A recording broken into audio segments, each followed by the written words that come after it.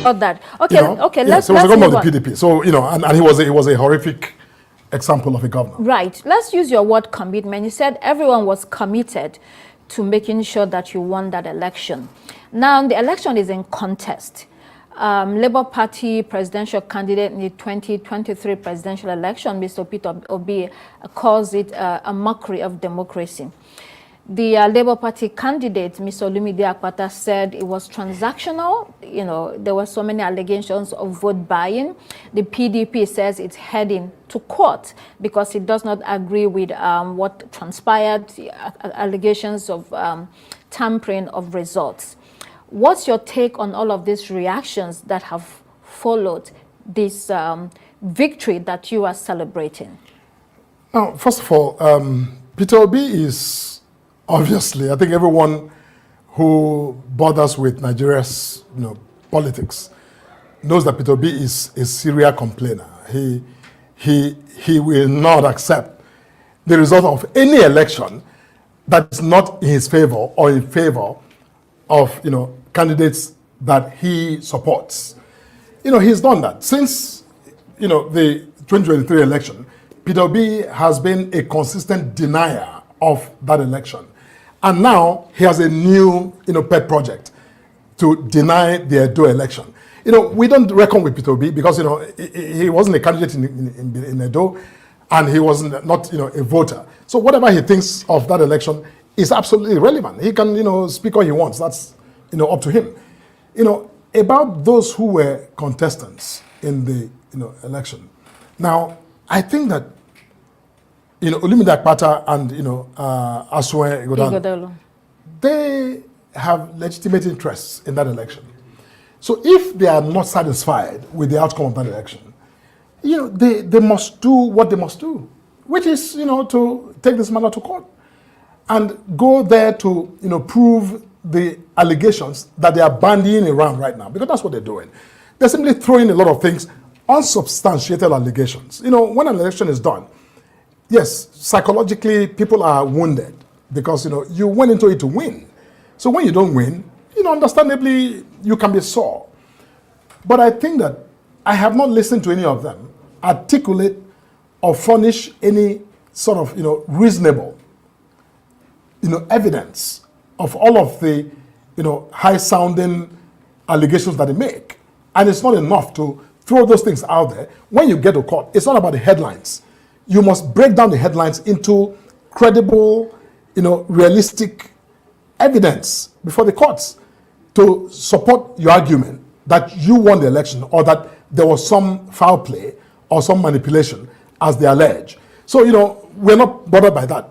When they go to court, we will of course meet them in court and also present our side of the story. And that's the beauty of democracy.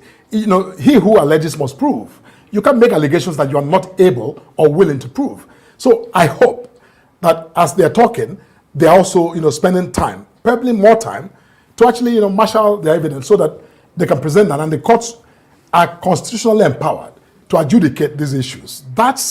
So for them, I will, say, if they want to go to court, of course, they're very well welcome to do that. But Peter Obi needs to simply just, shut down because this is not his business. Right. Go to court has become a common line in Nigeria.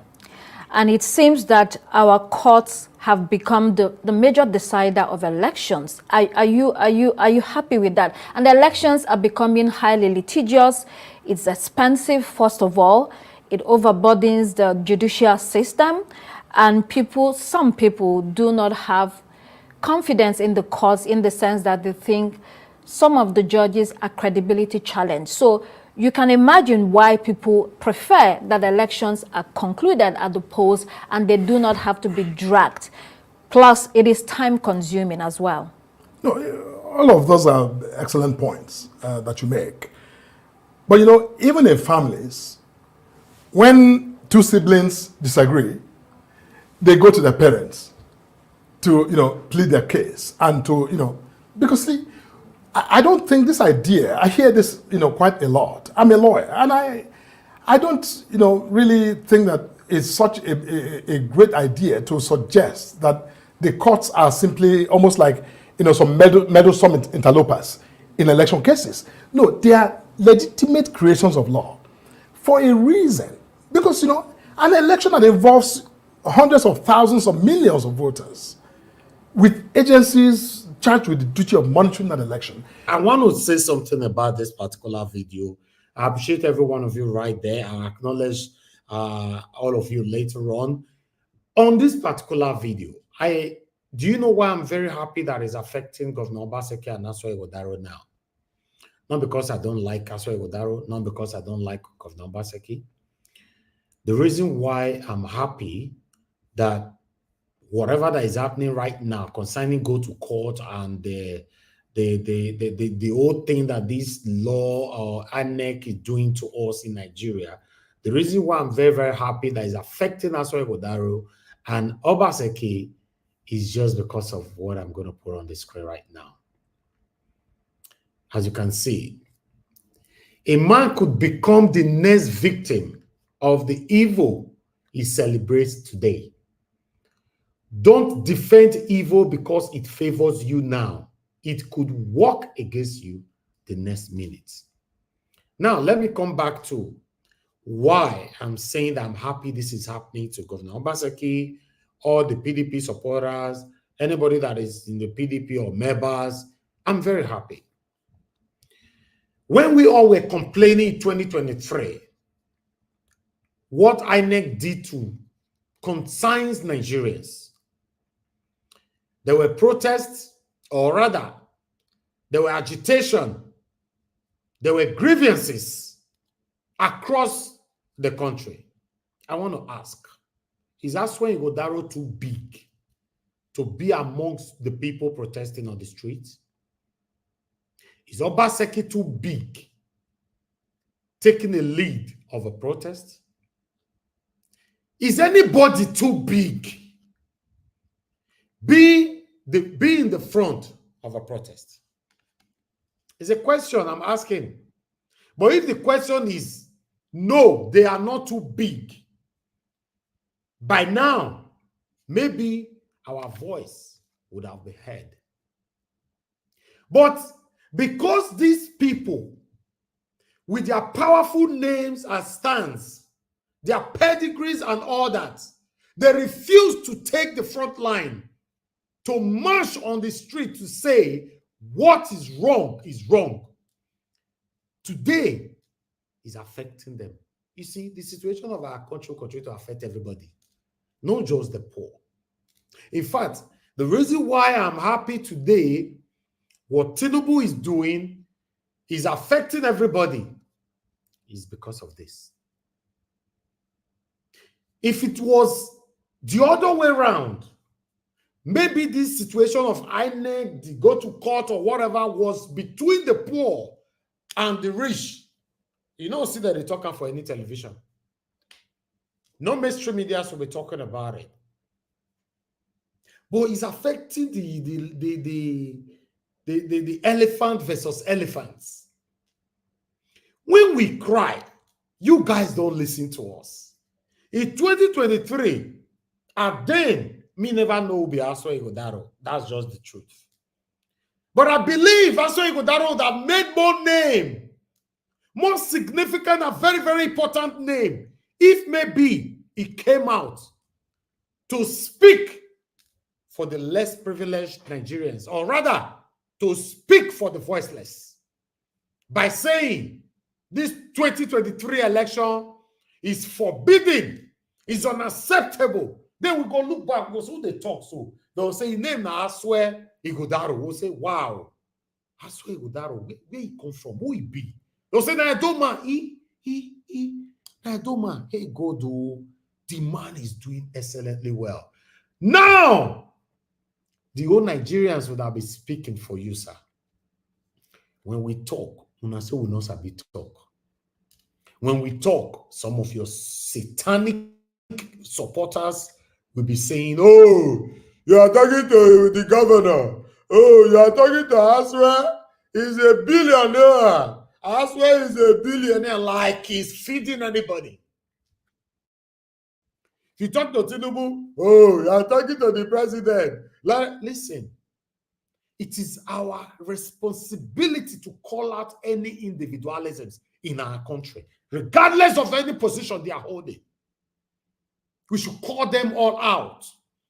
If they are doing anything wrong, call them out. If they are doing anything right, sing their praises. But today, the table have turned. Aso Ighodaro is crying. Obaseki is crying. Obaseki was walked out of the INEC office like just a nobody. But look what they happen to them, my people. Make we they speak and know they stand by what is right. You that is listening to me today, now I swear on today, right? It will still happen to you tomorrow.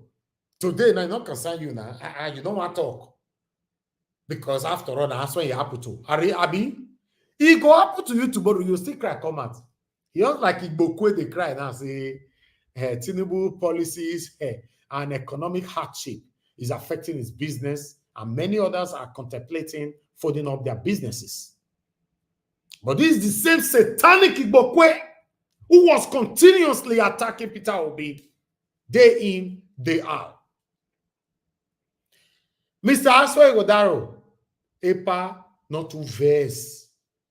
The only way you can make good name on earth is by standing for what is right. When we they cry 2023, just last year here, you not join us. We don't know you then. Me personally, some people know you, but me not know you then. And the only way, if you know that you've got governorship ambition, then now that time you should come out. Say, this is wrong. Tinubu, you can't stand. The swearing in, you can't stand. But you people won't do that because you don't want to step on the toes. You believe that toes is what you relied on that could favor you in the future. Mr. Aso Ighodaro, with all due respect, even during your campaign, you rain praises, continuous praises on Bola Ahmed Tinubu, our president. You did. You said Tinubu is a Democrat. You know, saying he stands by what is right. He will not allow INEC to do this. Those were hypocrisy. Hypocritical statement. Even Tinubu watching you go, you have to take 2 people, go to that. What is that one saying there? What is he saying? Now me, you want to try make it. When I was watching you arise, raining praises on Tinubu, that is a Democrat, he's a Democrat, he's this, he's that. Even meanwhile, they want you know that statement was hypocritical.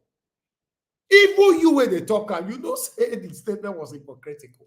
Some of your satanic followers knew it was hypocritical. Even Olumide, I watched him on channels. He was also saying, no, Tinubu will not allow this to happen. He's a Democrat. I would just look at these people and say, oh, God. In fact, if I don't tell Tinubu thank you for anything, but I will tell and say thank you. The way Nigeria they go, so now all of you all share this breakfast. Baba Tinubu, Epa Tinubu, our president, thank you for that. Now all of us share this breakfast. Because what our satanic elites wanted was for the poor, the less privileged individualisms in Nigeria to face the pains alone. But the tables have turned. Now all of us, they share ram. We they share ram. We all they share ram. Tinubu, I beg, accelerate more. Because some of us never get sense. Yes, some of us collect 5,000, 8,000 naira for a dual election. Some of us. So if I were you, as of today, now yes, they said 2,500 naira for some area for Nigeria for petrol. 2,500 naira. Don't worry, I get the article for now. I was saying that I don't assume here. Anything I talk about is 100% fact. If it's not fact, then hold the third party. Not maybe you go home, because I'll present it to you where I'm getting it from.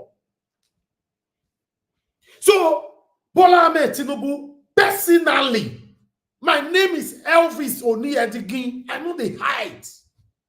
I want to beg you, sir, accelerate more. We need to get sense. We don't get sense. Help us to have sense. If you can take petrol to 25,000 naira per liter, that would be nice. Bag of rice will be 3.5 million naira. That would be beautiful. Bottle of water will be 10,000 naira. That would be brilliant. Because we never get sense. We need to have sense. This is what we want in Nigeria. Everybody, they say, oh, Tinubu bad. The other one bad. The other one, yes, I agree with you. But we are bad as well. Yes, I've said it so many times. For Nigeria to be better, the government have 60% blames. Why the people have 40% blames? My statistics might be wrong to you. Give your own statistic. I'm in Nigeria right now. Come to Nigeria and see how citizens are behaving like animals. Nigeria now, people lie for a living. They are satanic. They are liars. They are deceptive. You cannot trust nobody in Nigeria. Okay, my blame Tinubu for that one, Abi?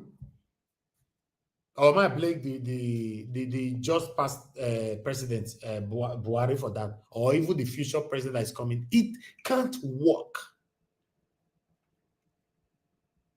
We live in abroad. We maintain a traffic light and everything in abroad. We there abroad go visit Nigeria. We go and you see for steering with the drive. Police go stop us, go say, do you know who I am? Do you know what? Can you tell a British police, say, do you know who I am? Oh, should we also blame Tinubu for that? We are joking. The best thing Tinubu can do for us right now is to continue to accelerate. A pada your private jet where you buy, they say you know get space like that. Say now only like 100 people they carry. You need to buy another one. Maybe you are joiner. Maybe they carry like 1,000. Yes. Buy another private jet again.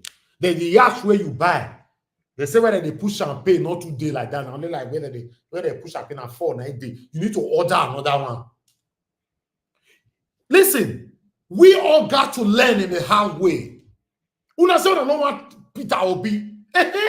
Now, if I may even blame Peter Obi, oh God, I will say, now my papa, we go give him overheat for inside house. Say, you are not running anymore. Let's face this realism. Let everybody face it. Let everybody face it because we still never get sense. If election happen tomorrow, in 2027, in case you are not aware, people are already preparing, warming up to take 2,000 naira to vote the wrong person. I'm telling you. No, not saying we already, right?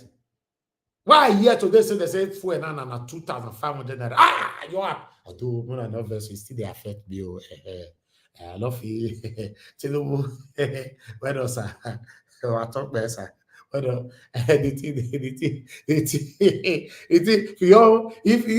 you do it, say you drive from here to here, for don't feel this. What's the app?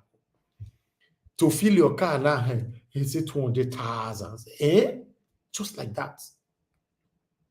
Light not day, not today. Anyway, should I continue to preach on that area? Say we continue to accelerate and be someone for like ask me now and say, what are you doing there? Come back home. The guy where you go, they go press my leg, reach. If you press. I can't continue this anymore. No, I have to go back home. The suffering is just too much to handle. We never see anything. So to round up on Aswe Ighodalo, you failed woefully to come out in 2023 to speak against this injustice. Now it's affecting you, sir.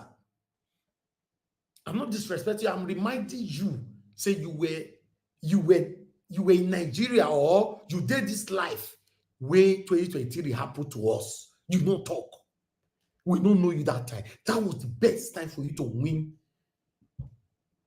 the heart of Nigerians, not just the delight of Nigerians. Because if you ask me now, you get the quality to even be president of Nigeria. Yeah, But you for cement them properly. But you not talk. Where would they crowd and say, "Man, can you put the other channel, please?" All these people that is talking, so they are talkative. I bet, where's the remote?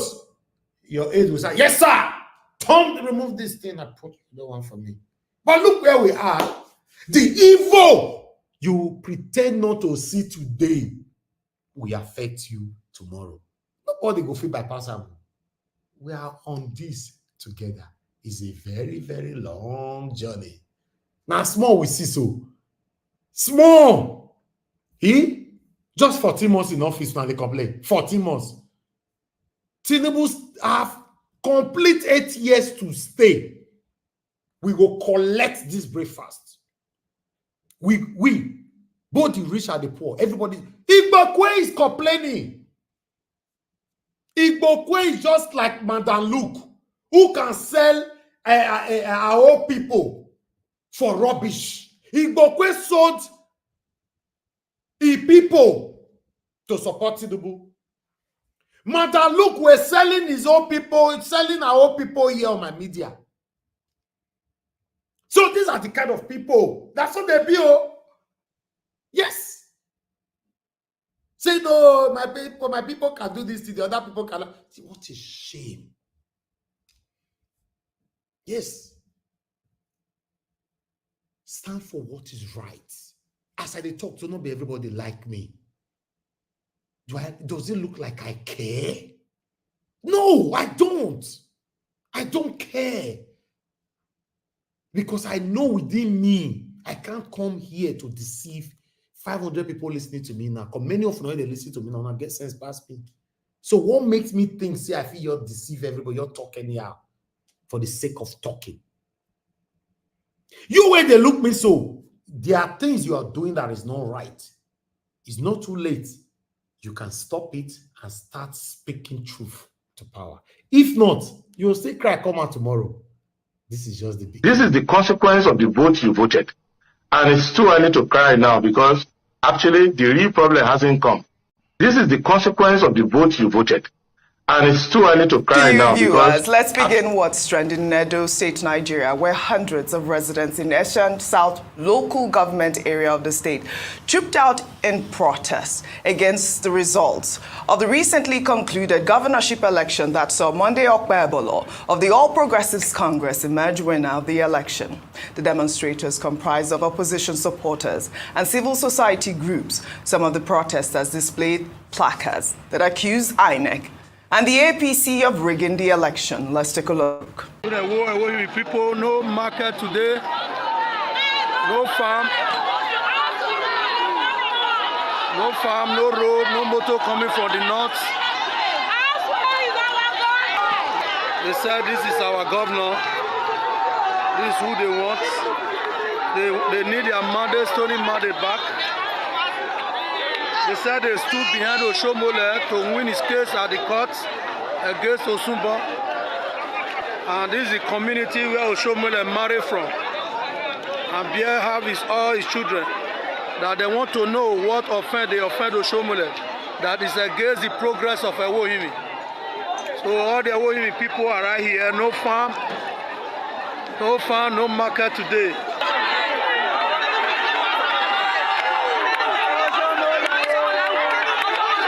All right. I mean, the people of Edo, I believe that area is where AI is from, Aswe Igulalo's village. I mean, we have seen a lot of reactions trailing these Edo elections as to rigging. I mean, I believe we saw CSOs, this statement released only yesterday about how they feel like, you know, there was no transparency in the electoral process. On Monday, I believe over the weekend, we did see some reactions also that trailed. Even people were talking about Monday Okpebolo, whether or not he's qualified for governing the people of the state. Well, Monday Okpebolo's interview, which he granted BBC Pidgin, has elicited a wave of reactions in the wake of his victory. The governor-elect, who hardly granted any interviews during his campaigns, claimed that it was one of his strategies, or one of the strategies he used in winning the election. He also accused Bobrisky of abandoning his people and major roads leading to his hometown. Let's take a look. I'm a newsmaker and a community builder. I'm not just a politician. Let me shock you. Today, I went to UK, and that community, that is where Bobrisky came from. I wept. I cried. Because where a governor said he came from, no road, erosion everywhere, bush everywhere, nothing, not even school. They said they have one technical college that was approved by Oshomole's government that they started. Then this man came and abandoned it. And I was even shocked to hear that the king of that place came to meet him was waiting for Bobrisky.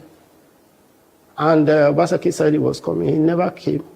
Then the man woke up one day and said, oh, I'm going to see my son. He got to Benin, spent 4 days looking for Bobrisky. Went back. On his way back, he had an accident and died. Bobrisky couldn't even go back to tell them, sorry, that our king is dead. When they were narrating the story to me in that community, I felt very sad. All right, Monday Okwebola, they're speaking good English, wasn't it? You're giggling. Well, you know, a lot of people were surprised at this interview, actually. I mean, he was BBC Pidgin, but he did speak very well. But I mean, that accusation really about Bobrisky and not building roads, we did see in, the course of his tenure in Edo State that there were a lot of bad roads in Edo State. Whether or not they were roads, state roads, or federal roads, we're yet to ascertain that. Rufai. So a couple of things. During this campaign, there were times he addressed the rally that he spoke considerably. I mean, English is our lingua franca. So this idea of speaking English, probably not speaking English mixed with this or mixed with that and all of that. I have never been in dialogue of saying, oh, he will not be able to communicate. What we said is that he couldn't come on air to articulate his ideas. And that's why I don't believe this talk of it's a strategy. If you have it in you to articulate your ideas, you could have come on air and said, this was XYZ I was going to do as regards my policy. Pure and simple. It's so easy for him to say it's a strategy now because he's won. If he didn't win, then was he going to say this? No. And we cannot condone politicians always running away from debates and say, oh, it's not part, it won't move a needle. It's a lie. I have empirically proven it wrong. It moves the needle. That's why they run away from it in the first place. Look at Abiola and Bashir Tofa. That debate shifted a lot of things. People now said, okay, yeah, Abiola is really serious. So please, let's stop all of this idea of back and forth. The politicians owe us a right. And like I keep saying, if some people have attended the presidential debate, maybe they will have talked about all this idea they're using for the economy that's not working today. I will have told them that this is not going to work.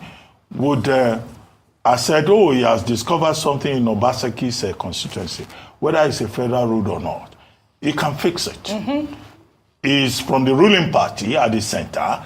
Okay, 1 year down the line, we would like to check whether he has prioritized that particular road that he says is problematic. Second, this is campaign after election. He's now governor. What we want to hear from him and his team is, what they will do. And then finally, by way of saying somebody can speak English, he was saying that this village is where Bobrisky came from. No, that's wrong English. Bobrisky did not come from that village in the past tense. He's still alive. He's not dead. Okay? So he comes from that village. The correct register to have used is to say that is where Bobrisky comes from.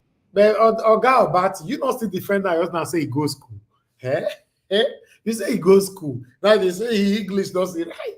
Well, you're for everywhere. Anyway, good morning, good afternoon, good evening to every one of you. In terms of that particular video, we are done, but we are still on Edo State. I want to talk to those who collected money and voted for the wrong person. For any reason, I don't know if it's the wrong person, his performance will not determine if we are going to continue to call you out or not. But meanwhile, in Edo State, as we talk so, Edo State government don't cry, come out already say, revenue collectors, they don't already start collecting money. They don't froze their own way they grant before. And they don't implement their Okpewolo people. Because how is that possible? How? They must swear Okpewolo in, and be the constitution, it don't change. And then my person why they talk to court, they say, never change. Oh. Now when power pass power, and so it they happen. Say, now, hey, I never see anything, whether good or bad. Una must remember the area where Obaseki is still good. You know, say me they tackle Obaseki all the time, but I've never agreed that Obaseki was completely bad or failed completely. No. Una go remember some area where it's still good. Time they come. They never even start now. See, Edo State government, I talk this one come out as it's circulating, and I have a video to tell you say this thing now true. See, as soon as they see for there, government press release, the attention of Edo State government has been drawn to the orchestrated spates of intimidation and harassment being meted out on accredited revenue collectors across the state by some unscrupulous individuals masquerading as agents of government. Report available indicate that these persons have gone to the Benin Central Motor Park and other motor parks across the state, as well as marketplaces, with a view to extorting money from commercial vehicle drivers and traders under the guise of revenue collection. This act of brigandage is not only reprehensible, but also amounts to an act of lawlessness. For the avoidance of doubt, the Edo State government has accredited revenue collectors who have been duly mandated to collect revenue as approved by the government in the various motor park and marketplaces. Their contract with the state government subsists till November 12, 2024. Hey, God. They say they don't get power to wait to November. Fire don't start for Edo State as they talk so. Then went on. The state government, therefore, wants all persons or group of persons perpetrating this act of brigandage to desist from it or face the full wrath of the law, as no fold its hands and allow unscrupulous persons create a state of anarchy. In light of the foregoing, government direct the law enforcement agencies in Edo State to arrest and prosecute any person involved in the act of extortion of commercial vehicle drivers and traders across the state, or found disturbing the peace in motor park and marketplaces under the guise of revenue collection. Joseph Eboegbe, Secretary to the Edo State government. Now he issued this particular one come out in emergency. But my people, make I play video, make I shock now with this video. This video that I was so.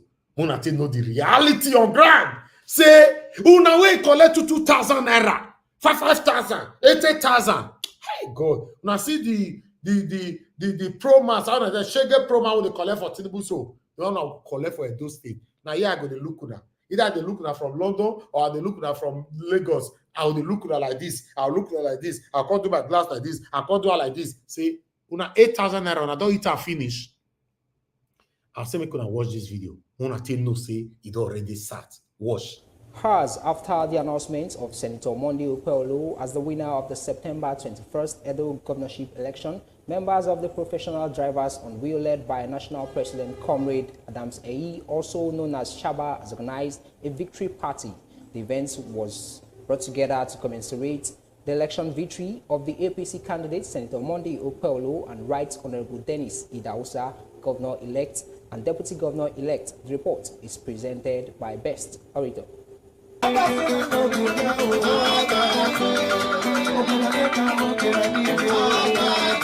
That was the mood at the headquarters of the professional drivers on wheel, led by the national president, Comrade Adams Eyi, also known as Shaba, on Silokoro, Benin City, as drivers were jubilating, dancing, and married over APC's victory in the just concluded Edo State governorship election.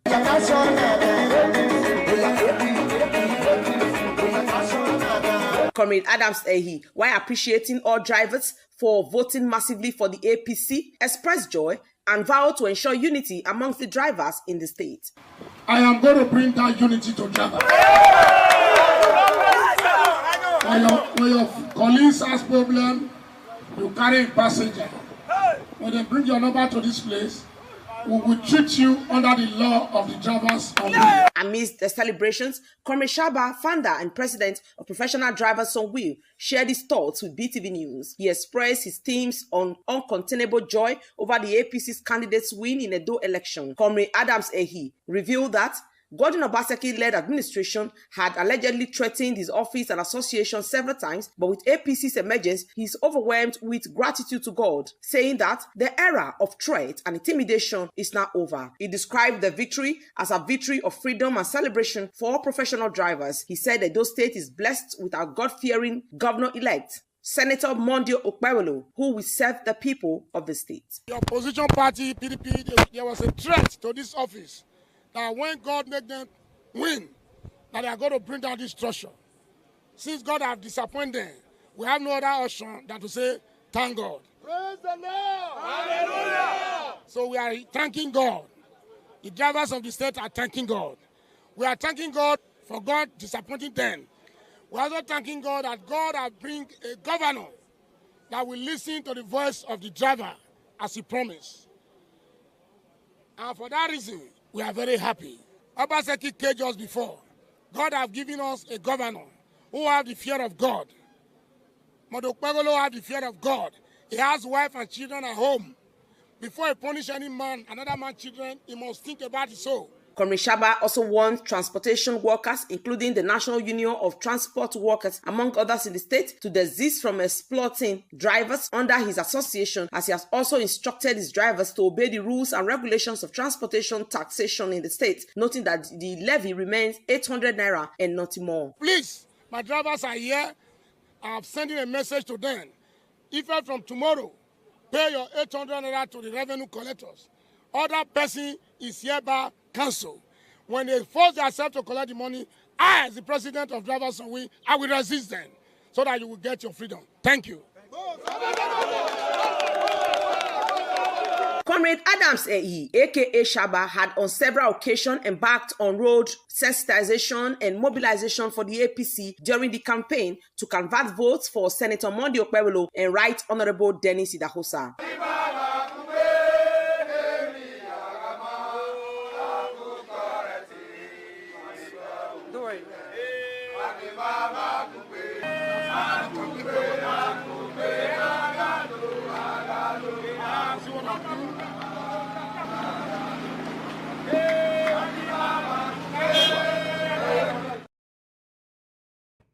All right. But no, wait. Oh. I hear say my brother Shaba's talk say Obaseki caged us before. I don't know hear that. He talk him. He say Obaseki caged us before. Okay. Maybe that statement is wrong though. But I'll watch that video again later on. But thank you, Mr. Alice. Oh, I'll bring you inserts anytime soon in case you want to off your camera. But just hold on. Listen, my people. 8,000 naira. If Nami be you, that 8K, you keep 1,000 naira for 1 year. The second year, another 1K. The third year, another 1K. The fourth year, another 1K. Go be 4,000 naira. So the remaining 4,000 naira, you save them in case Okpewolo win second term in office. Then you now start using that 4,000 naira every day. If not, I said we'll never. That's why when I see, I go bring Shaba come and talk to us for you. Because I know he will have more to say. He tell us how they want to govern the state. Because everybody's already preparing. People don't they iron their shirt, they are iron their trousers now, you know. So that's so we see him. You know, when I was talking on this platform, telling my panelists to focus on the APC candidate, they said I was gagging them. Look at us. I not be prophet. Now me could not respect me that much. I talk and hear. Everybody was focusing. Aswen, Obaseki. Aswen, Obaseki. Obaseki, Aswen. Obaseki, Aswen. I came in talk about Mondio Okpewolo. that I said Monday Okpebholo is the biggest threat for this election. And I said, no, he not go to school.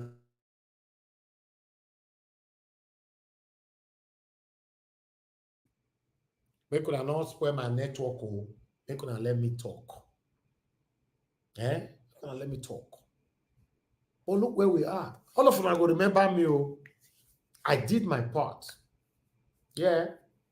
I didn't support anybody, but I told you all, if you are talking about any candidate, focus on all of them. Some of them are going to say, maybe I want to teach them how to talk. But look where we are. Even though some people don't tell me, say some people, they are happy for back that Okpebholo won. They even prefer the Okpebholo. You know, I don't know which one be true, not be true. My inbox don't fool. Everybody said different things. If what I can't verify, I don't talk about it. But you know, a lot of people have the perception right now that many people were in disguise. Oga Prince Collins, thank you, sir. I don't see you already. In case you are off your camera. Thank you, sir. So, my people, so we'll see. I don't do my part this evening. Good morning, good afternoon, good evening to every one of you. Mother of all Mommy Diaspora, thank you very much, Mommy, for all you do. I appreciate you always. Thanks very much for being there, for being my backbone.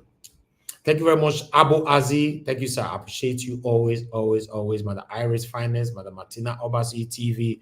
I appreciate you all, my wonderful people. Thank you very much, Kingsley Ogiraki, Emmanuel Omorodio. Thank you very much. I can see you, Mother Rita. I can see you as well. Good evening to you, ma.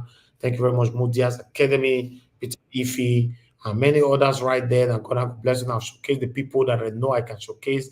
But I want you guys to know that I appreciate every one of you. I've got one super chat already from Lady Eugenia. Thank you very much once again, Madam Lady Eugenia. And God bless you. Your pocket never ever run dry. Thanks for all you do. I'm very, very grateful. For those of you that want to support us, wait till they happen to this network now. No, let me talk today. We need Naira for Nigeria. In case you want to support us with Naira. You know, if now 1,000 you get to anyhow you get, you put up for our account. We need that because this shake away with this. So we are spending Naira. We are spending Naira. That Naira will spend for this country. Naira. If you have our account, in fact, save our Nigerian account. I don't remember to shake this. Just save them. In case you know say when you put money, you put up for the Naira. Anyhow you want them, support us. For those of you who want to use the dollar sign, continue to use it. We can do the conversion. But still, that's the account number right there on screen. Our Naira account is right there. Click on it. Click on it on what? No.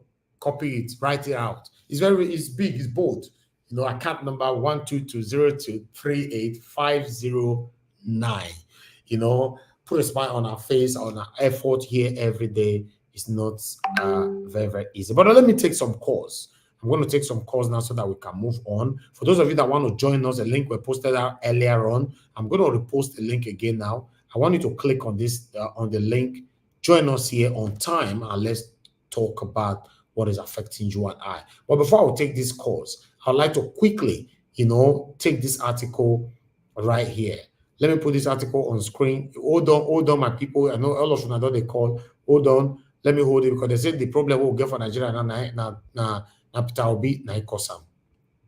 The suffering that we all are facing right now, is it Peter Obi na ikosam? I could say, I don't know if Peter Obi get power like this to cause problem we all of us face. So, already waiting this pastor talk.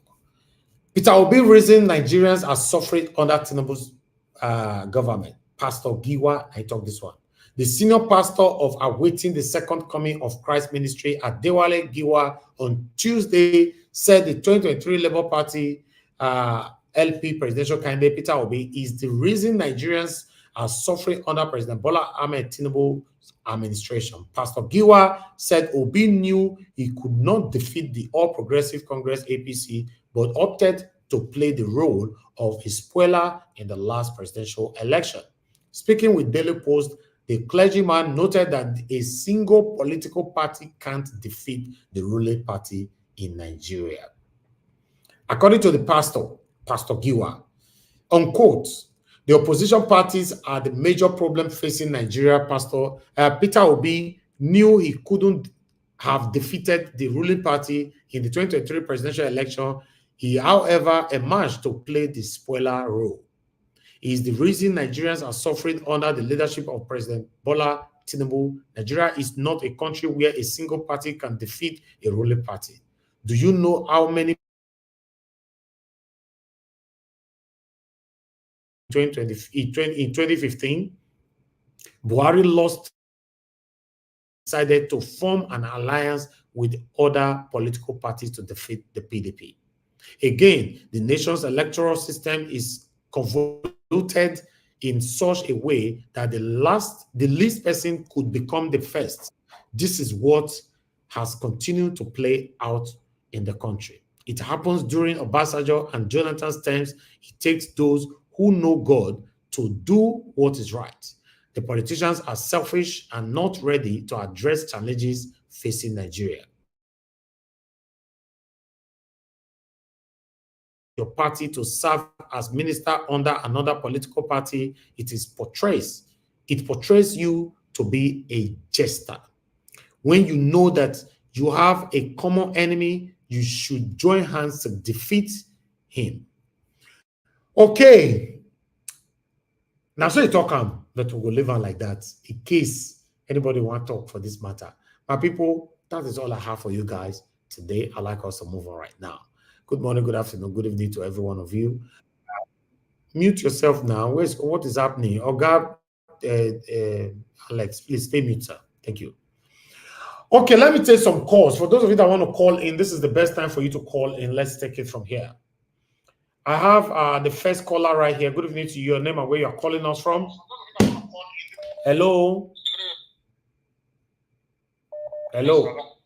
This Moses calling. Thank you very much, Oga Moses. Talk to us, sir. The line is breaking. Just all these politicians. Oh, so they are all the same. I go tell you, say now in 2026, Bobrisky will go back to APC. When among this and that, Bobrisky will go back to APC. But then life will come out. He must go back to APC. We keep it also cancer they put in the party. When they now, no way cancer they. Bobrisky will go back to APC. Now I say now what I want to talk with that one. Thank you. All those people, so they know that they are all the same. They are all the same in Nigeria. They say I won't get power, and they defeat pitch. Now I'm big that. Okay, thank you, sir. Nobody they attack Atiku. Nothing at all. Now they defeat they follow. Who they defeat they attack. Thank you, sir. God bless you, my brother. Thank you very much. All right, I have a network issue here again. What is up now? Madam Rita, thank you very much, ma, for calling in. Good evening to you. Talk to us. Madam Rita, you hear me? I can hear you very well. Okay, I better talk to us, ma. Yeah. Good afternoon, Mr. Elvis, my lovely brother, diaspora, and everybody. I'm just going to be very brief. Thank you very much, Mr. Elvis, for this. When you were saying everything that had happened in the past, the worst set of people in any society are the supporters of that you said that was very profound for me. You said, when things affect rich people, I repeat, when things affect rich people, the elites, the higher political class, they have a penchant for using the poor people to fight for them. But when things affect poor people, you never, ever, ever see the political class come out to fight for poor people. This is where we are today. All these things that you've been saying, the evil you support to come back to haunt you.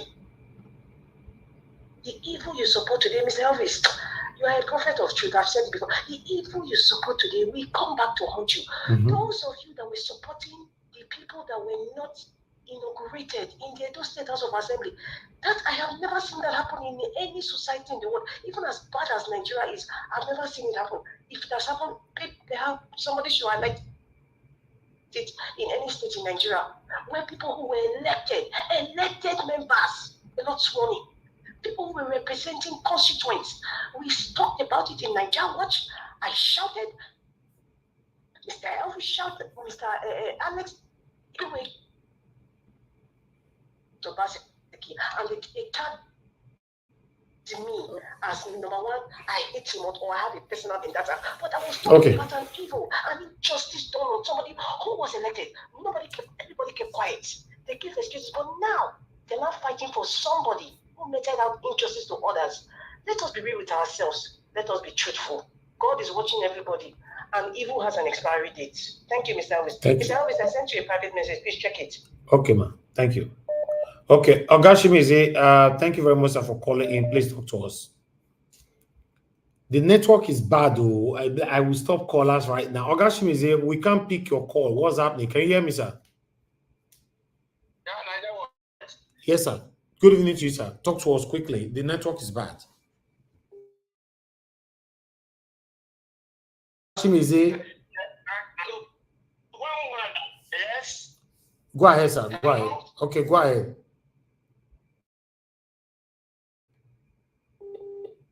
See? I was to correct the man, you know.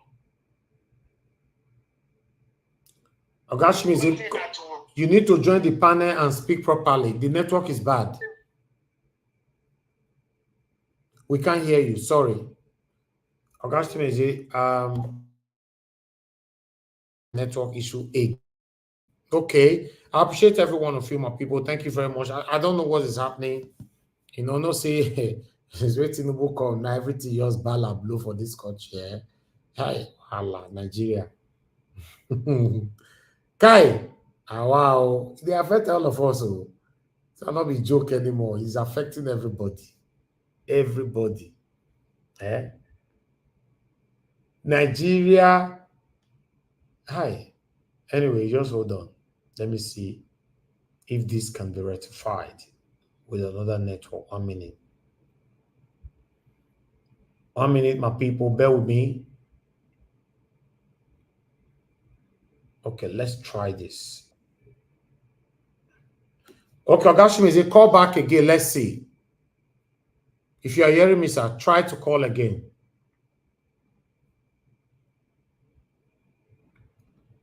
Quickly, anybody that want to call again now, just try. Let's see how it goes.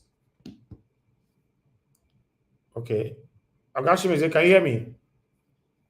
Yes, I can hear you. Okay, you are good now. We talk before boss leave you. Yeah. The service, that's one that called you to call back, you know, to intercept what he said. He said that we leave something that we'll talk another thing. But the submission he was talking.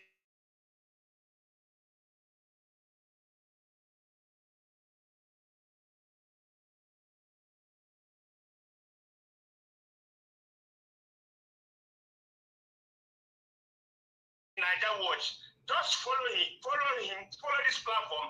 You will hear everything we say. Not when you come up, you say, "Oh, we never say this," and you already nothing we say here. Other person we say everybody.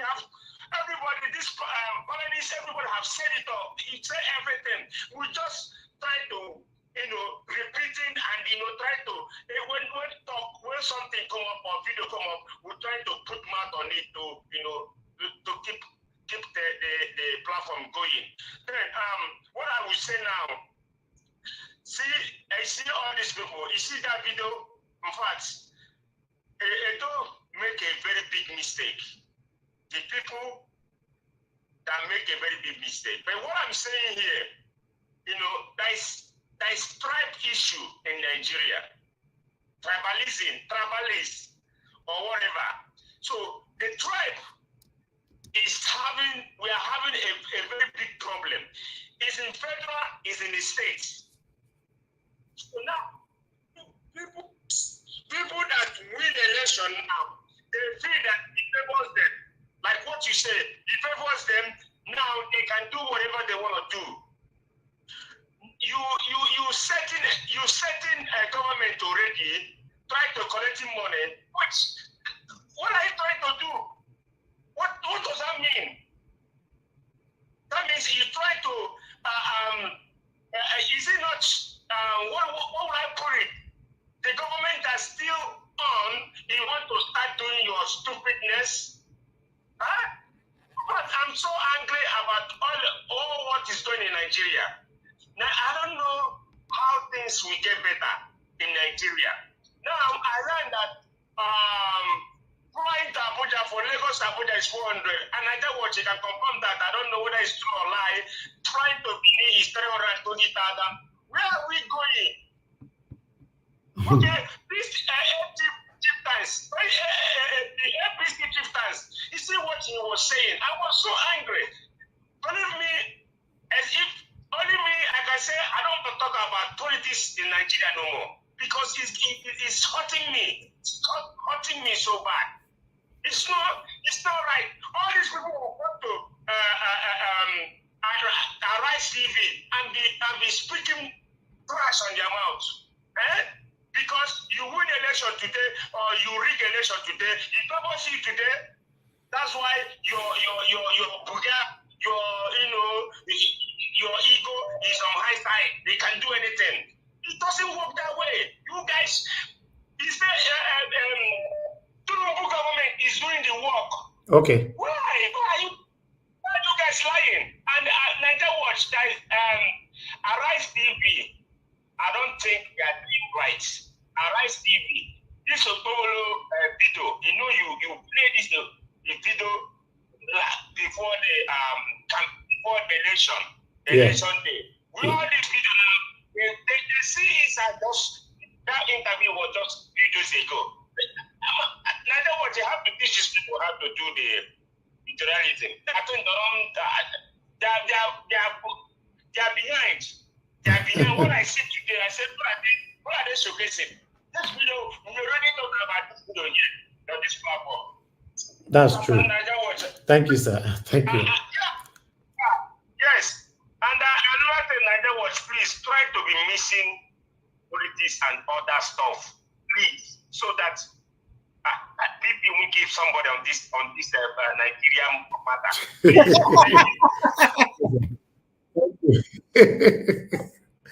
Kai, we'll make we switch come out for politics.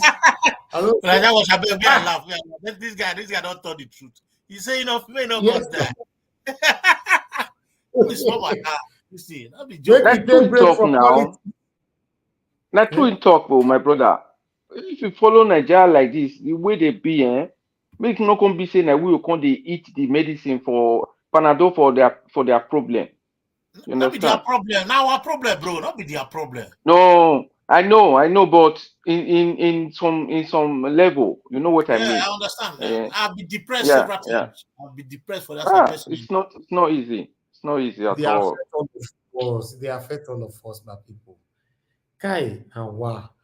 Anyway, I'm done with my callers. I think we should talk on the panel right now. We don't have much people on the panel. If you get we still have more people calling in. Okay, Mr. Ken, thank you very much for calling in. Please talk to us, sir. Oh, we lost you there. Mr. Ken, are you there with us? You are there, please.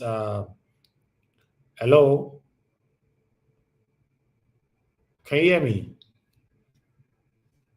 Hello. Hello, Mr. Ken. Thanks for calling in. Talk to us, sir. Good evening to you. Oh, my brother. Good afternoon.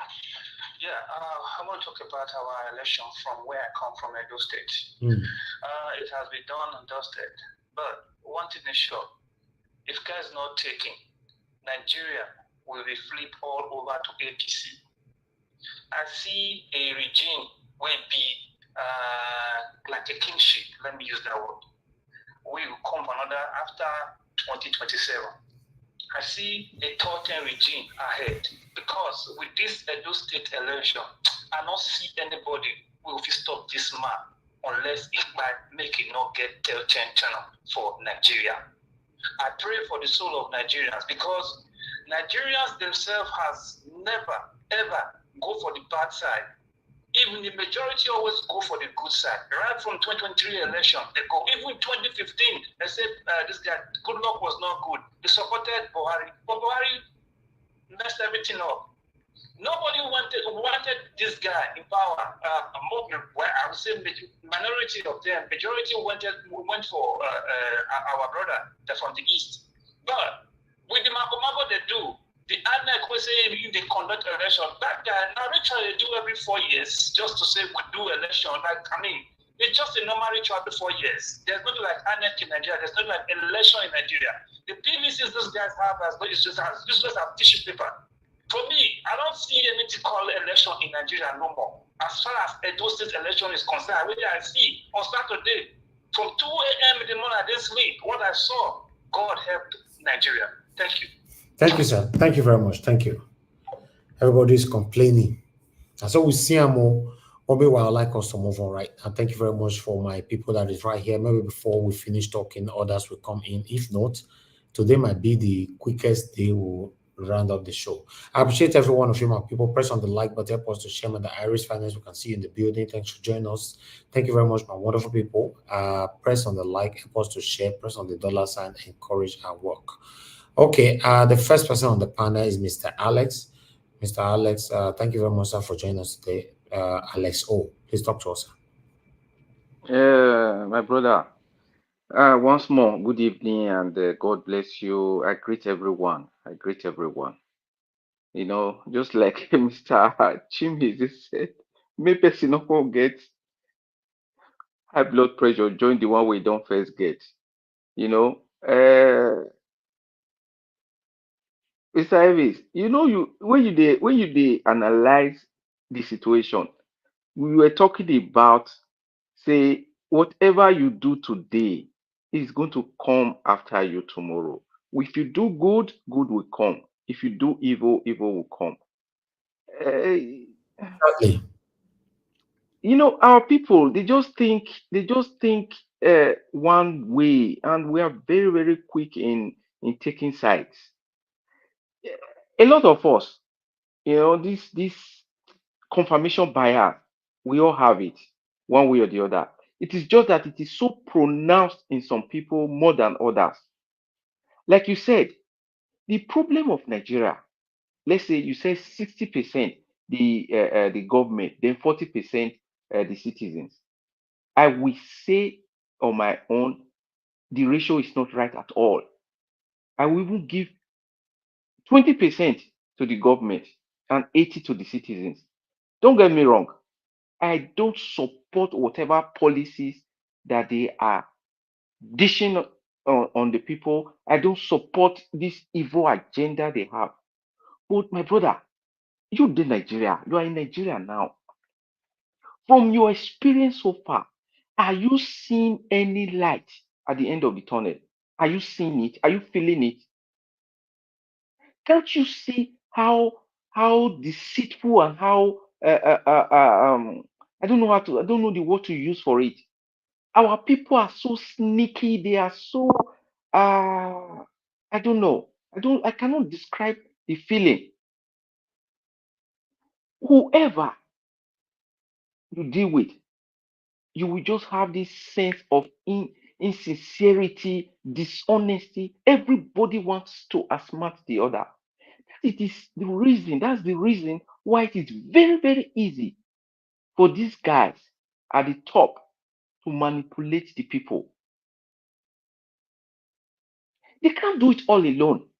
If not that the so-called people that are being oppress their fellow citizens, they are in the same shit. Sorry to use that word. They're the same hole in a very dicey situation. But you will see from the group of people who are being oppressed, somebody is going to come out and oppress others by siding with the oppressors. It's not going to work if there is no complete revolution of the mind. Revolution of the mind. It's not the weapons. It's not whatever agitation. It has to start from the mind, because the human being is being controlled. The full being is not the physical. It's this mind of ours that directs everything we do. If there is no change, Oteme, hey, our great grandchildren, they will still be narrating the same story that we are talking about. Okay, the question that was asked the man who came, who was representing INEC, when Rufai asked him, is it not the same people, your those who work under you, that manipulated result? Then the question is, who are those people? A youth corper. Is a youth corper not part of the oppressed? What did she do? She joined the oppressors. So you see, this circle is not going to break until there is a complete revolution of the mind. Like I keep saying, I don't know how to really describe it, but I think we Nigerians are the most uneducated people when it comes to politics. Politically illiterate. They just think of today, they are sentimental. They don't even know that whatever you do now is going to come after you. The man and the woman that went to the street left their houses to go to the ballot boxes or the polling stations. And when they got there, they sold their dignity. They sold their birthright for peanuts. Is that the government that caused that too? It is who you decide. It is your decision. They made that decision. If they were really having a revolution in their mind that they want to be liberated, no matter the enticement, they would have resisted. Of course they would.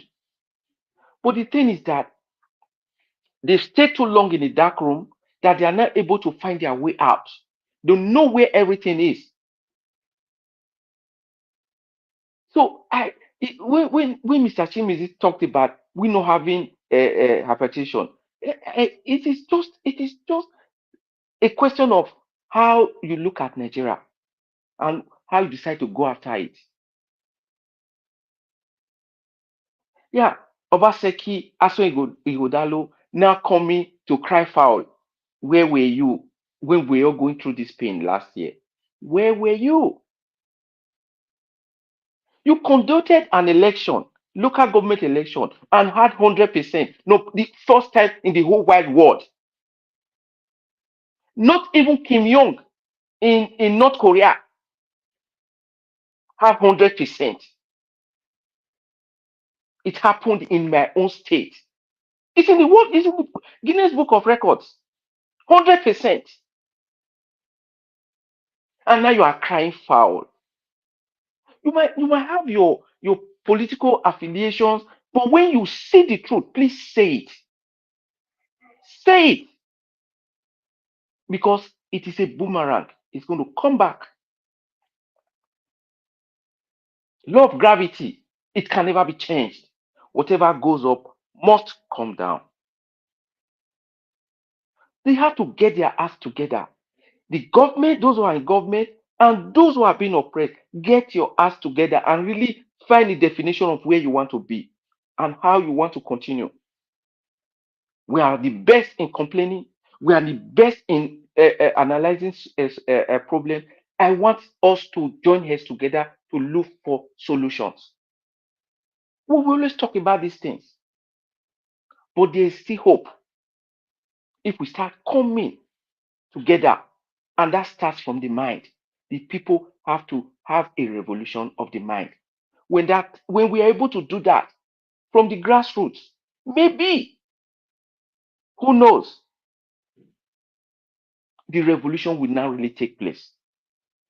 Not by weapons, because the people now know their rights. So my brothers and sisters, make we dey. So the others we say make we keep the pray. I'm not so really. I don't know how to say it. We all pray in our closet, but this prayer of Nigeria, the type they have in mind, I'm not part of that. That is lazy mindset. They believe there is something extraordinary that is going to deliver them. Why they have the solutions in their hand, which is in the mind. So do we keep praying and wait or we take the next step. It's not left for us and left to us. So I will rest my case for now and just listen to my other brothers. Thank Maybe there will be ideas that we can now come together and see the way forward. Thank you and God bless you. Thank you very much, my my lovely brother, Mr. Alex O. Thank you, sir, for your submission. I appreciate you, sir, for Thank joining you. us. Jordan, you on the backstage. Please turn on your camera, sir. Man, know that now a pa Jordan with that. Cannot okay, Jordan, you don't forget me for here, oh. Get as breeze they blow, you know. You don't leave me, make calling me, they carry this whole thing, they go by myself. No, they come around. At least I know they come out. They come around. They listen, you know, since after the 2023 election and the judgment, the kangaroo judgments that was delivered by those, you know, hoodlums called judges and the Supreme Court judges. So since then, But it happens again in Edo State now. yeah, I mean, see, that is why I say make I show face now because I don't know. Is it my turn to talk? I don't want to take somebody else. No. You are the next after Mr. Collins. I'll come back to you shortly, sir. Okay. Let me give him time to. Okay, thank you, sir. Okay, Nice Mr. to Collins. see you. Yeah. Thank you, sir. Good with you, sir. Thank you very much. I bet Thank you, Mr. Elvis. I greet our viewers at home, our panelists. Thank you for making it to be here today. And the comment session, you are all great because your comments are very, very wonderful and it's very, very inspiring. So, Mommy Diaspora, I greet you for your wonderful job. Harry Finance and others that are there in the comment section.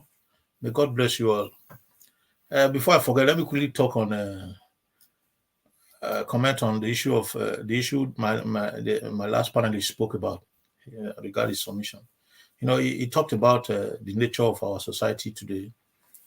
You see, it is going to be like that because people are helpless. Everywhere you see helpless people because of the situation.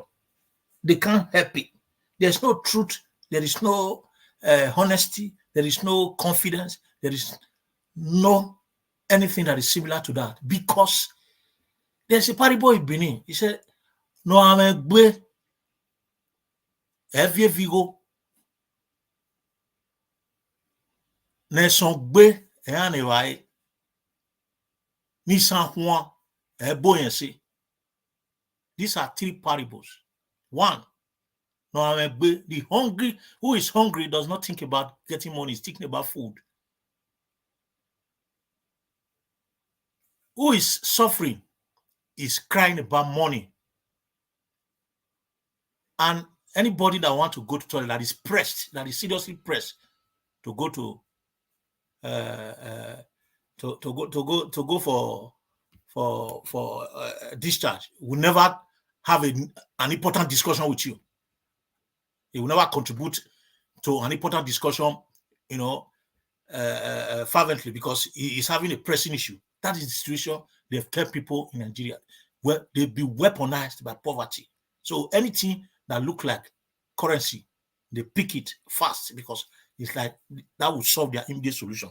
So in such situation, we never get honesty because people are not okay.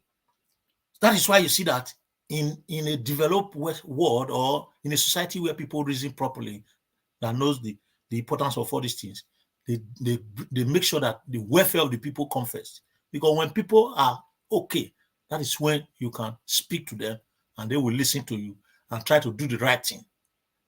When they are not okay, they will never listen to you because they've not solved their immediate problem. So the problem of Nigeria is that people engage in an unsolicited obligation. They perform duties that are not imposed on them because they are profiting from it. some people do what they are not supposed to do because there is profit from it. That is why you see that corruption is everywhere. And the duty that is imposed on them, they leave it because there is no immediate appreciation or profit to them. If they can't gain anything from it, they don't perform it. So in a society like that, people do things anyhow. It becomes society of lackadaisical attitude and behavior. So this is where we have found ourselves. Let me quickly speak on Dr. Apathy's. I appreciate that video that you put in, Mr. Elvis. You see, Apathy made some very important comments, about our incoming governor, which is the truth.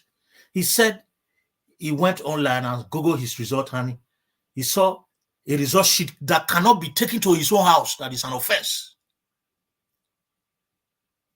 That is a vivid description of the governor of Edo State right now. No matter what, whether he performs or not, performance or appointment should be, or election should be about credibility first, about what you possess. If you cannot defend it, it becomes another issue. It is on paper, pen and black, white and black, and in actions, it is obvious that he's not capable. He also said something that he made a comment that he said, Obaseki, a governor to be the next governor. We are going to be seeing blunders on a daily basis now. That the village that Obaseki came from, as if Obaseki is dead. He said that.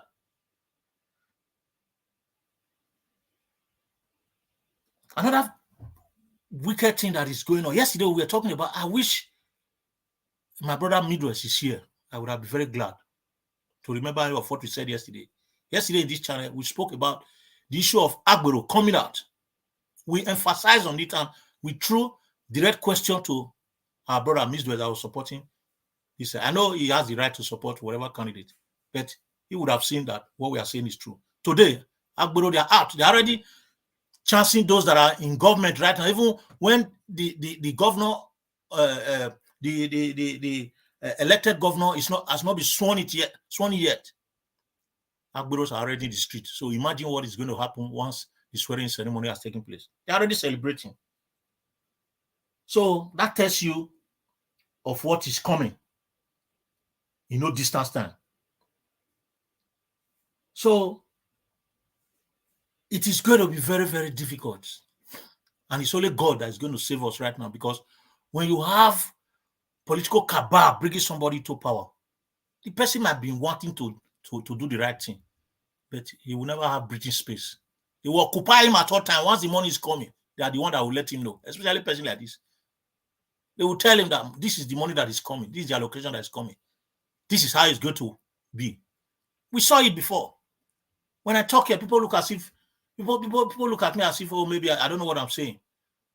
I've been in Edo politics for the past 3 decades. For the past more than 3 decades, I've been active participant for more than 2 decades. I know how they do it when it comes to leaders and godfathers. They tell the governor what to do. They did it for 8 years. From 2019 to 2027, they did it with the governor that we had. No one single road that was tied. Sharing the money all the time. No single project was carried out, apart from painting Ogbe Stadium and painting Nite and our new post office. Nothing was done. So we are here again now. Let's see. We are waiting to see the nonsense that's going to start happening. Talking about a pastor that said, because I like to talk on the issues on the video that we watched today. Talking about a pastor that said the problem Nigeria has today is because of Peter Obi, or Peter Obi coming out for election. I'll see those kind of people as hypocrites. That statement is hypocritical, because for you to say that somebody that has the mind to put this right is the cause of the present problem why he's not in government. It shows how insensitive of Nigeria's situation by pastors. It shows how insensitive they are as regard the Nigeria situation. Most of them, it is what they profit from the nation, not what the nation actually needs. For them to say that Peter Obi is the cause of present day, in fact, it's very funny. It's unheard of. Such person need to be cautioned for him to make that kind of statement, because I don't know where that kind of statement is coming from.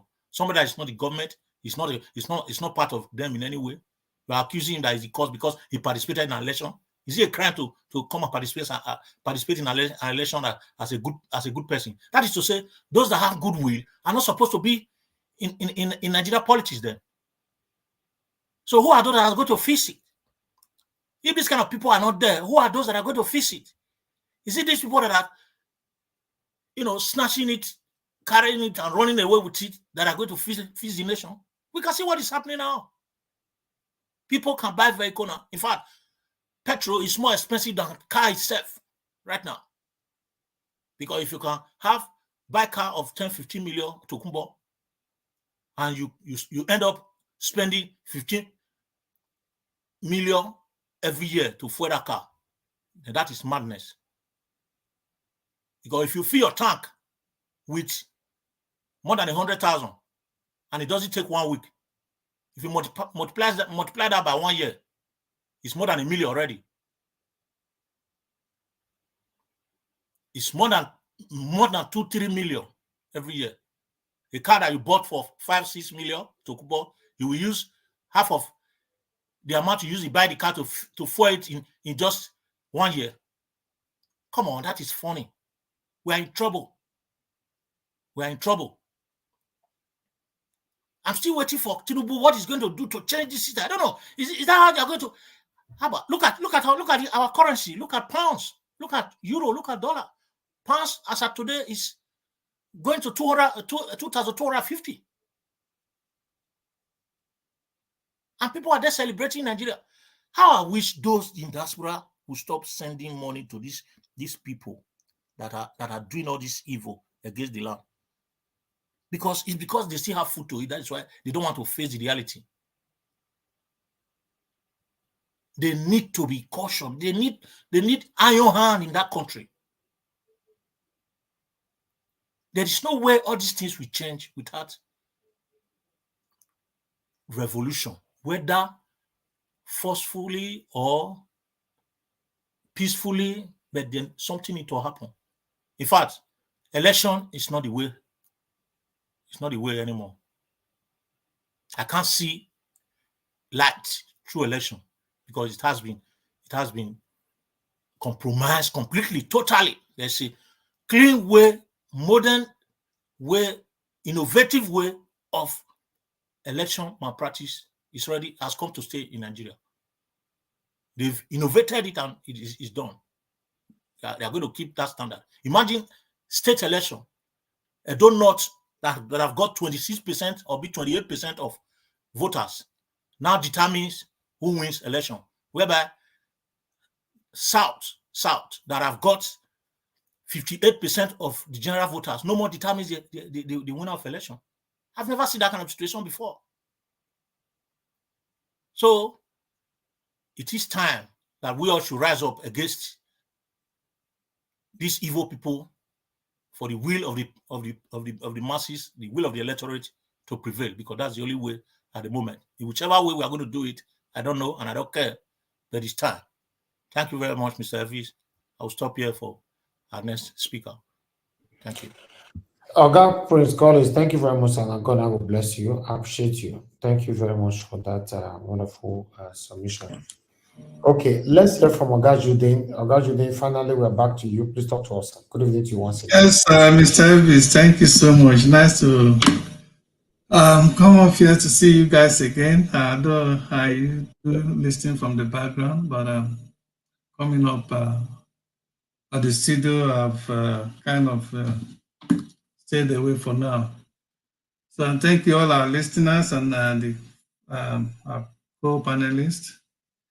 Election is not the way anymore. My brother, I totally agree with you. Always been my position, even when they were campaigning during before the 2023 election. I remember on this platform came out, said it that categorically that I wish the obedient will begin to channel their energy towards something else. You know, that even if Obi win, they will not allow him. I remember said that vividly, and many people that think like I do also in various platforms has made same comment too. Because I don't know why we as a nation continue to take an exam every year for promotion, for instance, or let's say every 4 years, and we have the same umpire with the same supervisors, the same people that are conducting it year in and year out, and we continue to fail. And these same people that are conducting that exam, no one is willing, or no one care whether somebody who has studied very well emerges as the first or passes that exam. That's not what they care about. And we think by continuing in doing the same thing again and again, that one day, perchance, something will change. It's never going to change. You know, like the popular saying that somebody doing one thing over and over and thinking to have a different result, that is another way of defining insanity. You know, I think if we have to go by that word, I think many of us in Nigeria, almost all of us in Nigeria, we are really mad. Something is wrong with our brain. Because I don't know why we keep doing the same thing over and over, and we think that one day things will change. Because this election, 2023 election, and this particular one that just happened in Edo State, it's enough. It's enough for us to say, to apply our legs on that moving train and say, no, we can't continue anymore. You can't continue anymore. Because now, for instance, the problem with our election now is no longer it's no longer that there are no rules guiding the election. It's not about electoral reform. No.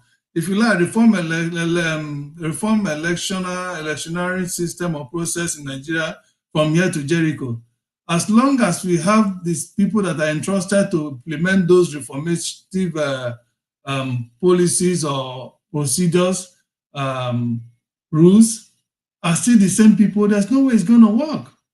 You know, if Mahmoud could do everything he did, and yet he's still the one sitting down there, what do you expect to happen in the election? On one platform I have, somebody sent a result of one polling unit, and then the accredited voter was 206, but the total that was gotten there, that they got in that same place, was 465. I mean, is that not enough proof to show that election is just a shamboree? And then of all those number of votes, APC had 300 votes. Every other party had 11002. Just they scattered the number, the remaining number, scattered it among other parties. This thing keep happening over and over again, and then we think that one day, like one stupid man, what was his name? I forgot, that campaign that was one of the presidential candidates that came out. One Prince, I don't even know, one Yoruba guy, Prince something, was in Dr. Damages was saying people should come out, and when more people come out to vote, they will overwhelm the rigging and everything. It's like this man is insane. It's like he even if he pretends not to be part of the system, of this corrupt system, but the way he thinks shows that he's definitely part of it. Because if anybody should tell somebody now today, present day Nigeria, that through election you are going to right all the wrongs, you are going to vote for a credible member that will come and turn around things in Nigeria, with all that we have seen in 2023 and 2024, not even now, that the person who did the horrific damage he did on our political process in Nigeria is now the one holding all the power. And every agent of government in Nigeria, including the Senate, everybody are bowing down, to him. He has completely had a firm grip on every agency in Nigeria. How are you going to dislodge this man come 2027? How are you going to turn him over, drive him away from there? How? It's impossible. He has appointed almost APC running all the states, state electoral commissioners in Nigeria now. Of all the 36, I think of all the 36, about 32 or thereabout are APC card-carrying members that are electoral commissioners. How are you going to dislodge them? If you like, gather all the Nigerians to come out for election on that day. You are not going to dislodge. They already know how they do their thing. They have the weapon, they have the gun, okay? They have everything. So how are you going to dislodge them? So to me, I would really prefer that we begin to channel our energy and begin to educate each other that the way to go about this nonsense is mass revolution, pure and simple. Without that, nothing else. If anybody thinks that election is going to correct anything in this country, well, I pray we all be alive to see that 2027 we will go the same cycle again. Things will get worse, even more than it was in 2023. And the next election, things will get worse. Then let's see if that is going to come to pass. Because you can easily predict somehow, to some extent, tomorrow from the past history, from the history of yesterday and the day before. Judging from the history of Nigeria, the antecedent, okay, does anybody wonder why throughout my lifetime, I could say that the best time we have had the best electoral reform or electoral rules guiding election and provision were made that would have guaranteed an impeccable election was that 2023 election. But that now turned to be the worst. That turned to be the worst. Despite the billions of dollars that was spent and all the reforms and all the rules that, if they were followed perfectly, would have had the best election. At least the whole world would have stood and say, wow, so a black man can organize himself this way. But what happened? That speaks volume. That should tell us that election can never write anything. In fact, the more we come out to do the election, to participate with these rogues on their election, on their Shambori election, the more we are endorsing them, the more we are just, giving them some sort of credibility. That is just what it is. That's just what it is. Okay? You can't expect a career criminal. Nigeria now, as of today, is run and ruled by career criminals almost in every levels. They're almost in every levels, including vice chancellors of many universities today. They're all criminals. Okay? Professors, most of them are all criminals because it's the same professors in universities that are supposed to be noble people. Those are the ones they use in rigging this election, in carrying out all these their Shambori elections. Okay? Almost every faith, even including many religious leaders, are all criminals. Yeah? I don't want to go into the religious because that's not what we're talking about today. Otherwise, if not the breeze that blew the other day, would Nigeria have known that Adeboye's son is one of the people that take Nigerian money, collect contract, and will never execute it? Eh? No wonder Adeboye cannot come out and speak up against the evil government in Nigeria and cannot come out and condemn it because he's eating from the same plate. Himself and his family are eating from the same plate with them. Eh? He runs in and out of Aso Rock when Buhari was there and come out and tell Nigeria something different, whereas they have discussed something different. Maybe he has gone to lobby for contract for his children. Who knows? Eh? They're all criminals until Nigeria realize that election can never do. In fact, the more we vote, the more we continue to establish these people. They continue to have a firm grip of Nigeria to the extent that at a time will come. If care is not taken, nobody will even have the mouth to even say the kind of thing we are saying on this social media. They will even control even social media. They will control it. If care is not taken, a time will come, they will control it completely so that nobody can speak anything again against them. Nobody can, speak anything against them. Nigeria should wake up. We should begin to educate ourselves, begin to talk to each other about what is going on in Nigeria, begin to sensitize people that the way to go is mass revolution. And that kind of revolution is a revolution, listen, it's a revolution that you don't even care about your life. Because when you talk to so many Nigerians today, the next thing is, what can we do? You can't do anything. There's not, if you move, they will kill you. If you come out, they will kill you. I keep asking them, even when you don't come out, are you not still being killed every day?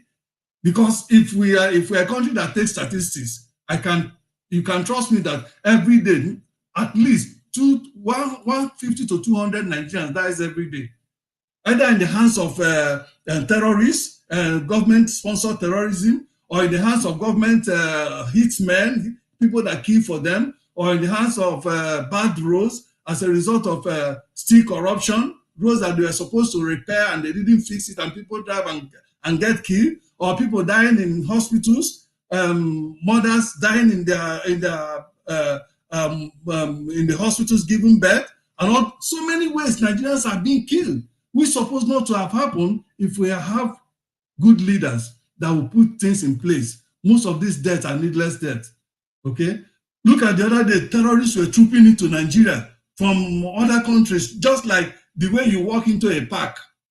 But when people come out to protest, you see them rolling out all their military might against them. But terrorists will be trooping out without any restraint in Nigeria. Okay? And then another thing I want to say, although this is not part of the topic, but permit me to say this. If at all we must see this country to continue as one, is it not high time we stop focusing on the presidency and every state since it's becoming difficult for us to agree as a nation to fight these evil people from the center?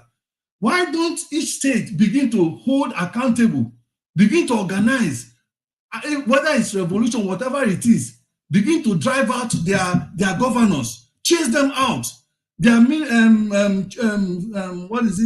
councillors, their chairman, their House of Rep and senators in their various states. Why can't they chase them out? They know where they live. They know where the parents, their families live. Why can't they chase them out if they're not doing what they're supposed to do for them? Because these people get allocation every month, billions, to develop the state, but they don't. Governors are one of the richest people in Nigeria today, if not in Africa, Nigerian governors, because they are exposed to so much money, both the internally generated and the one they get the allocation they get every month, the one they share in Abuja every month. But they bring this money, the same applies to local government chairman. For local government, anytime they bring the money, they gather, the councillors gather, they all gather as vultures and share the money, and everybody goes home. At the end of the day, no single thing will be done in each local government. These people are there. But we focus on the federal and allow these people to continue to have their day, a field day, enriching themselves at our back, at our expense. We should begin to hold these governors accountable so that there will be no hiding place for them, not just the president at the presidential level. No, the governors, the ministers. Yes, we can hold those ones. We can gather, each state can gather and organize a rally and say, you know what, today, this governor must give us answer to our problem. And if he's not willing to give us a credible answer to our problem, to what we are demanding of him, then enough is enough. We can do that. Each state can do that. By the time each state begin to do that and hold one governor and flog him very well, other governors will sit up. And then at federal level, they will know that these people, they're not joking this time around. But it doesn't happen. Imagine if one day a senator, was held, one of these evil senators that go to when they get them elected, they will come and beg for the election, and after they've gotten them elected, they will go and begin to rubber stamp the presidency, begin to rubber stamp him because he's dishing out Nigerian money to them, bribing them. The day they will hold one of them and flog him very well, put pepper in his eyes, flog him, disgrace him, naked him in the public, I'm sure other senators will take, in fact, they wouldn't even want to come back to their constituency anymore. But I don't know why people are so quiet. Nobody want to think. I don't know what is going on with us Nigerians. What is wrong with us? They say when you push someone to a particular level, to the wall, he will bounce back. But the more they push Nigeria to the wall, the more we continue to dig hole and get into that wall. Our tolerance level for these people that are killing us is very elastic. In fact, it's unlimited. But our tolerance level for our fellow brothers and sisters on the street is very, very thin. That is the thing that baffles me. You see your brother on the street, you see your fellow brother or sister on the street that is suffering this, that is a victim of the same system. Any little thing you pass on him, you begin to fight him. But your senator, your councillor, your local government chairman, your governor, your minister, your president, and all the people that are stealing your money, that have ruined your life and the life of your children, even generation to yet unborn, you continue to even defend them. You continue to hold brief for them. I don't understand. When are we going to change this culture? When are we going to change this culture to know that our common enemy is these evil people and not our brothers and sisters on the streets? I just pray. I don't know. Sometimes it's like there's not much anybody can say. It's like no matter how you talk, our people do, at the end of the day, they do what they do. Some people will tell you, if you talk, some people will tell you, oh, well, there's nothing we can do again. Everybody just have to pray to God and try to get something doing, to involve, mind his own business, as long as you get something to eat and drink, and then where to lay your head, it's okay, because the country is not going to change. I say, wow. So you mean that now, when they say power belongs to the people, all over the world, it is known that power belongs to the people. The people that are leading us, we gave them that power, and we can take it. But in case of Nigeria, we have given them power, and they have used this power to bring us down and make us believe we don't have any single power at all. Whereas we still have the greater power if we can all come together and agree on one point and not be selfish. Again, selfishness is one of the main things that is killing us. Okay, if we can be selfless and be selfless and not be selfish and come together, how many are they? That is the question I keep asking. How many are these people? Even with their military, with their thugs in uniform that they use in harassing us and intimidating us, how many are they? All the army, police, and everybody in every of their thugs in uniform. I don't think they're up to 1 million, or maybe highest 1.5 million. That is not even up to the population of, Oshodi, around Oshodi. How many are they? But because we can't come together, they have divided us and we remain divided just because of selfishness. I don't know. God will help us. That's just all I have to say. Like our brother said, election is not the way anymore. That is just the truth. Election is not the way anymore. And if anybody is still thinking that 2027, everybody come out, will be able to take up power over these people, then that person should go to psychiatric hospital. Let them examine him or herself. If indeed he hasn't colluded. That is the truth. So I give room for other people. I mean, this is all I have to say for now. It's sad.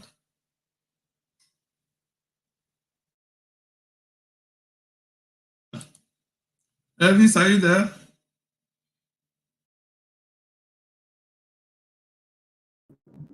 Since they've attacked him. Is anybody there? Somebody, I'm not hearing that. Can you hear me?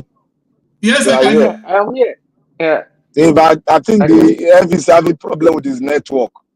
Okay. Black Panther is the next. So Black Panther is the next. Okay. I want to thank everybody.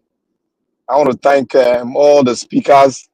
Yeah, thank you. Black Panther, please hold on, my brother, before you move on. I have sorry that I couldn't respond at that moment. I was trying to observe somebody on the backstage. We have King PPPP Pope JPM. It's the first time here. That name is a bit strange. Please Can you hear me? Show your face properly. The light. I can see you are on in the blue light in your house. I need to see your face properly before bringing you to the panel because your first time here is the rules, sir. Please. Can you hear me? King PP OPP JPM. That's your name. I'm seeing your head. I can't see your face, sir.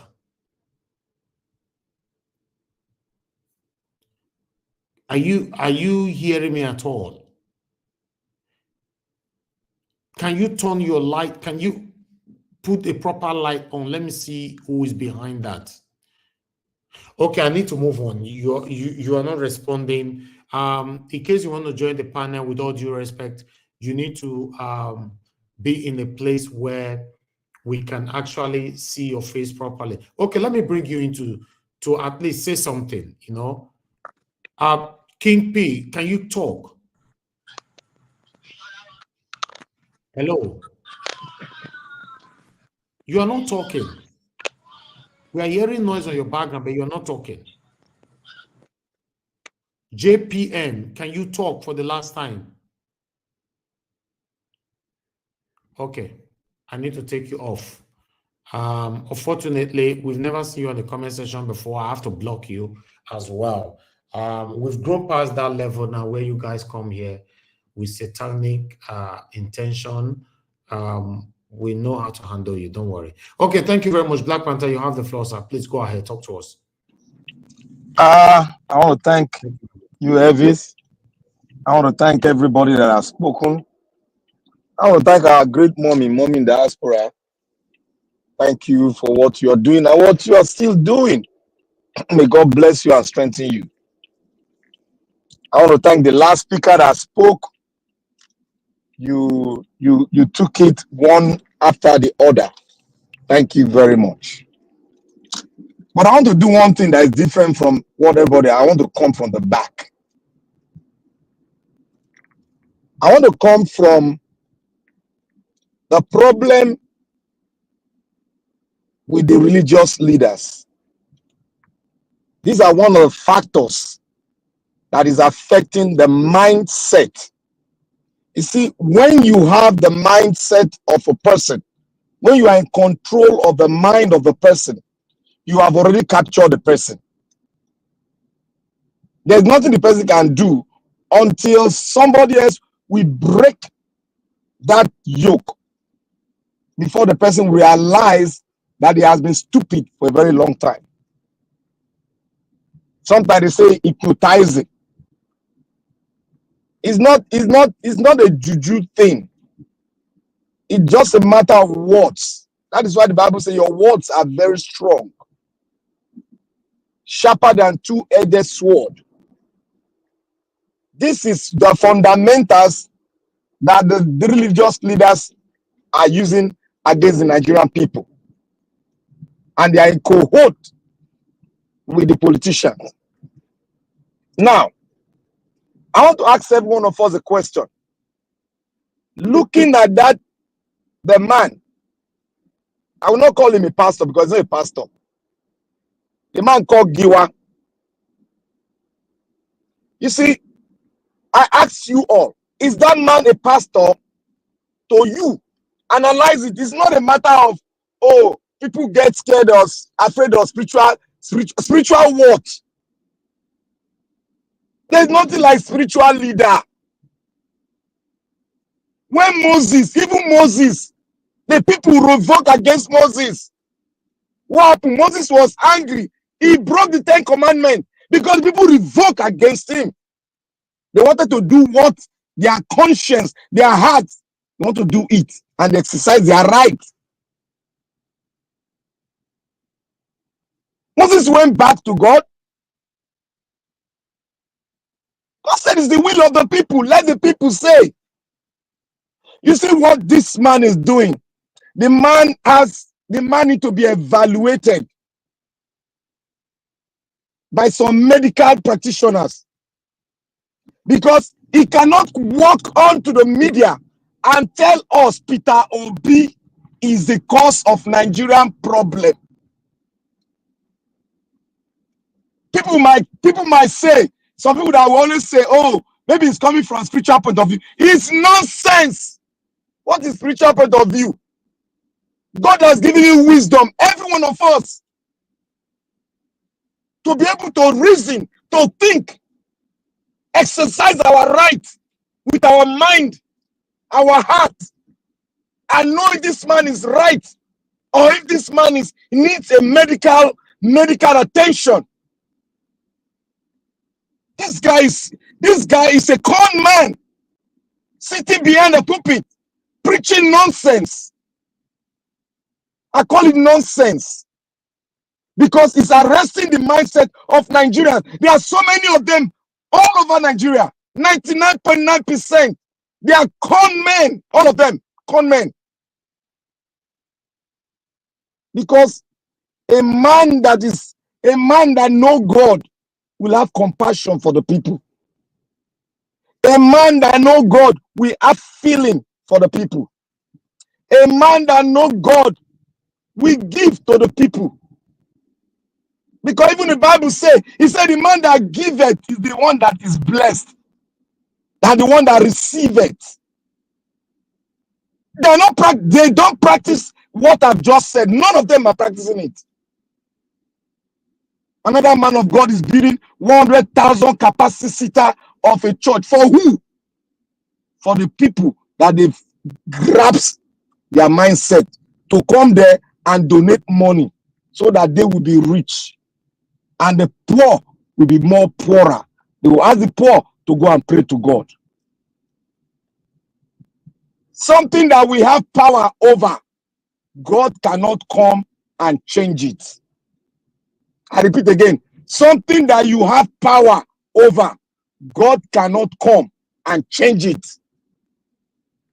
Remember, I said, ye are all gods. Say, ye are all gods. You see what these men are doing? They've turned the Bible upside down. And since they have worked on everyone, Nigerian mindset, anything they say now, the average man that they've worked on his mind will say it is from God. God is speaking. Now that gasoline has gone up, I will see who's going to attend their service and their church. Let me move to when the election was going on.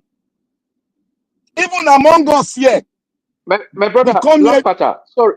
Yes. Black Panther, very sorry, sir. But I just have to chip in about when we go there.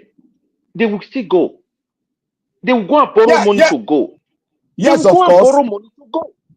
Yes, because they've already arrested their mind. Some of them will go and even steal to go, sell their property to go, because their mind has been arrested by words. Now, I will go to even among us here. You see, Mr. Chimeze made mention of one thing, say tribe has played a role in even making everything turn against us. Now, have we not been saying this He here? was chatting with me. You all know. Have we not been saying this here? That tribe is among them, and corruption is a norm. It's like a sun. The other factors are roaming around the word corruption. And remember, the root of evil is money. And what these Nigerian politicians have done, we should not forget the fundamentals. When you make a man poor, you can control him. It is universal. It is a universal law. You can control him.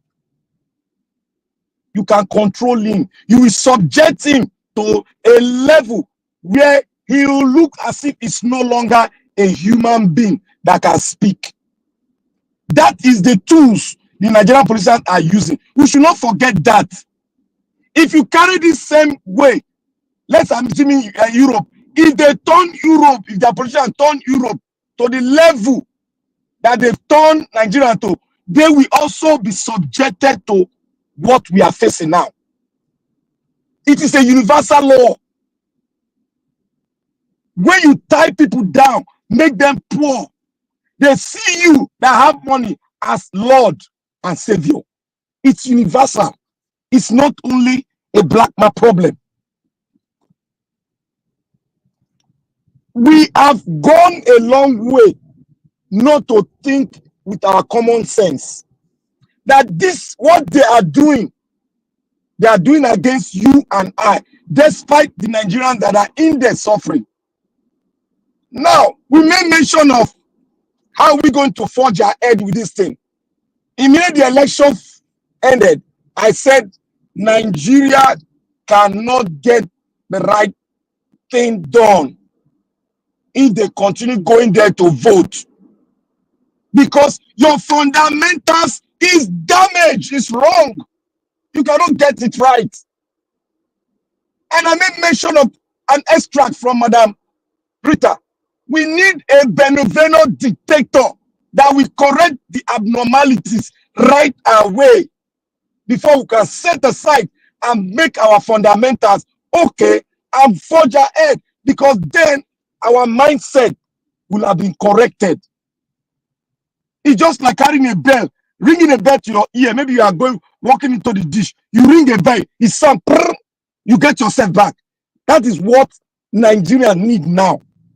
We need a benevolent dictator that will correct our mindset immediately, turn it around immediately, because we cannot go a long way in this thing. Because if we have to start going a long way, we are going to be left behind in this world. We are going to be left behind.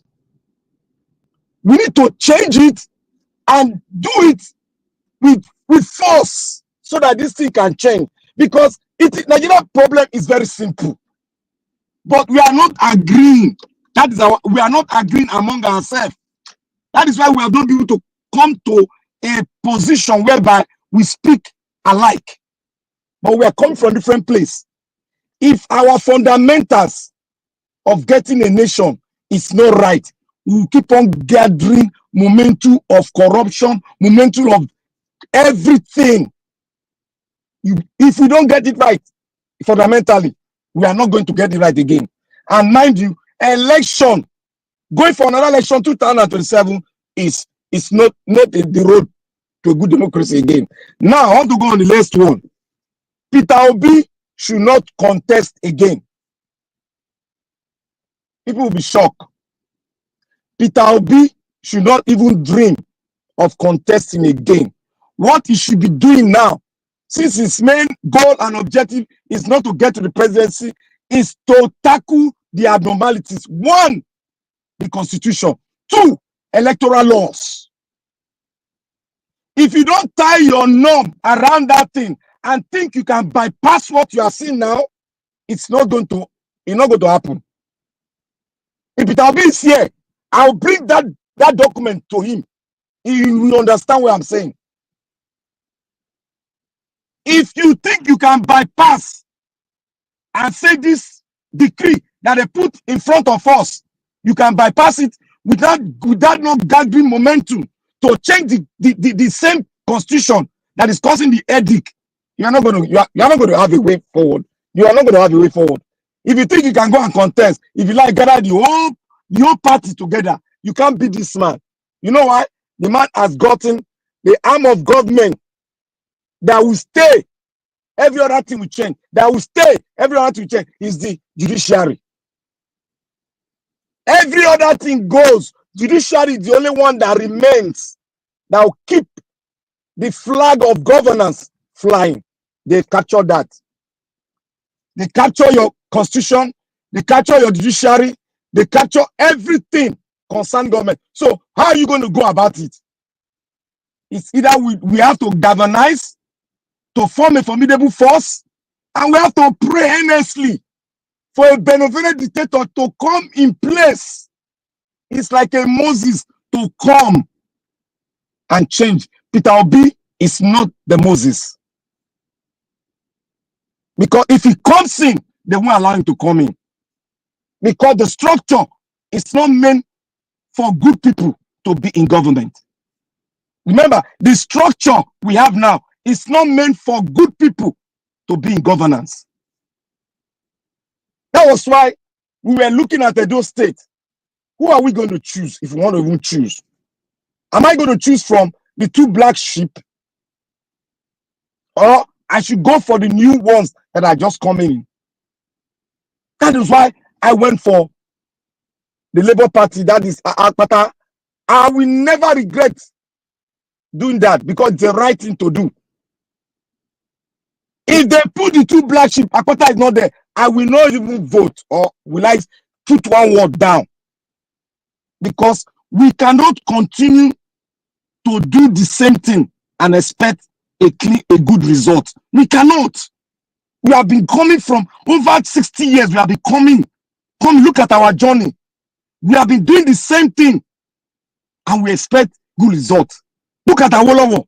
The same thing happened to Awolowo. He was rigged out. He won the election. He was rigged out. What happened to Abiola? He won the election. He was rigged out. What happened to Obi? He won the election. He was rigged out.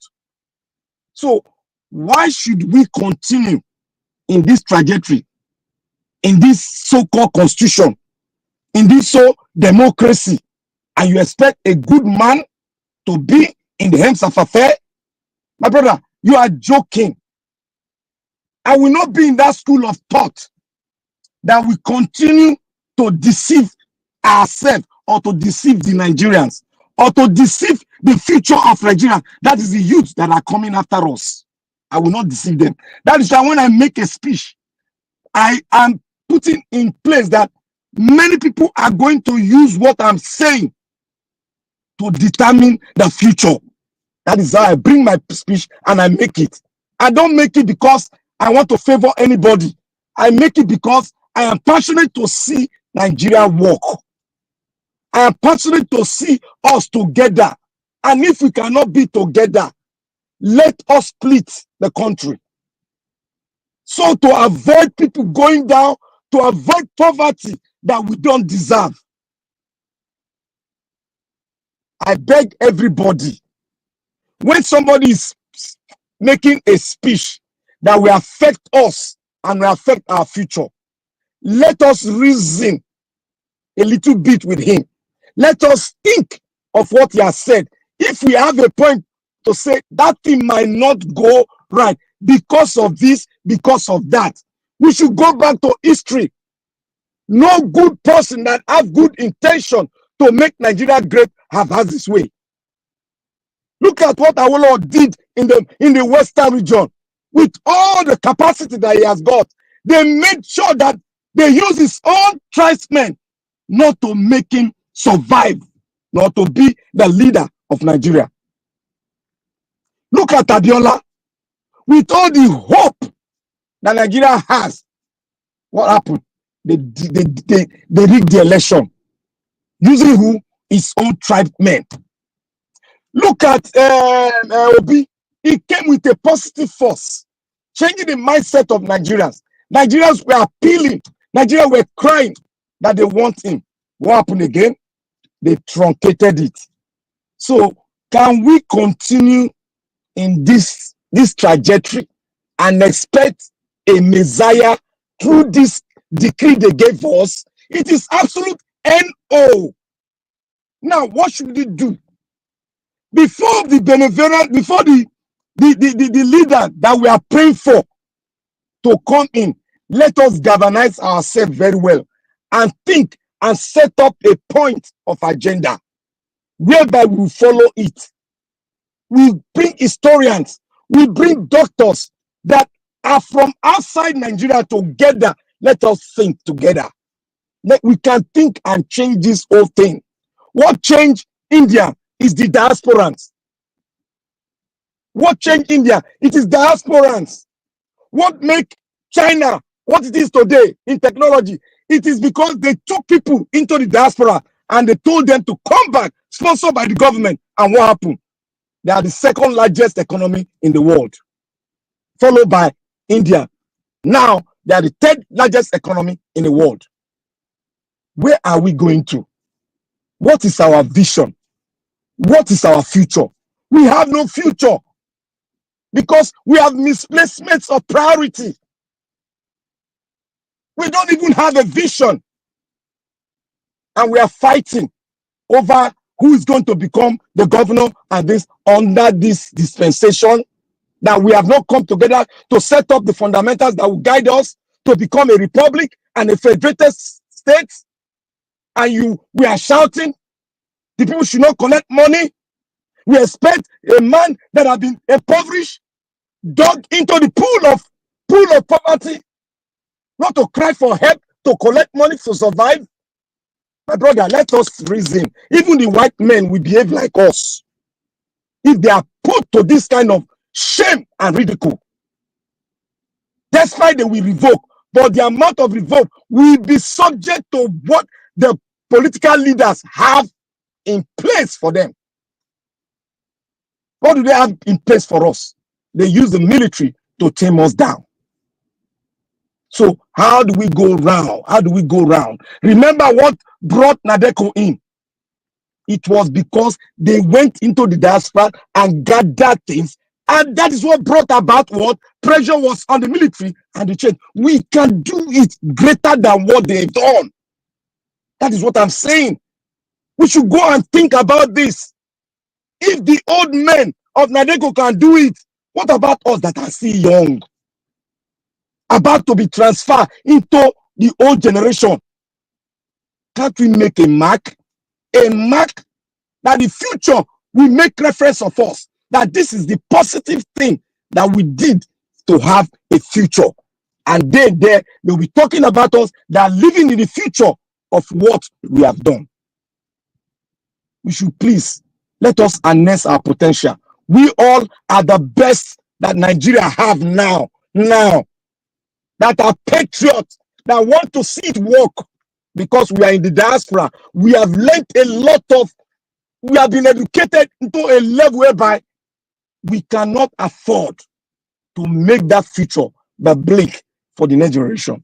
Please, I beg everyone, let us talk with our heart close in it and be passionate in releasing those ideas that are in you.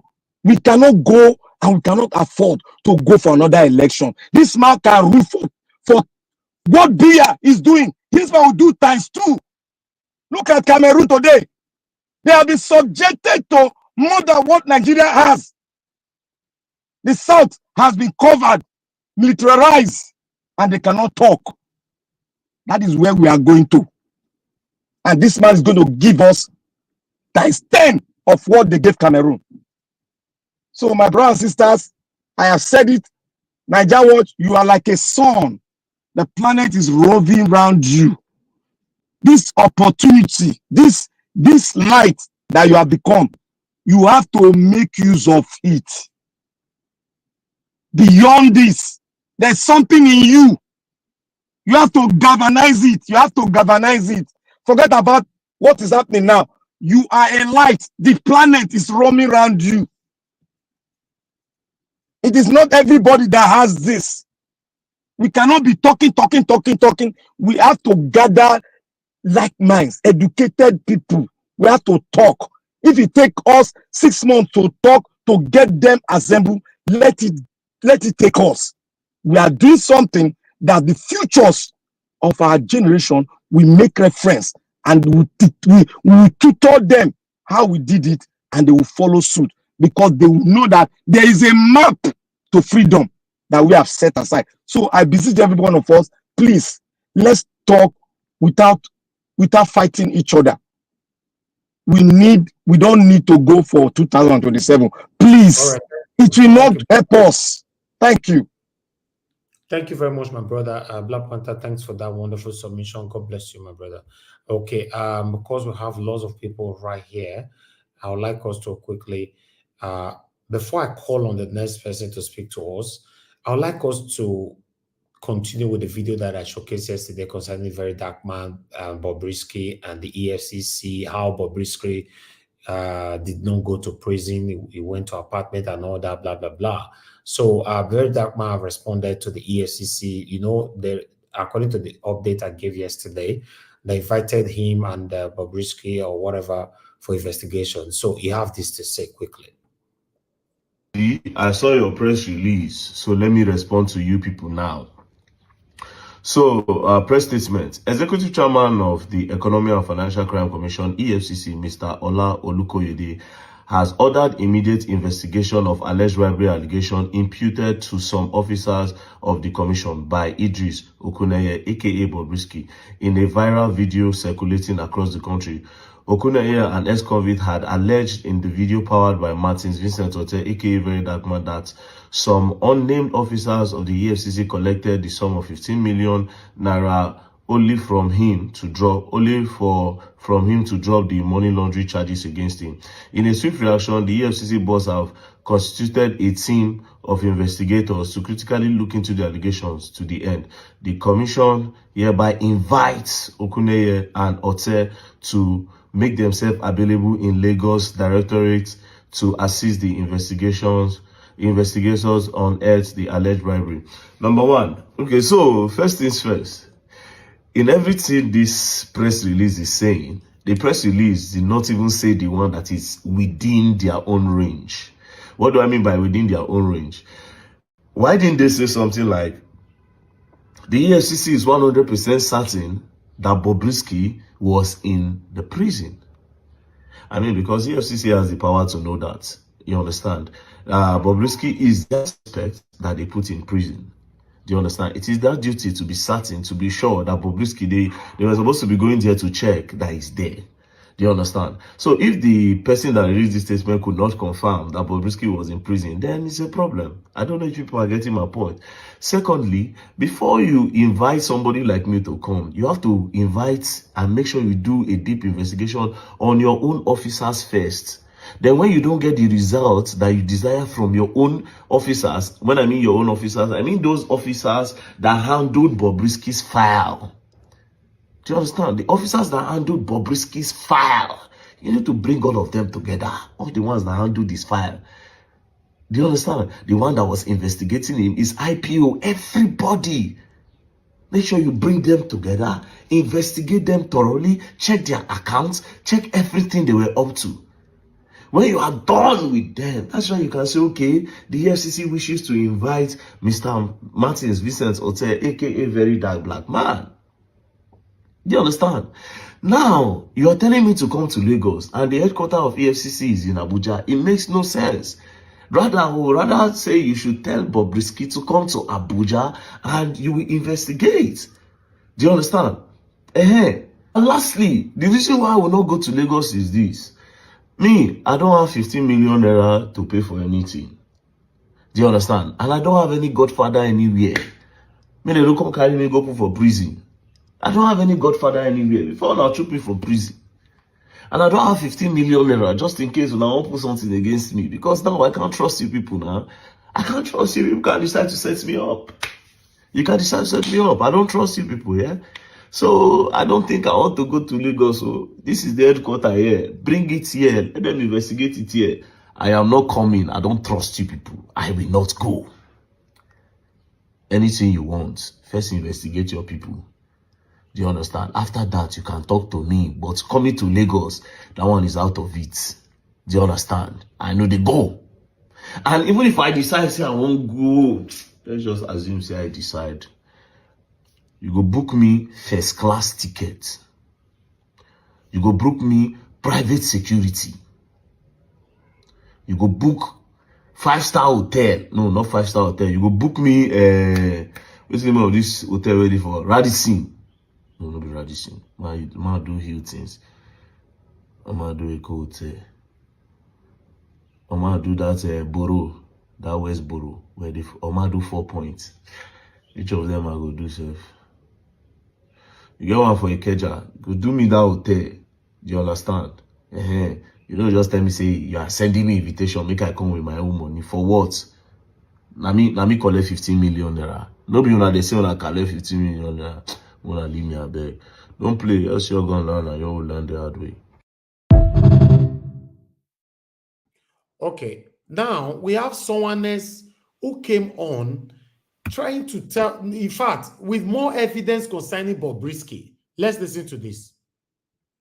Army of Lagos was never in prison. Bobrisky was chilling in an apartment. And when Bobrisky was in that apartment, he was chatting with me. You all know that I never support Very Dark Black Man. But on this case, I am backing Very Dark Man up. Bobrisky was never in prison. As a matter of fact, you all know that I've been supporting Bobrisky. I defended him when Very Dark Black Man called him out as GAY, when Very Dark Black Man called him a transgender and older. I came out, I defended him because I do not like seeing people oppressed, irrespective of their sexuality. But you know what?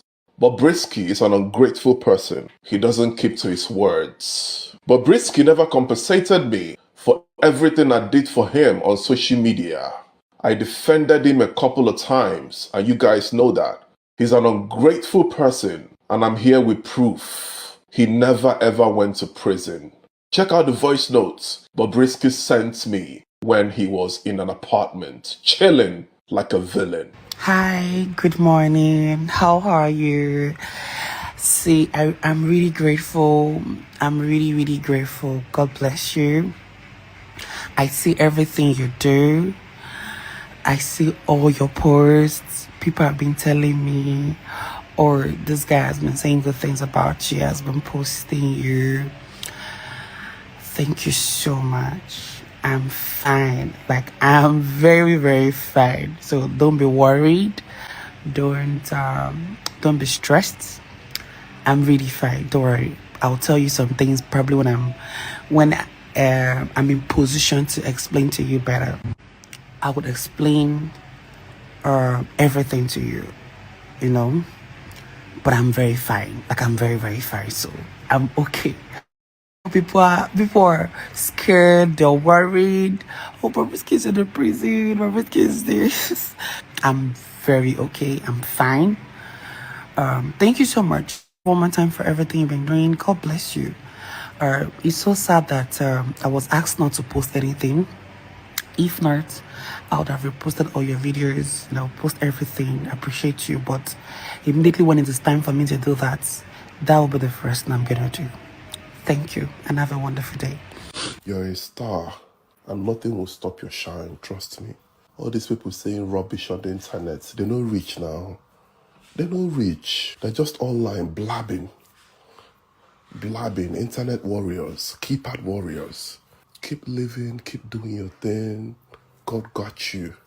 I'm happy you're fine. That's the voice of Bobrisky and myself conversing in a voice note. Bobrisky said to me that I shouldn't worry, that a lot of people are thinking he's in prison, but he's not. Bobrisky never ever went to prison. Him coming out to say that Very Dark Man lied and saying that the voice in that voice note Very Dark Man played wasn't his. It's a big joke. That was Bobrisky speaking to someone. You can also compare that voice note played by Very Dark Man and this voice note I played, and you would tell that it was Bobrisky. Bobrisky was never ever in prison. And trust me, Bobrisky took that 4 million naira from that guy and didn't want to refund him because Bobrisky does not keep to his words. Bobrisky was meant to compensate me for defending him online, but he never did. That's to show you that Bobrisky never ever keeps to his words. Bobrisky is a manipulator. Bobrisky is not a sincere person. And if you ever want to do business with Bobrisky, be careful because he is not reliable. I've got another evidence of Bobrisky being in an apartment, and I'm going to play it now with the chats he sent to me that period as well. Check it out, guys. That's Bobrisky chilling in an apartment when we thought he was in prison. That was why he came out with so many pictures, because basically he was just there chilling and going to the studio to take pictures to pepper us when he comes out. But he was never in prison. That was why Bobrisky had a lot of pictures to post when he came out. Bobrisky had 15 million naira to spend on cake. He spent a lot of money on doing his party when he came out, but he never kept to his words. He never compensated me. That shows he is not a reliable person. Bobrisky was chilling in an apartment. He never ever went to prison. I applaud Very Dark Black Man for uncovering this and I am backing him up on this. I'm saying it categorically that Bobrisky never went to prison. I'm an OG, that's why I'm saying this to you. And I can't keep repeating myself. All right, that's all. To be honest, this might look like a joke, but it needs to be taken seriously. You know, somebody supposed to be in prison. They rented an apartment for him to stay there. And we thought that Bobrisky was in prison spending 6 months. We don't know say Bobrisky was just in one luxury, staying in city, or rather enjoying inside one luxury apartment there close to the prison. So I thought I should bring that into or give you more updates on what I presented yesterday. Thank you very much, my people. Let's move on. Service. Yes, sir. Is it him or she? Is he? No, he no. Is he now? Yeah, that's something. No. No, wait a minute. I want to ask you. My own day different though, because my own day funny. Okay, when Bobrisky, when he lost his father, or I can't remember. Yeah, it was his father. He went to the burial, right? He was on a full attire of. He went there with the beer. Yes, he went there with the beer. With man, everything, no chest. Waiting for the see breast when they did fix on. No, in the manufacturer, whenever I need, I go. Yeah, they fix on and a plastic now they put on. Because the thing look very real. Which kind people be all this oneself? God, I beg. You did very funny. You did very funny. Which breast? You know. Okay, make una rest. One of the go so YouTube don't allow it, please. Now don't start to mention all those names now, beg. Thank you. You know, so just talk about Mr. Ivy, they supposed to call him Blum Blum. Exactly. Thank you very much. The next person to speak to us, let me move on now. I'll give us a Monday. Please talk to us if you're available to speak. You have your give us a Monday. You have spoken. I have been speaking. When was that? When was that? Sorry. Black Panther, take out busy, bro. Black Panther talk, yes. Go ahead, sir. Thank you. No, I know the verse. It's like you guys they mistake me for Black Panther. I don't know why. See, we are different. Black Panther is different from me. 12 would resemble for name. For okay, maybe because we did the same text, so I will take one like that. But make well, thank you very much. I greet everyone. Greetings to you, Mr. Hervis. Thank you for all that you do. Actually, honestly, I appreciate your work. I thank you for doing this every day. Well, I think, and greetings to the panelists. Panelists, I greet everybody. Mr. Health Emmanuel, Mr. Collins, Mr. Alex O, Black Panther, Mr. Chris, Mr. Jonathan. Well done, sir. Well, I mean, comment section greetings from the diaspora. I greet you. Well, Black Panther, I mean, I appreciate your submission, but also I don't want us to act as if this guy want to make us delusional. We are not delusional. Well, we know what we are doing. They are the ones that are delusional. They actually miss their mind. Now, if that guy is saying that the reason why Nigeria is not working is Peter Gregory will be,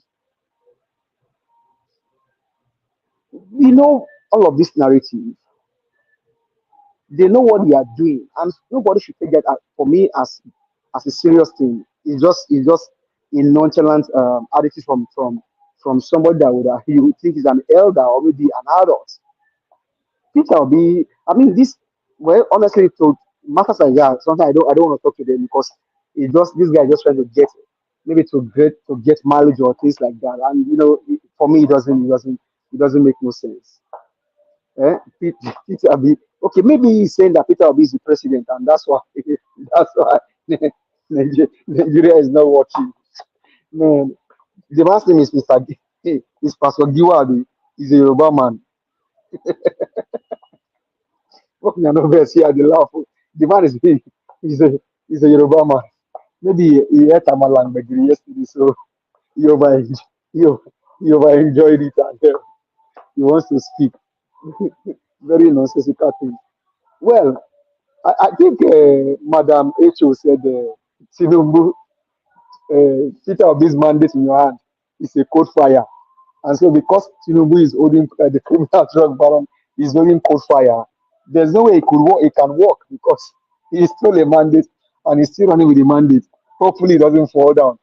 But I mean, it's just crazy. It's just crazy. Well, and the call that Peter Obi should not run in 2027, for me, I don't think is a just call.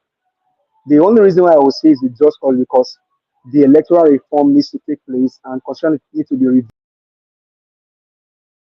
under whose watch? Under the criminal drug baron. You saw a do election. Hey, Ondo, and Yaro Ondo, Emamora Kanye, people from Ondo State, make una dey get ready. Let's see how your own two will go. See, these guys are bent on making Nigeria a one-party state. But I will not also be naive or to close my eyes from the fact that whatever these guys are doing today, they learned it from who? Obasanjo. Whatever I see them do today, somebody actually laid the precedence for everything that you're seeing today. Obasanjo laid the foundation for these guys to be doing what they are doing today.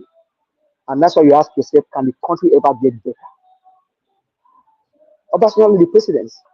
But these guys now in there, because they don't have any good intention for the country, they cannot reason.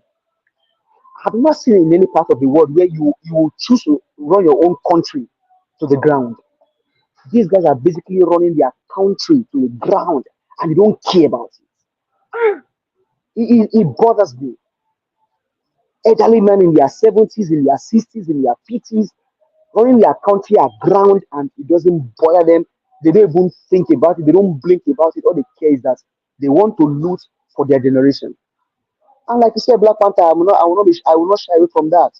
You see what Phobia is doing in Cameroon is a child's play. It's a child's play. Phobia, they took Phobia somewhere to go and attend a conference. And Phobia was asking them, where are we? The man did not know where they were. By the time this guy is done with Nigeria, if Nigerians allow him to be done with Nigeria, Nigerians will not recognize their country anymore.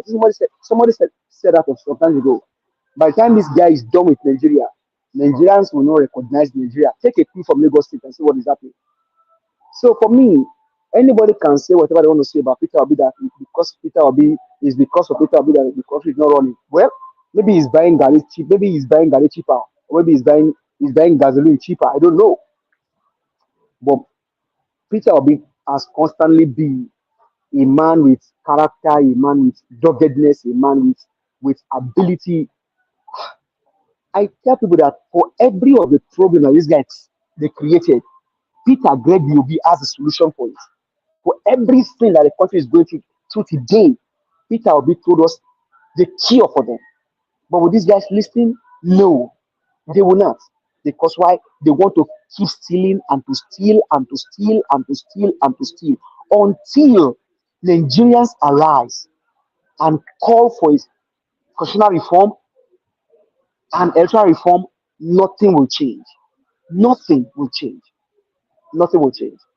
And now I think I think I saw something on the title also about Bini. I think maybe is it Obasaki crying about Bini or something? I don't know. Maybe something is happening in those states. But whatever is happening in those states also is what the people chose to happen in the states.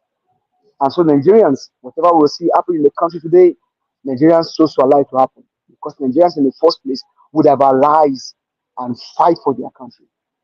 Nigerians would have allies and stop these people. Nigerians have the energy, they have the power to stop these people, but would they do it? No. Why? Because just some days ago, we saw people were buying votes. So that means if you can give Nigerians 10,000, 20,000, 30,000, they can do anything for you. They can choose to do anything and forget the next 4 years, the next 8 years, and the suffering they will go through. So, but for me, how the country gets better, I don't know. Will it get better? I don't know. Everything is just today. You have this roller coaster mode, like you are almost getting to the end of the tunnel, and all of a sudden, different thing happen. But all I can say is, Mr. Elvis, despite all of the discouragement, all of the evil thing coming out of the country, you still chose to continue to do this just for people like me, people like Black Panther, Mr. Jonathan, Mr. Chris, Mr. Pisop, Mr. LSO, and other parents that are not here. I say thank you, Mr. Elvis. God bless you and keep you. I will meet my next for that. Mr. F. Emmanuel, I greet you, sir. Thank you, Mr. Elvis. I appreciate it.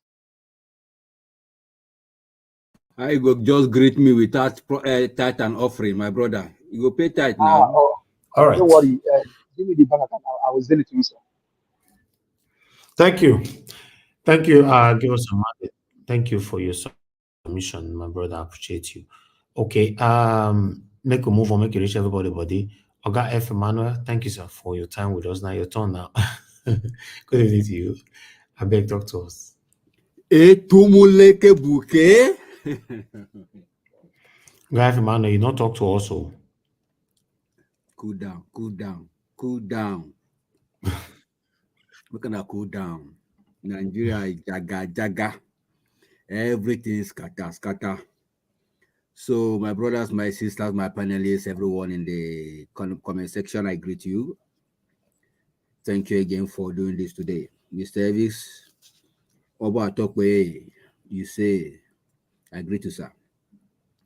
Well, that man of God, I think, is hungry, looking for attention. You know, social media now is a place where we just drop one grenade or one bomb. The whole world will pay attention to it. So that man of God is looking for attention. Now hunger.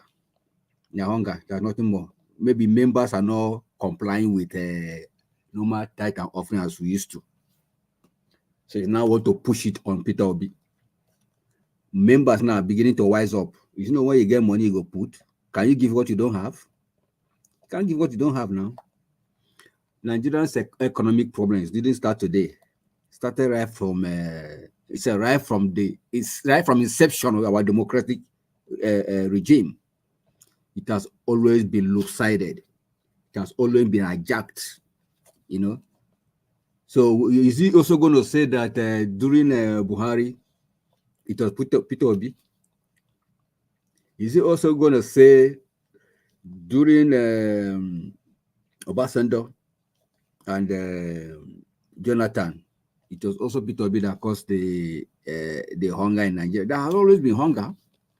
Even the Bible says, as long as the earth remained, there are always going to be poor people. So even in America here, there are still poor people. It's just that the government, they have intentionally decided to make their economy a manageable one, the one that everybody will be at the same level as long as you can work. You know, that's why the economy is thriving. 24/7, 1 a.m. people are going to work. 2 a.m. people are going to work. So it's a round clock economy here. So if Nigerians don't wake up to the reality of life, the truth is, men of God will be scouting for livelihood, casting devil where there is nothing to cast. You know, so if you remain focused, if God has called him really, he should focus on soul winning and forget any other thing. So not to come and be casting blame to somebody, Peter Obi, that is taking his own good heart to do things for the citizens of the country. Did Peter Obi tell him that he want to be president by fire, by force? Say he just want to see the country work, finish. If the country work, nobody will begin to be dragging a ballot box now. Everybody will remain on his lane and be doing what you are doing. If Nigeria has electricity right now, I guarantee you 40%, 50%, there will be job. Just electricity and good road. There will be job. But NEPA no day now, no power. So everybody will remain powerless, except for the few that have hijacked our economy, our resources, that they have power for their pleasure. Because all the people that are there in power now, all the gen, all the big heavy duty duties they have in their houses, they are not using it to produce anything. They are just using it for enjoyment. You know, there are some kind big gen that you can have that to be in a company to be a manufacturing, to power up a manufacturing industry, but rather you sit in a politician's house. So that is the country where we find ourselves. So it's unfortunate and it's laughable that instead of focusing on soul winning, but the truth is that how so can you even win when everybody is hungry? You want to preach Christ to me, I'm hungry? Is that what Jesus Christ said? So these are the thing. Then let's look at Bobrisky. Well, the matter don't they get K leg, get K leg, get W leg. So they don't even know which one be which one. So at this point in time, this matter has roped in a lot of great people, a lot of powers that be. And if they see that this is going to rubbish some of them, they will die that the matter. I trust Nigeria now. No matter how powerful a matter situation is, they have a way of dying it down. They have a way of dying matter down. So let's roll and see how, things keep coming out about it. But the truth is, we Nigerians, home and abroad, politicians, everyone, we are all to be blamed in one way or the other. Why am I saying this? Because what is happening in Nigeria also happened in other African countries too.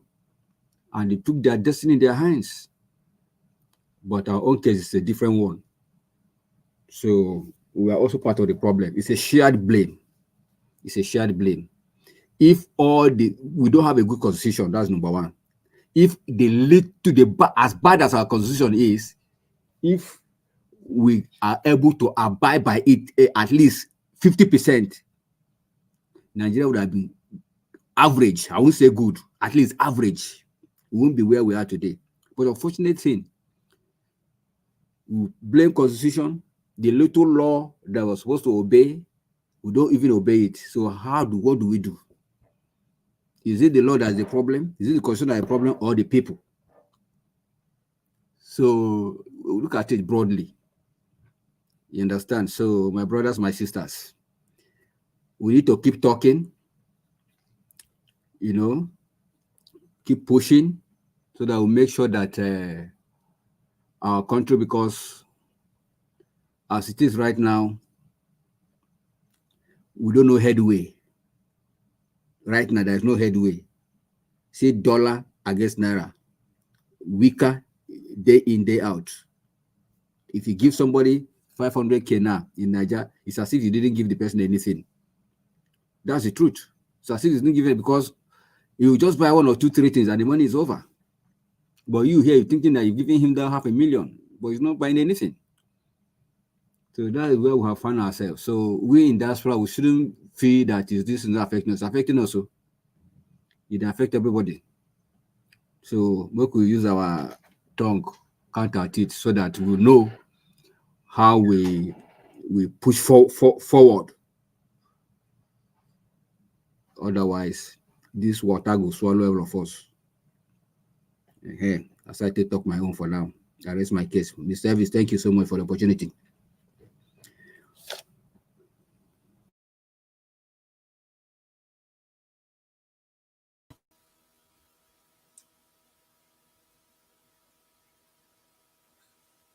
Niger Watch. Chris W, you can take over now. Who never talk? Prince Collins, you don't talk. Prince Collins. Yes. Alexo, what about Alexo? So now we start church today. It's you. Okay. Unfortunately, it's me. It's my turn. And well, good evening, everybody. It's good to be here, Mr. Niger Watch, and special greetings to you. And thank you, sir, for giving us this platform. I think I'll just pick it from here, give us our mandate and stopped, where he was thanking you for coming out every day, despite the challenges and everything. Coming out because of people like us, people like Prince Collins, people like Alexo, people like F. Emmanuel, people like Black Panther, people like Mr. Jonathan, Yeah, you come out every day to give us the Mr. platform. Jonathan, you the one stay on the backstage. If you guys come back, please always on your camera. Thank you, Madam. Giving us the opportunity to keep talking and expressing ourselves. Once again, Mr. Enjaros, thank you so much. And Mommy Diaspora, I want to appreciate you from the depth of my heart and thank you for everything. May the good Lord continue to bless you and the beautiful people, the lovely people in the comment section and supporting Mommy Diaspora. I want to especially thank you all. And special thanks to the spanner holders, Abuazi and Madam Irene Finest. You guys are doing a fantastic job.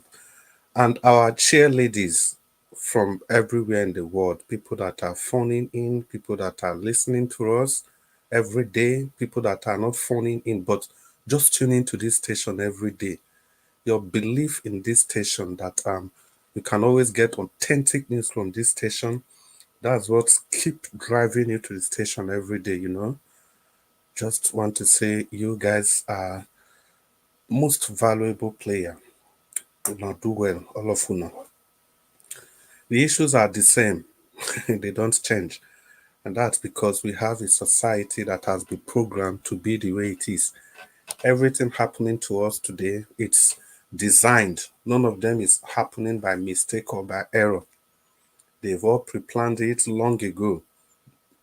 That is why I salute Nnamdi Kanu, who once said in 2014 that after Buhari is going to be Tinubu, and that prediction came to pass after many years. Who would have thought? But that's how it has played out.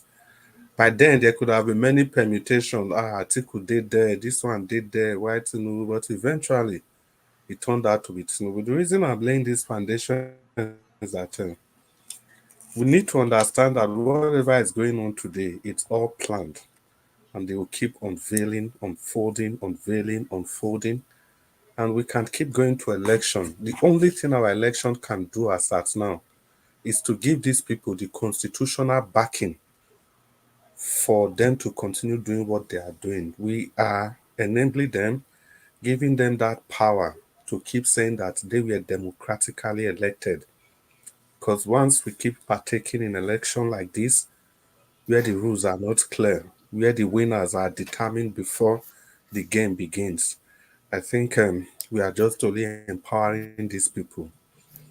We are giving them the impetus, the temerity to keep on just doing whatever they want to do and ignoring the people they are supposed to govern. So it is in this connection that I want to especially call on the Labour Party and vis-a-vis Peter Obi and the preacher that talked about Peter Obi. Hello, how are you doing? I think people have a lot of people have taken the man to the cleaners, so I wouldn't want to continue in that trajectory, and I fully support what people have said about him. But for Peter Obi and the Labour Party, I think election is gone. It's an opportunity for we to tell ourselves the truth. Because in every situation, there's something that people should learn, especially for this Edo election. For me, it's not all gloom, gloom, gloom, and gloom. It's an opportunity, another eye-opener.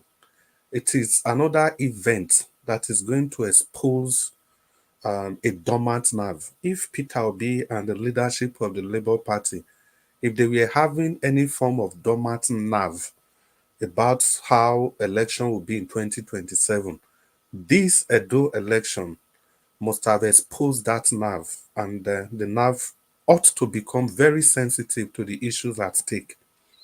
It must be clear there ought not to be any excuse by now.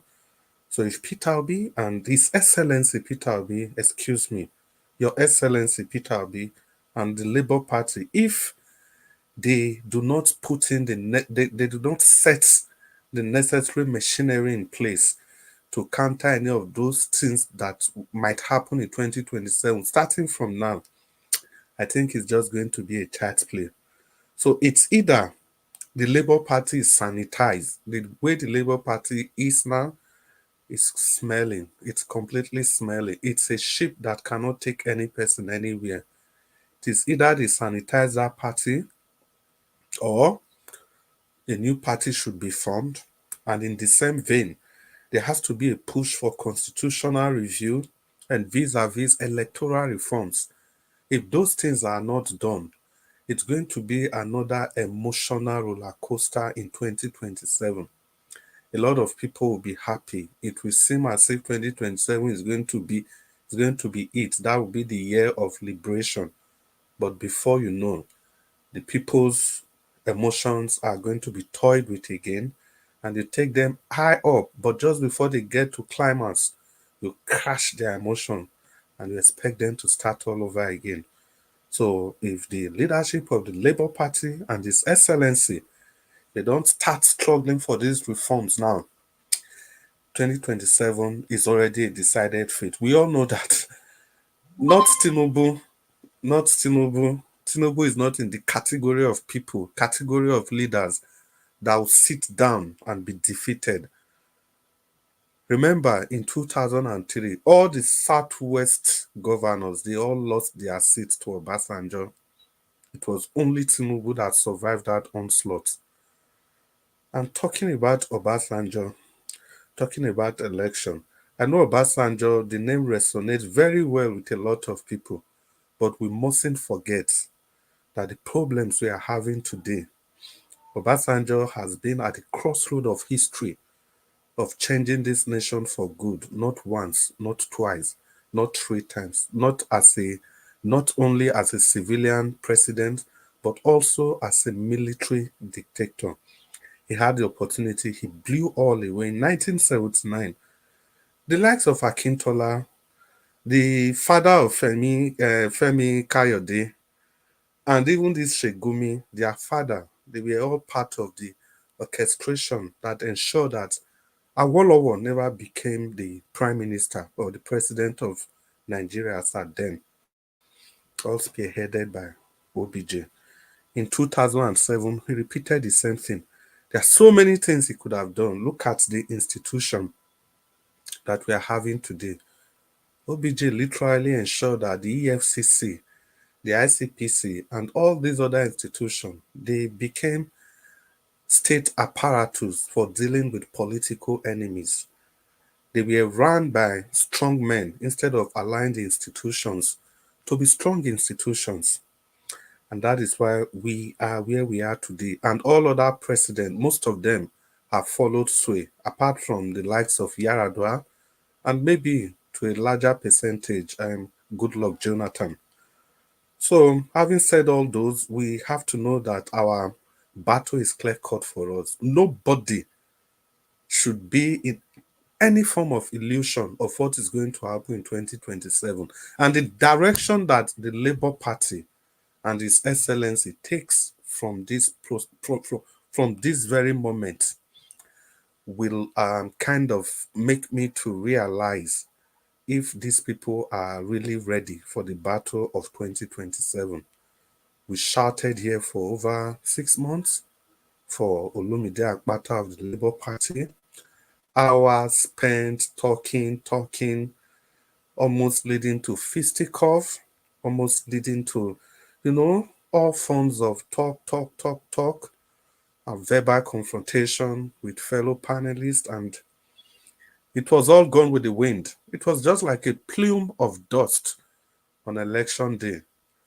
Although it was shocking, but it was not completely shocking. And because in Nigeria, we know the way the politics go. The PDP, they were buying votes, the APC was buying votes, and the Labour Party, they were accepting the funds. And the people themselves, they were all accepting the funds. This is not a blame for only one person. It is not a blame for only one party. It only just depicts the size of the problem of the nation, the size of the battle we are going to confront in 2027. At the time, they weaponize poverty further. Don't even be surprised. Many good men, many good women will keep falling. Trust me, some of the people that collected money last Saturday, maybe 2 years ago, they couldn't have. They will tell you no, to hell with your money. But the more they weaponize poverty, and the people that are not averagely designing, they will be quick to fall off the cliff and go to the way of hunger and bow down to hunger. So it is possible. It can happen. In 2027, it's going to be worse. Now that they have completely eradicated the middle class, even the fairly rich, they are all becoming poor. They are going to continue in this trajectory. More people are going to fall, not until something is done drastically.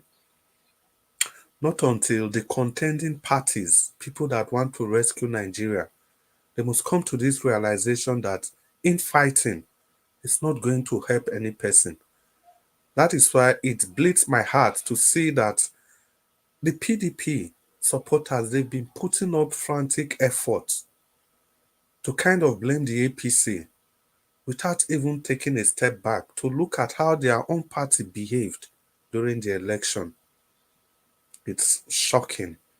I think we all should, for once, accept that we have all failed this nation in our different capacity so that we can move forward. Because the battle now is not just even about the APC. It is about, like I keep saying, the owners of Nigeria. And these owners of Nigeria, they can join the APC, they can leave the PDP and join the APC tomorrow. It will just continue like that, not until we come to this realization that we ought to liberate ourselves. The blame game has to stop. It has to stop at a point. All the parties were complicit in what transpired on Saturday. All the parties. It's not just only from the part of INEC. Everybody, they were all involved, apart from the smaller parties. And I'll make bold to say this election is going to be, if it is cancelled, it's going to be held again. And we still have these three people as contestants. I will still go for Barrister Olumide Akpata of the Labour Party. Still, I'll still go for him. If he's not on the race, I'll look for any of the smaller parties. The YPP candidate is there, and other parties, they are there, but not the PDP, not the APC. They are just the same thing, and we all know it. Yes, sir. Mr. Chris, Yes, sir. are they thinking of casting the election? No, I just gave an example. Yeah. So because I'm moderating, I've been talking. I'm very sure I've spoken more than 8 minutes. So I'll just hold on for now. And I can realize that Mr. Jonathan, you are just joining in, but I hope Mr. Naija Watch is here. But if Naija Watch is here. Okay. Yeah. So Naija Watch, Thank sir, you. let me drop the mic, and I think we'll have opportunity to contribute again. Thank you, sir. Thank you, Chris. God bless you, sir. Thank you very much. Okay. The next person to speak is which is the last person, is Oga Jonathan. Talk to us, sir. Good evening to you. Thank you. Thank you, Mr. Elvis. Thank you very much. God bless you. I greet you once again today. God bless you for what you're doing. I greet all those on the comment section. Our fellow panelists, I greet you. I greet those on the comment section, Mom Diaspora. God bless you abundantly. And those that are listening, I greet everyone. Welcome. Actually, I don't have much to say today. I actually decided to join the panel today after listening to, I was listening, but I decided to join after listening to Black Panther's submission. Brilliant one, the submission there. But the issue of Nigeria as a country having a benevolent dictator, when you raised it, I've heard it several times, but it kind of hit me today that, okay, if that is the solution, how will that be achieved? Because when we talk of solution, which benevolent dictator are we talking about? Where will it come from? I mean, where will he or whoever the person is going to be, where will the person come from? Will it come from the civilian rank or from the military rank? You have to be specific. One of the issues we have in Nigeria with our political class is ambiguity. That is their modus operandi.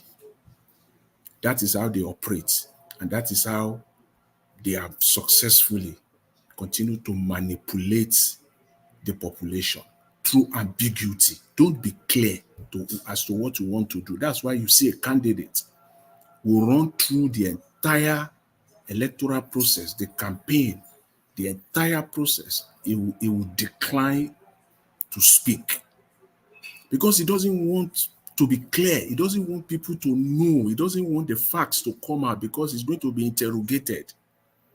So it is just to kind of paint it in a very shady transactions that they do.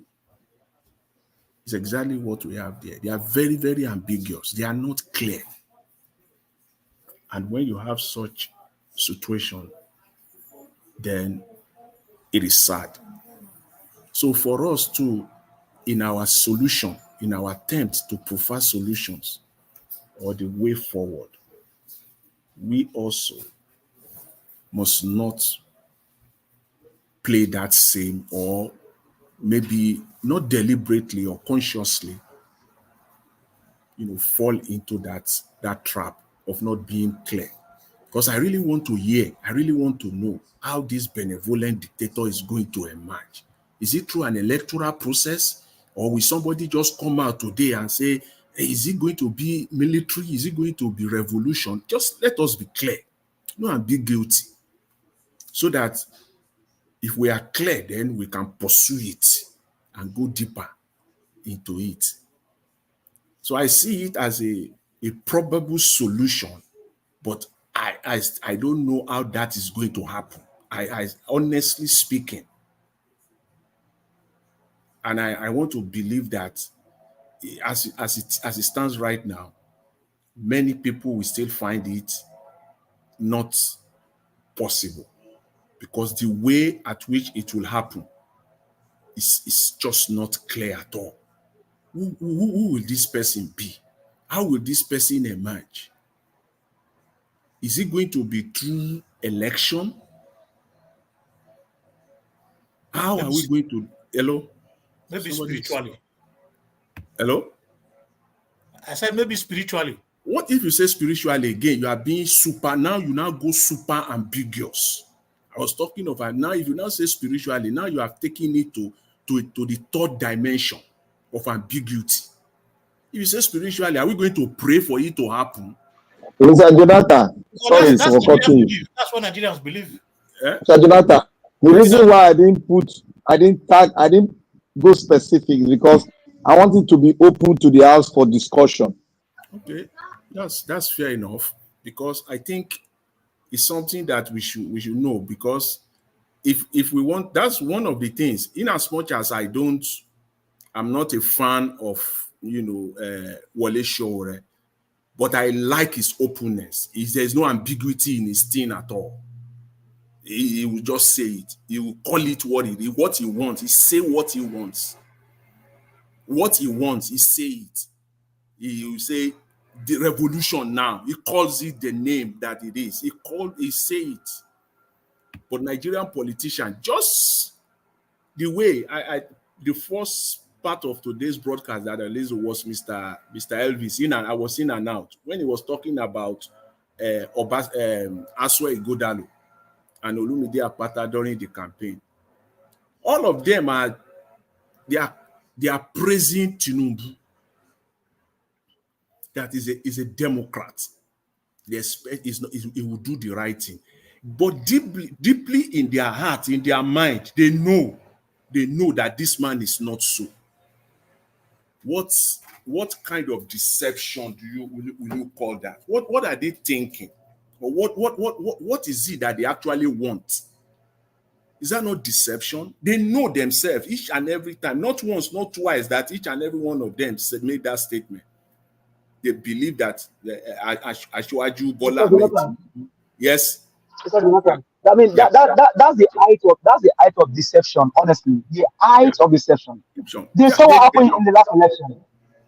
Yeah, that's exactly. They knew this man. This man is not a Democrat.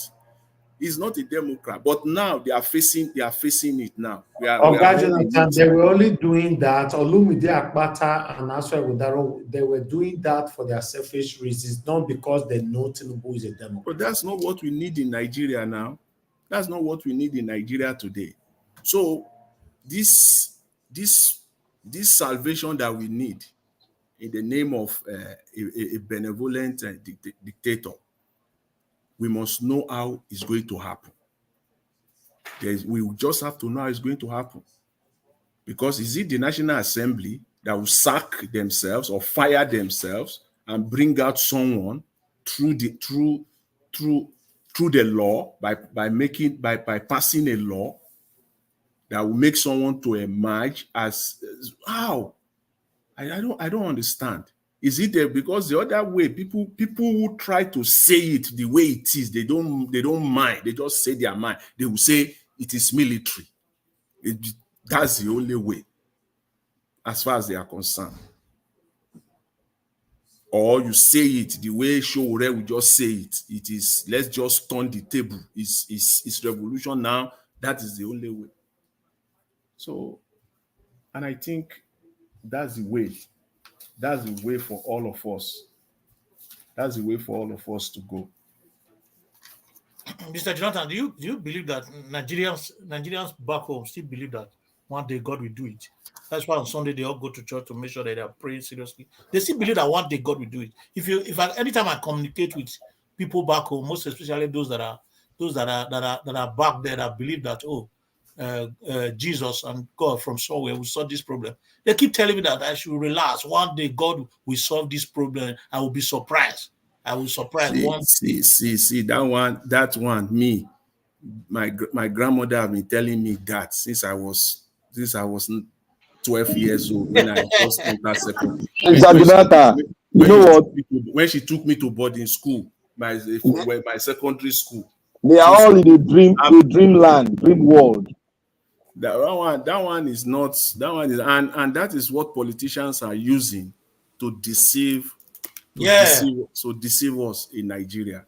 So it's that issue that really pressed me so much, and I really want to know how we are going to solve this thing, what we are going to do in Nigeria, because we have to do something. The way things are. Mr. Jonathan, look at yes. You see, benevolent dictator. It's the two words, they are directly in contradiction to each other. You know, it's almost like an utopian tendency. It's like saying a carnivorous vegetarian. A carnivorous vegetarian. You know, it's almost an impossible. It's not almost. It's something that cannot even happen. A good devil. Mm-hmm. What? A good devil, yeah. a good devil. Mr. Chris, but I think that is what we need in that country, honestly, to reset the country. Look at Ghana, for example. We need that to happen in Nigeria, honestly. We cannot continue this way. See, there's no light that this is going to get better anytime soon.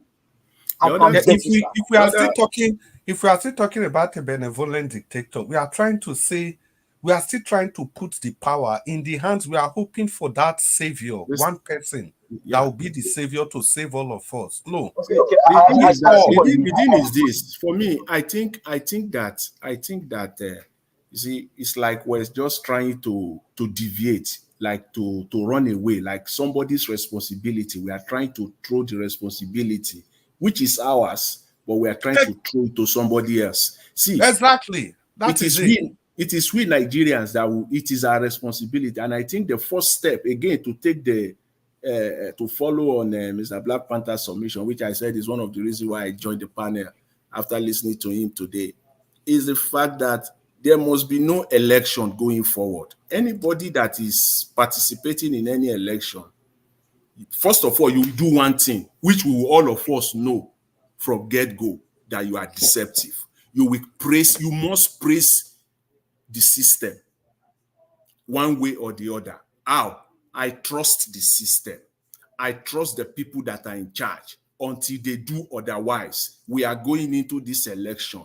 I believe that everything is. You have to say, statements like that. The one we heard this just concluded Edo State. Until it comes to them, until it eats them, then they will now start talking. But we can't continue doing that. We just can't. We have to be honest and be truthful and be honest to ourselves. Going forward, we must. If you go into any election in Nigeria, and then it's very easy. They always have a very easy response. They will say, then if you don't go into the election, they will have it anyways. And when they have it, they will still govern over you. Definitely. But let me tell you, they will never have legitimacy. And that one is a dead end for them. Okay, Mr. Jonathan, take it this way now. Yeah. Assuming we succeeded in propagating hashtag no more election, don't you think that dictator will arise? Well, no more election in Nigeria. Yes, it's one. Yeah, it's a starting point. I don't, I don't know, but as that would be a starting point. At least we will all galvanize behind this one idea that we cannot continue like this. Anybody that will come now in Nigeria, I don't care who the person is, that will come and say and tell Nigerians that everything is okay. I trust the system. The election is going to be okay. Let us go into it. Let us organize ourselves and go into election. In fact, you should know that person is a devil incarnate. Yeah, and if you come out with the idea of no more election, the first thing they're going to say is that you want to truncate democratic process in Nigeria, and they will start. Is the process not truncated already? No, there's no law. There's no law against no more election. There's no law against it. Thank you. There's no law against it. Even so, for example, it's a referendum. It's a referendum on its own. For example, now this Edo election, even we ourselves here, I think we also, it just that because of this platform, there are things we cannot do, or maybe on our way we cannot do some things. But I think we also are at fault because we knew that this election was going to be rigged. Only that we didn't know that it was going to be this bad. That openly they'll be giving money to buy vote. Openly. So if you say no more election, you have not committed any offense. You have not committed any offense. And I think that should be the way to go. Because these guys, they now have everything in their power. Look at how Wike was saying before the election. Yeah, Wike was saying, he said, yes, it's my cousin. It's my so my cousin should not be there. Come on. They do everything. If I can quickly add this, if you say you can't, Black Panther, if they say no more election, or Prince Collins, you can't just say no more election in wholesale.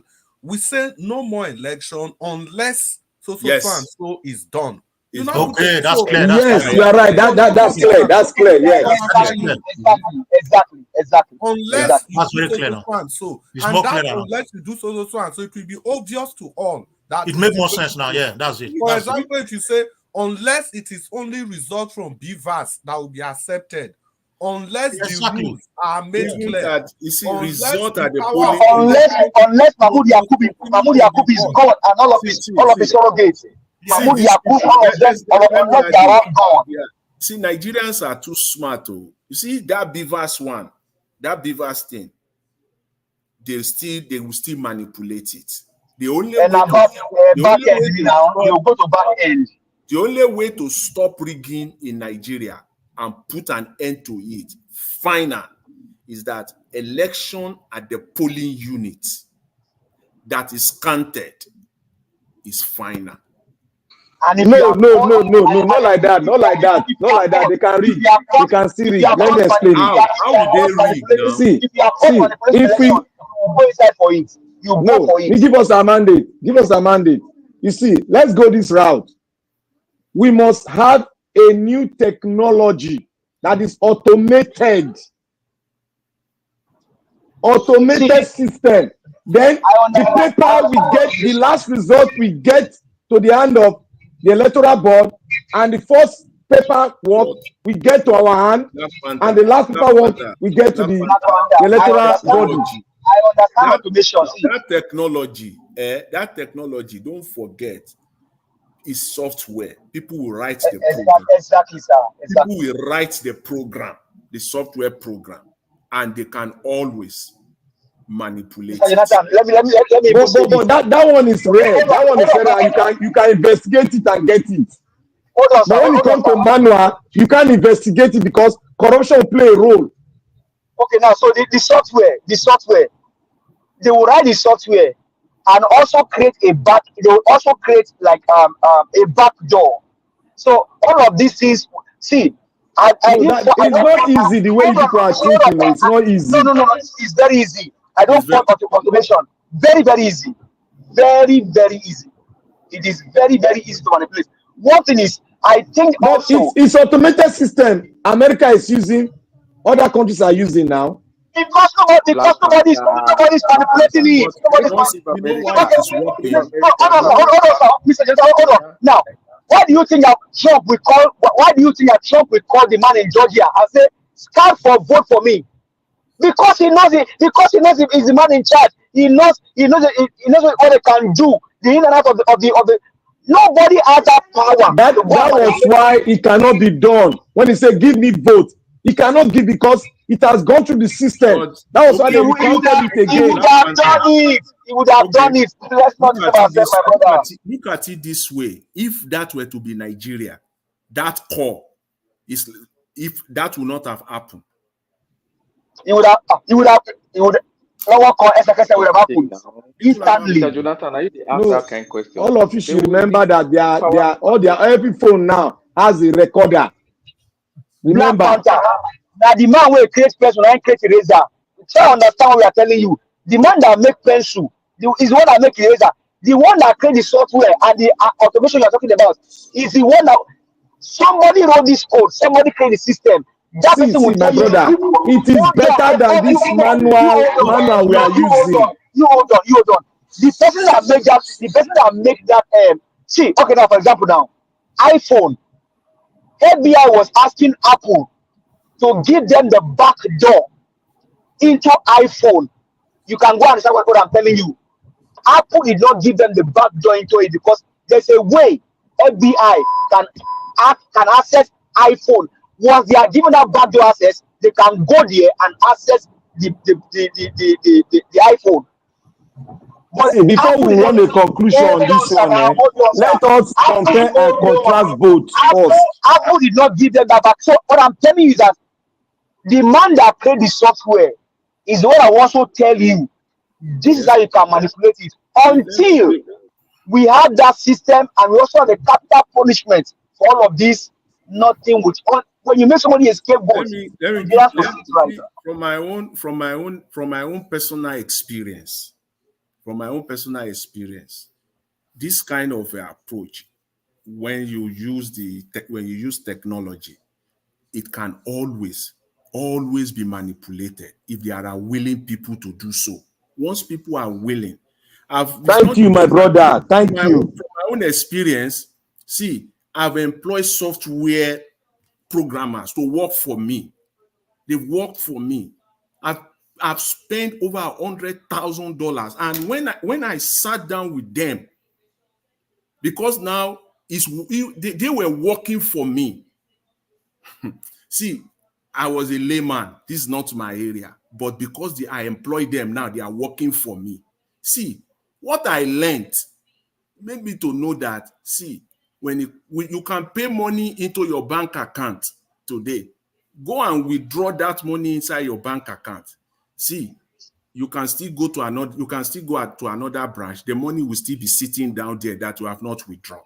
The same figure, sir. The same figure. The same figure, it will still be sitting down there that nothing has been done. Once there is, Mr. Jonathan, yes, you are right. Let me give you this point. Do you know the reason why Mr. Chris said with a condition attached to it? Now, if we put a condition on that no election, we put restructuring, having a structure that we forcefully put a law that will very, very strong. You see, the mindset of the people doing it, they will know that this is the consequences. when you put life in jail for even thinking or reason to do that, they will know the consequences. You know what? You know the For way I me, think. You see the way this is around this. This is solution that I have a different suggestion anyway. Yeah, this is the solution that I find to be plausible. It may not be the best, but of course, everyone will have probably a better idea. See, in Nigeria of today, the way we are, our mindset that has been so rubbished. In fact, sometimes we say it's not redeemable. Nigerian people, because of why? Because of poverty. See, anything that is counted at the polling unit level, and people have seen it physically, anything that will appear on the digital side that does not match that one, it does not matter anymore. If you count 100 votes at polling unit A, it is 100 votes. It does not matter again what appears at the digital end now. If it is 101, just one vote more than that, the entire polling unit there is cancelled. Cancelled. Please, so we Mr. must start Jonathan. from somewhere so that they know that polling unit is sacrosanct. That is where people, because remember, we say power belongs to the people. Beyond that polling unit, people have no power. Their power ends. It's at that polling unit that their power begins and ends. Once they cast their vote. No, finish. That's all. Yeah. And Mr. Jonathan, you see, what you just finished explaining now, a lot of Nigerians will not know that it was this same law that was taken to Buhari to sign. 4 times he rejected it. 4 but times. Why do you think he will sign it? Make una wait so that maybe we know the kind mind where we get as a people. We know the right thing to do. What Mr. Jonathan just finished. In short, what he finished explaining, the way it was framed, that after the conclusion of the election in the ward, in the polling unit, the results should be uploaded.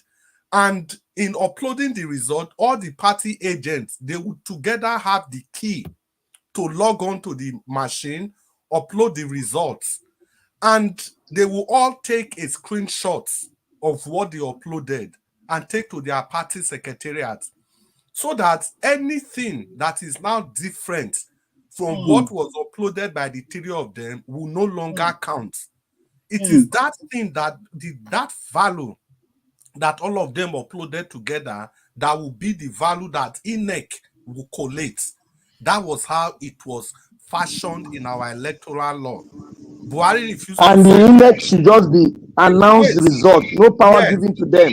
Yes, and if there's any disparity from the ones INEC are, if they go to their wherever they are computing the result, if there's any disparity, they have to revert back to the ones that the agents and everybody uploaded together. The one that the voters, they even say that the people that voted can take screenshots, they can take photos of those values so that everybody can even go and calculate. 4 times Buhari refused to sign.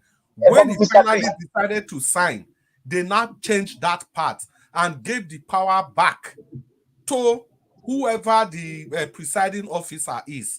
That is why what they did in Edo State, as the result we are just uploading, they just leave all of us. All of us, they look, the thing is uploading, whereas they were cooking the entire figures they were going to use to announce the results. That was what happened.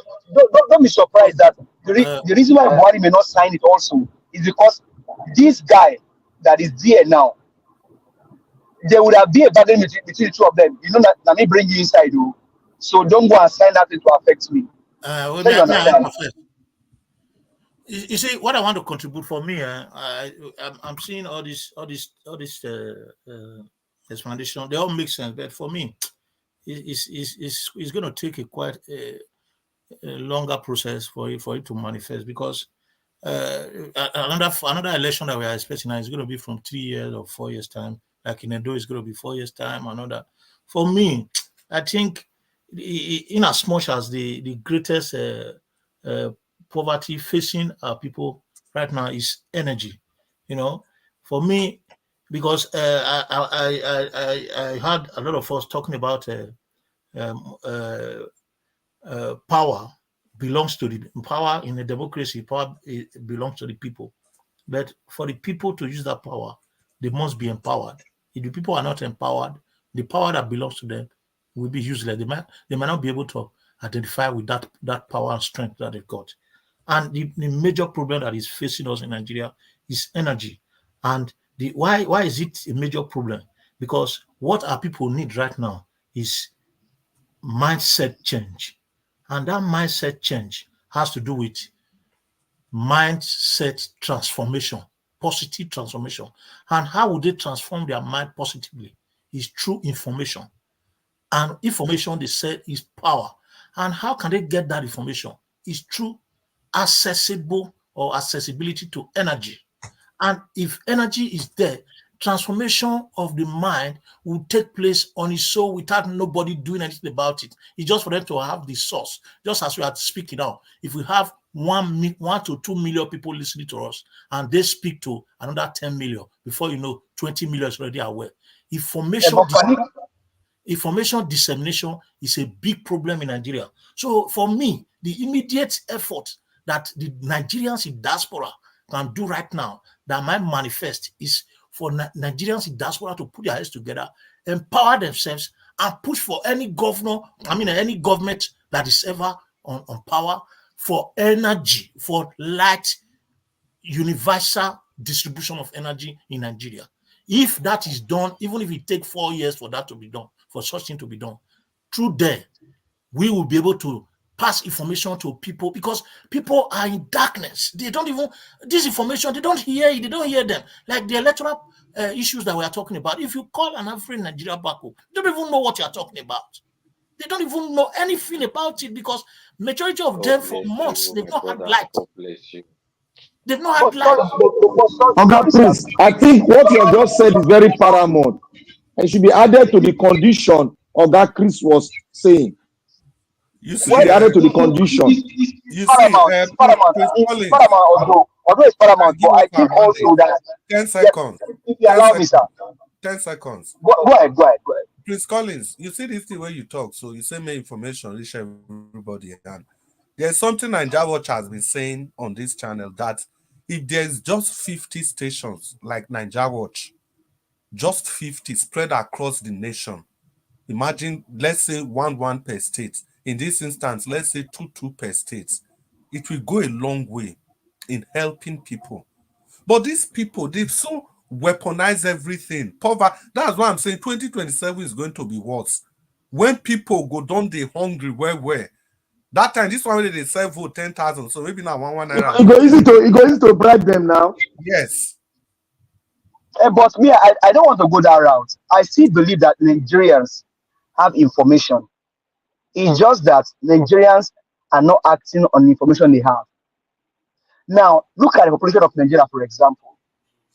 We have great number of people working either in the private sector or even in the public sector. Now, what we are saying now, maybe for the people in the village, but even in Edo State, we have people that still work in the bank. So Nigerians have information. Mass number of Nigerians have information. It's just that they are not doing what they need to do with the information at their fingertips. That's what I believe. Now, the highest population of Nigeria now is the higher population of Nigeria is in the youth. And those youths, they have data, they have phones that they go on YouTube. They say these things. But what are they able to do with the information that they have is the intent. Now you talk about I was even thinking that you're talking about energy, maybe energizing people up from the inside and all that. Now, if people need to also energize themselves, be able to speak to yourself. I believe that Nigerians have the information. It's just doing the right thing with the information they have. They don't have it. With time, we will explain that. Hello. Thank you. Whenever we have new people, now they talk, they go. We have new person in the panel, should be given a priority as well to speak. I appreciate you all, my people. But meanwhile, in Edo State, I played the video earlier on, over this taxation and all that, bus drivers and all that. But there are still more. There are still more. More celebrations are going on. More preparation are on. Currently going on. Watch this video.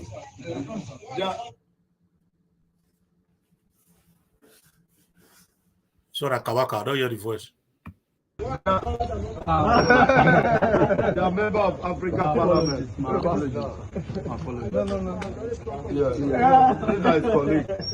This man in particular, sir. This man, he has been a very strong voice. That is the governor-elect, Senator Mode Okpeolo, with Comrade Tony Kabaka, the APC youth leader, and many others right there. They were introducing a man, which I don't know, to Mode Okpeolo, that this was the first man Obaseki arrested when he came into power or something like that. So let's listen. They are member of African Parliament.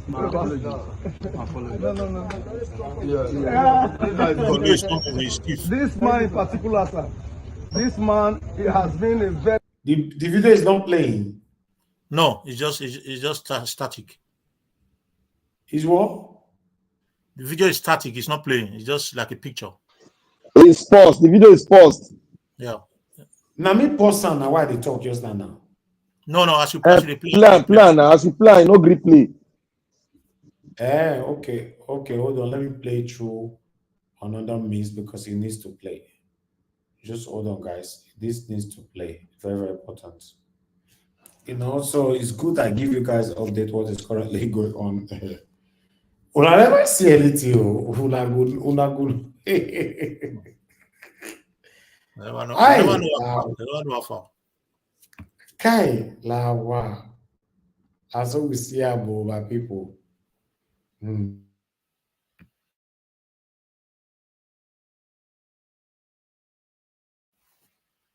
I swear, Governor, the first people where they go to see that go see. So that's to tell you what is coming. But now the question is, hope Edo State will not turn to. You said what? Hope Edo State will not turn to Agbiru now, like we have in Lagos and all that. That's sure it will be. Nothing will change. Of course, that's what is going to happen now. Wow. That's 100% now. So it has already started now. Even Obaseki still power. Say, I don't know if I want to talk, man. To be honest, I don't even know if I want to talk for this matter. Obaseki has already given. Nigeria was just read a press release by a government house now that they're already taking over.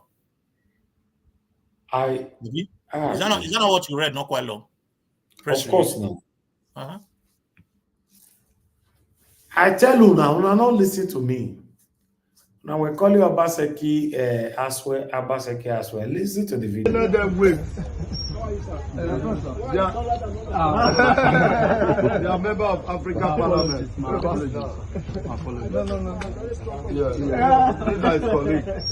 This man in particular, sir.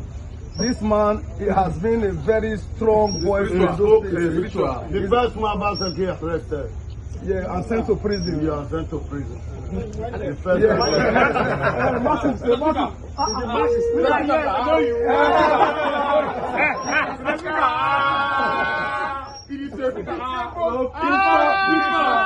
progressive radical. I owe you an apology. No, you also owe me one. You reconcile. This is our project. One thing people don't know. This is not Mode Okpeolo's project. No. This is our project. Don't say project. You people will not understand. Because what? Okpeolo is okay. But we want him to come and make a better place and a great place for us. Okpeolo is okay, except you don't know his history. And Okpeolo will deliver. Amen. And we believe it. So, we standing by you. It's by God's grace. It's by God's grace. You are blessed, my excellency.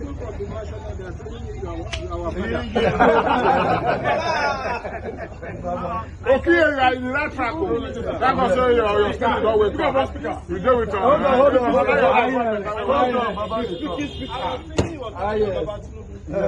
No, he said he's youth father. I said, who is the youth father? He said, you know Tony Kabata.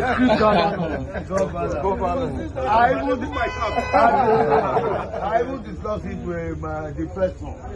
I say, my project, this is our project. He said, I know this is your project. Don't worry, your project will be okay. By God, please.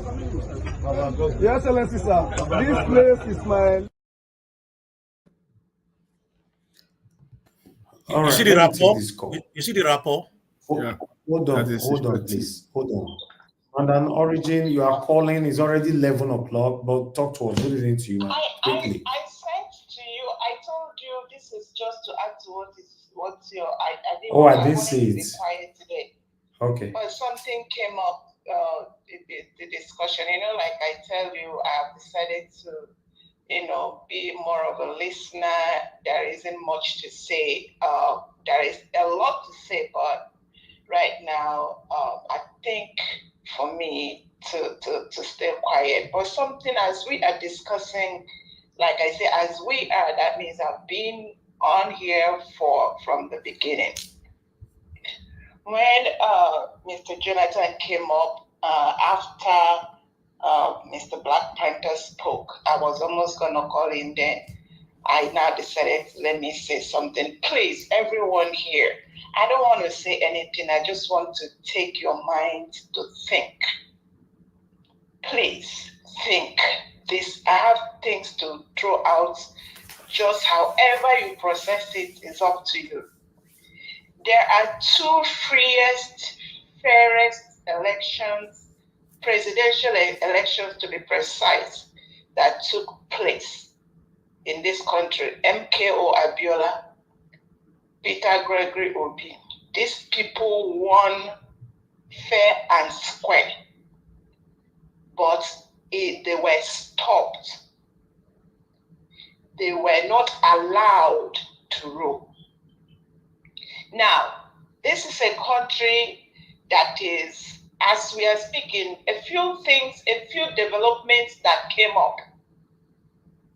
Right now, as we are speaking, there is a speed to take Nigeria back to dark ages, which is where it is convenient to be able to do what whoever that stopped MKO Abiola and whoever that stopped Peter Gregory Obi from taking up the reins of leadership to bring this country to where it's supposed to be.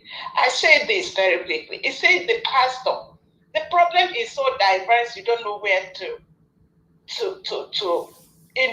try to nip it. The pastor that said Obi knew he couldn't have defeated ruling party in 2023 presidential election, and then he still went ahead. What he's trying to say is that how dare he, a good man, a righteous man, how dare he want to? Can he buy? Can he embezzle?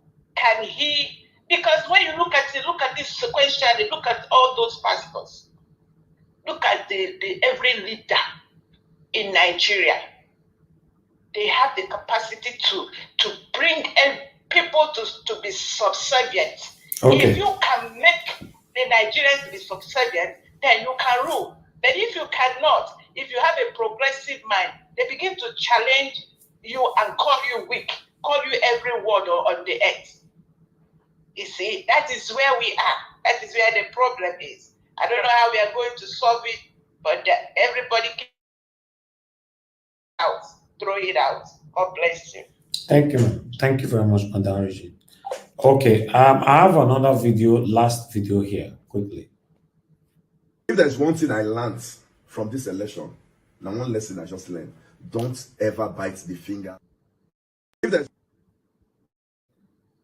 there's one thing I learned from this election, now one lesson I just learned, don't ever bite the finger that fed you.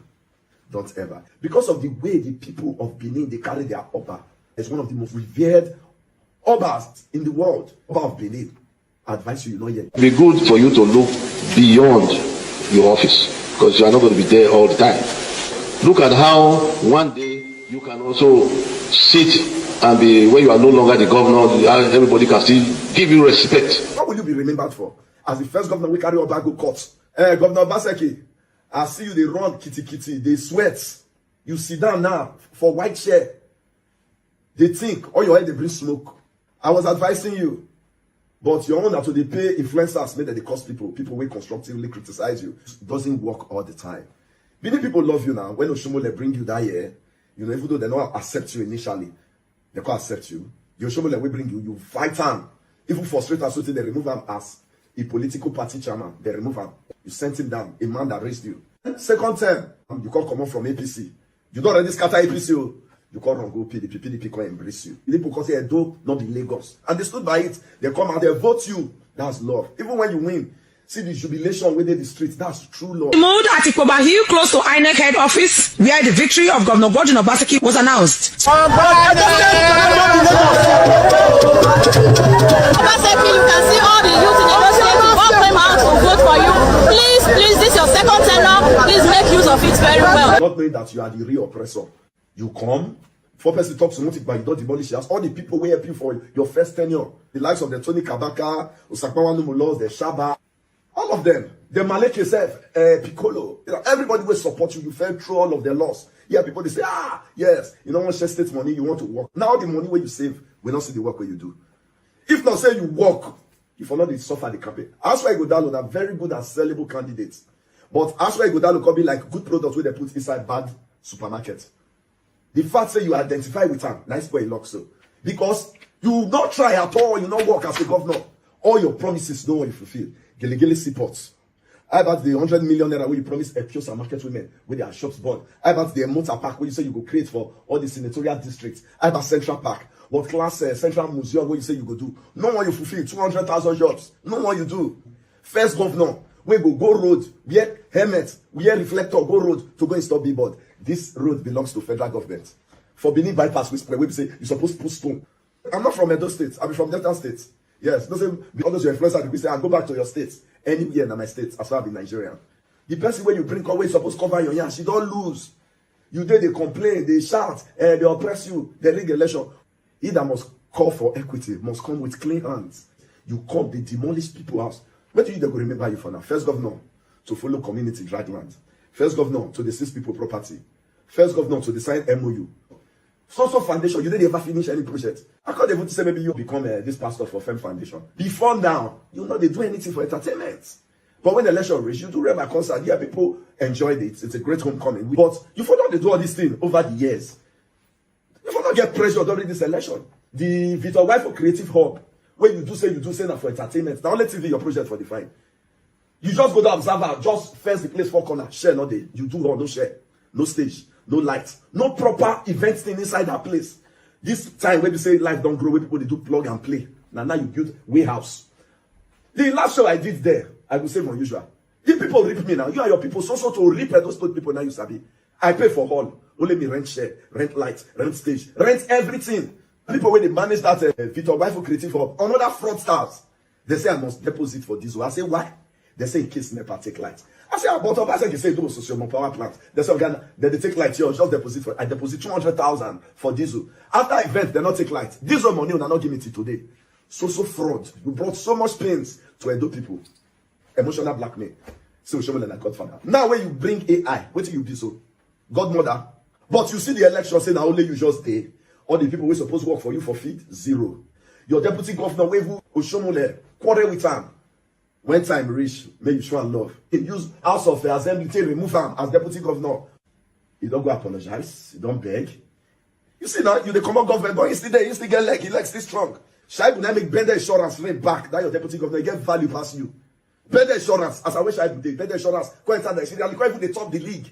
You don't even need to get name. Every young comedian show year to year, Shaibu they go up. Felicia goes to all the shows, he attends it. So not be forming like saying won't get political relevance. He's a man that love to support entertainment, unlike you. We fake call the fun like say you like entertainment because election don't reach. Shaibu goes to every comedian show, musician, every concert. The one way not going, they support them financially. No more you do, no more you support.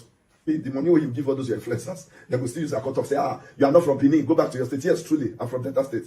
But I spent the best part of my life in Benin, and Benin, God bless me well. So if I still say anything with the bring oppression for the Benin people, I will speak. Both people when they are abroad, all of the tire for you, Obaseki. The ones we build us for that community, you demolish all their house. You say to make money for abroad easy. Demolish all their house. Till today, even some of our younger comedians, you demolish their house. You did not compensate them till this very day. So MOU you decide. All the projects where you take make months don't work. You see as you come make Oshomole be nice man.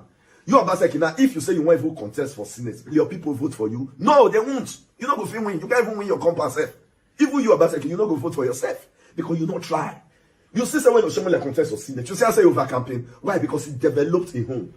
The buses where they beneath it today, those big mass transit buses, now Oshomole buy them. You don't even add anyone join.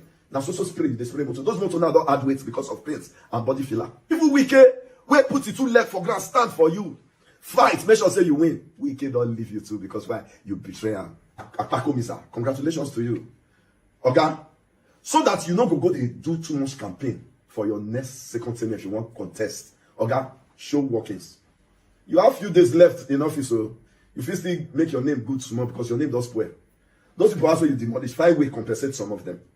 Try, just compensate them. You see the land where you drag, nothing you don't do for that today. As you come, so wait till be the new thing where you bring come, apart from greed.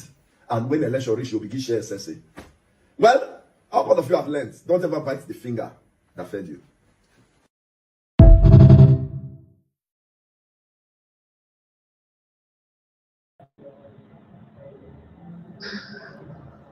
All right, we're finally done. Wow. I love this video, honestly.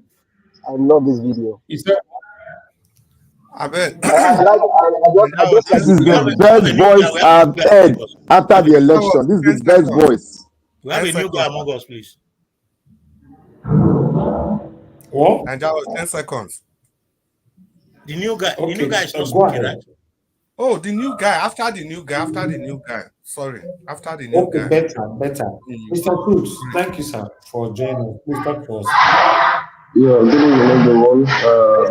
It's Ladies and those are the panel. Good evening to you all. Can you hear me? There is noise, so there is noise, so who is that? Mr. Cruz, you have noise on Can you your hear background, me? though. We can't take it. Okay, I'm shifting from You have one noise on your now. background. Can you hear me now? But you can't give the noise is too much. You know, There's too much once noise in your I'm going background. on. I'm going on. I have I'm to you, Mr. Schultz, you can't speak now, please.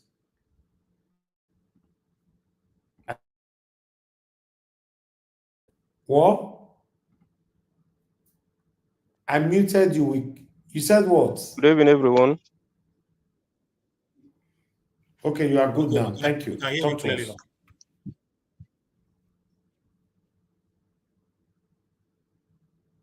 Go Can you hear ahead. me? Okay, Yes. all right. First and foremost, I want to speak on what some people are talking about. So I want to come in like this to some individuals that are saying, you sold your vote, you sold your future, things like that. For me, I think it is because people have come to understand that those that are contesting, none of them is good at all. None is good at all. I say this because if you, as a good person,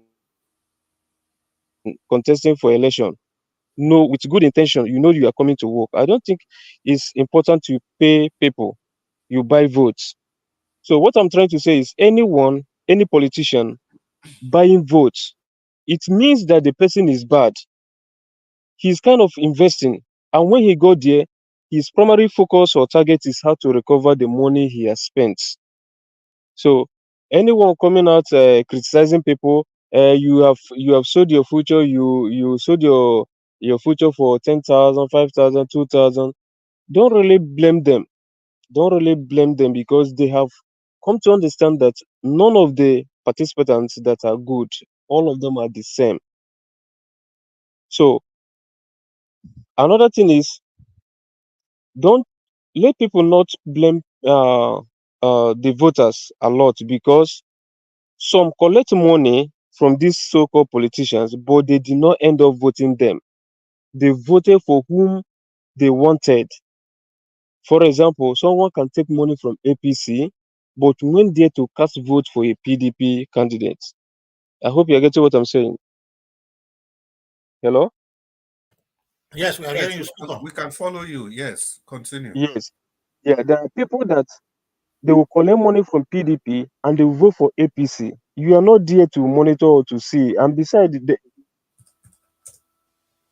they don't allow phones, like smartphones there. But the truth is that the rigging, APC have one agenda, and that agenda is how to capture Nigeria as a whole. There's no need. People make video, they say, I want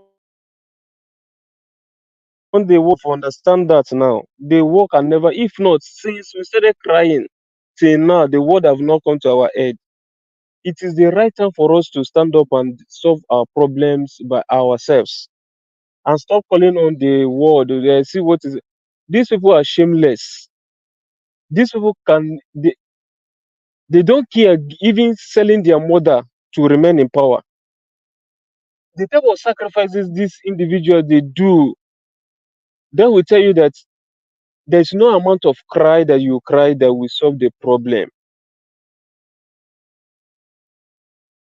Some of you will say, the way I'm sounding, it looks like I'm calling for violence. No. Besides, the Bible says the violent take it by force. So there's a means in which we can stand and fight these people. Eye for eye, tooth for tooth. That is the only solution. But it pains me that as we are planning or fighting to have a good government, the only person for me I see that can fight, that can stand out to fight, to pull out fights, is Atiku. But it's unfortunate that even his brothers, they don't like him because of his record. So we will not, because we want to pull out Nigeria from APC, we're going to give it to another thief.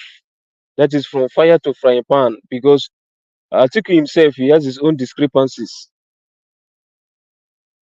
My principal, Mr. Gregory, he has a soft mind, just like Gulo Jonathan. They are true Democrats. They understand what democracy is all about. But they cannot do this type of, they cannot do Nigerian politics at all. They cannot try it. They cannot try it. Because if they, unless they will change overnight, with the way Gregory, P2B is going, he's too soft for these people. He's too soft. He believes in following the process, but it will not work that way. So I am calling on Nigeria, let us stand eye to eye, teeth for teeth. Let's fight these people and get our country back from them. APC, what if you listen to what Oshomole said, or some APC chieftains say, what happened in Edo? They want to take it to Ondo and probably extend it to Anambra. The deputy speaker, you heard what he said, that OT, that when time reach OT, that they will take over Abia State. That is to tell you that these people have already mapped out how they will hold Nigeria to account, and nothing will happen. If this election, Edo election, with the way, because I believe Obaseki put out everything within his power to make sure he won that election. Provided he lost that election, I am not seeing any other party emerging victorious come 2027. With the way hunger is going on in Nigeria, they have used hunger. Anybody telling you that hunger will unite Nigeria, it is lie. Before that election, you see the main hunger. The main hunger will come, and on that day of the election, they are going to release things. They are going to buy more votes. And I don't blame people. Anybody that vote for them, I don't blame, because all of them are the same. All are the same. So thank you so much for giving me the platform to speak. I believe some of you will, uh, you know, buy my view, subscribe to my line of thoughts that Nigeria, uh, it looks like violence is the only option now. If you do me, I do you. It's like not the only language they will understand now. But the only thing is, who will start it? Who is that credible man that will start it? As we are doing it, let us not push it to a wrong hand, and we will start crying again. God bless you all, and do have a wonderful night rest. Thank you very much. God bless you, Bruce. Thank you very much. We Thank you, appreciate sir. your view. Yeah, thank you. Yes, Chris, are we, going back to what we were discussing? Yeah, I think we have all spoken. Mr. Chooks, and thank you very much for joining this channel and for putting your voice out there. I hope you. Yeah, thank you, sir. Yeah, you have to suggest this channel to your friends and well-wishers. And if I may ask you, how long have you been listening to us? Yeah. Like, how long ago have you been listening to us? I think it's getting to 8 months now. Oh, that's very good. You know, That's we good. really Is love. it in Nigeria? Are 8 you in months ago. Nigeria? He said Lagos. He said Lagos. Okay. No. I have to. No, I'm not in Nigeria. Thank you. We really appreciate. Okay, Nigeria is back. Thank you, my people. I appreciate you. I appreciate you, Alga Shooks. Thanks for that wonderful submission. Thank you, sir.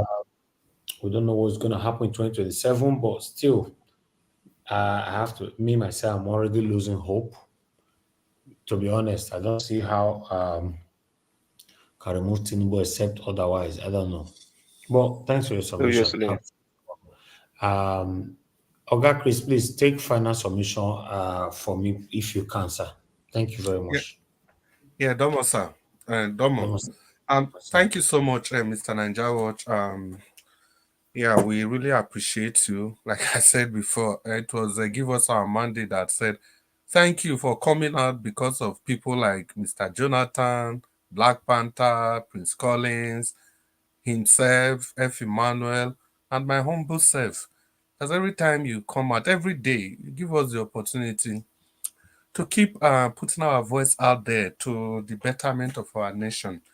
We keep enriching the discussion every day. For that, we cannot fully appreciate our appreciation to you. Thank you, sir. So we go on our final round, and as we know, it's usually for 4 minutes. Don't sir. It's usually for 4 minutes. So we'll just go the way it is on the screen. And the first person will be Prince Collins, and after Prince Collins, Alex O. You should be ready to speak. And after Alex O, it will be F. Emmanuel. Please note where your name is so that you'll be ready when you are called. After that, Black Panther. After Black Panther, give us our mandate. And after give us our mandate, Mr. Chooks Everton will be you. And Mr. Jonathan, you round up the show. So Prince Collins, make you talk to us. If you have opportunity, Prince Collins, if you like, everybody, the same I'll say to everybody. If you want to comment on that video, it will be fine. But otherwise, you have your 4 minutes to say whatever you want to say. Good evening, Nigerians. And before we continue, please, if you have not used the like button, use the like button, use the share button, subscribe to the station, and use the $sign. These are ways that you can actually take part in whatever is going on here. And Mr. Chooks, to you once again, please suggest this station to your friends and well-wishers. Also share. And if you have not subscribed, please subscribe to this station. You can see it's only one station where people are allowed to express themselves freely, the way you want. So you can see it's completely the rule of law here. We don't stand for any particular person or anything. People just come with their opinion as long as you are doing it in a respectable way. So thank you so much. Continue to Thank you, like this. sir. Yeah, continue to like the station. So let's continue with discussion. Prince Collins. Yes, sir. Chris, before you get to Prince Collins, where's it over? So you want more good 4 minutes close, or Mr. Elvis say now like talk to go sleep or what? I mean, we do 4 minutes first. If you say, if you graciously open the thing, we go to talk Okay, the okay, good. okay. Moko never learn that one. Okay, well, let's continue. We go to talk the good. But maybe you go use the mind. Let's enjoy the 4 minutes first. Prince Collins, make you talk to us. All right. That video, I would have loved to speak on that video, but I think what is there is actually what the guy has said. I wouldn't have, I will not be able to emphasize it the way he has said it. So that's exactly what it is. It is what you plant. That's what you reap. You can't cultivate a yam and go and reap cassava, according to Major Fashek. So. We were saying something before we were interrupted by that video, which is of paramount importance, because I expect this time around we should start having a crucial discussion on the way out, whether it is going around or not. But we are going to be talking about solutions or profiling solution at our own pace. I spoke about an issue that dissemination of information is the first key.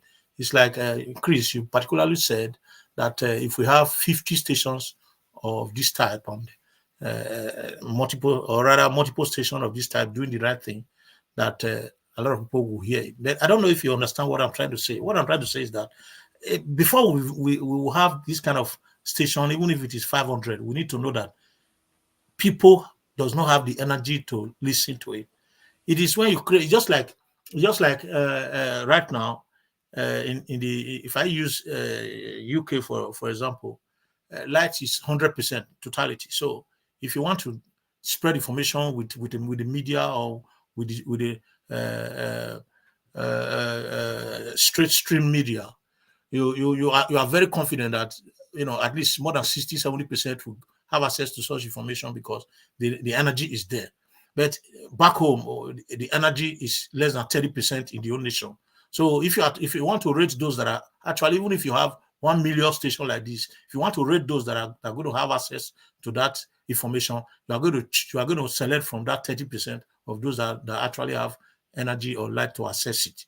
So if we don't have this energy, the information will just the dissemination of information will get to a point and it will not grow more than that because there is an embargo, working against the catalyst that is spreading up the reaction of information dissemination. I don't know if you understand what I'm saying, because when people don't have access, they won't hear it. If you don't know how to get, even if people have, like I've got so many younger brothers and people working for me and all that. Most time they switch off their mobile phone when they have data. When I call them and it's switched off, some of them put it on, they put off their data. I always have issue with them. When I call, they won't be able to pick until they call me back. I say, what is happening? They say, I'm switching off my data because I don't want, because with the battery will run very fast. I don't want my battery to run down so that whenever I want to speak to you, I put it on, I'll just speak to you. This is a limitation. It's a serious limitation. So if they don't have energy, if there's a constant energy for them to charge this phone, they won't be doing that. And if the energy is there for them to charge their phone and have access, they use the data the way they like. So that's exactly. Mr. Prince, sorry round for up, putting you short. Please, before you round up, Mr. Prince Collins, please, can you let us know who will provide this energy and this empowerment for the people? Who will make it happen for them? Yes, for why we are saying we in diaspora, the effort that we need to work on now is for us to, if we are able to put our heads together and form a formidable whatever government that is in, that they should make sure that energy goes round. This is simple for us to ask for. We are not going to tell them, we are not destabilizing anything. We are not, if it's like a negotiation. Let the people have energy. Let them have access to energy.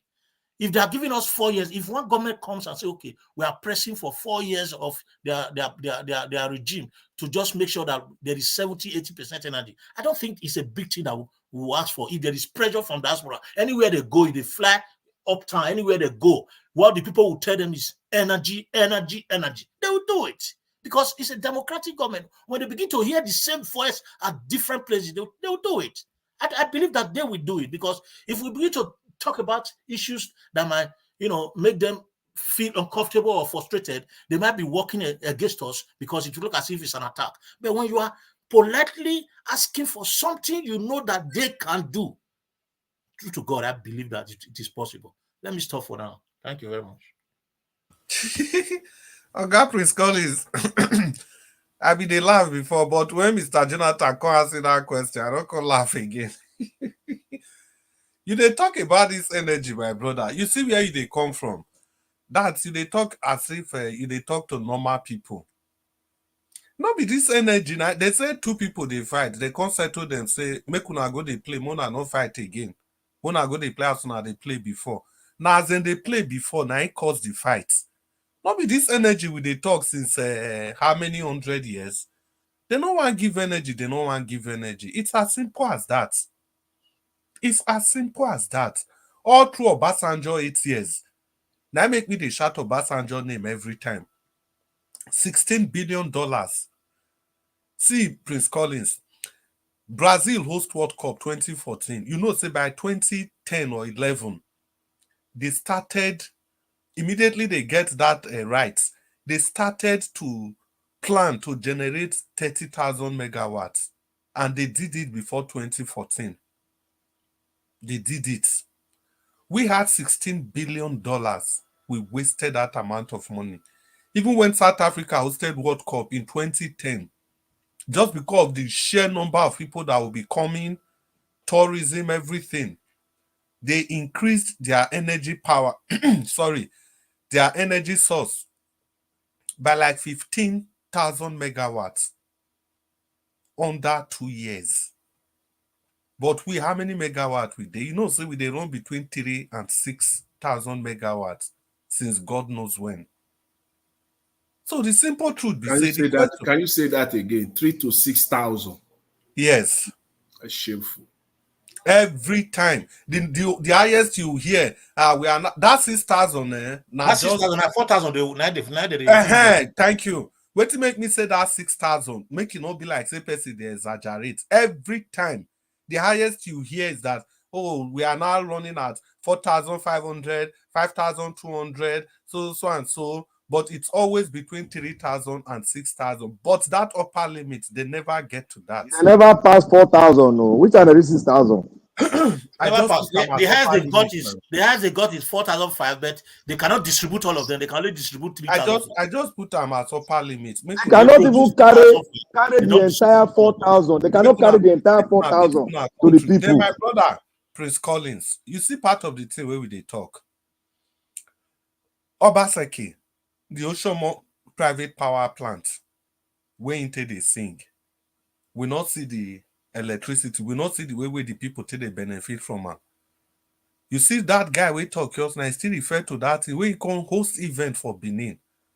Even that facility where they use the Victor Waifo facility, now still state government home. And people don't use our campaign here. Say that Oshomo power plant, they supply state government facility electricity. You hear how much the guy is saying deposit 200,000, and they not giving that money back. And the fraud, they like this. So the simple truth for all these things, they say, who, Sir Jonathan don't ask that question, who you think say in his own clear eyes amongst these people where we get for power go give that electricity? Not be clear, and a pressure we will give them. Not be clear. Which pressure they never give them? Is it clear eye? It is say this thing are clear eye where they happen. So it is say they not feed one.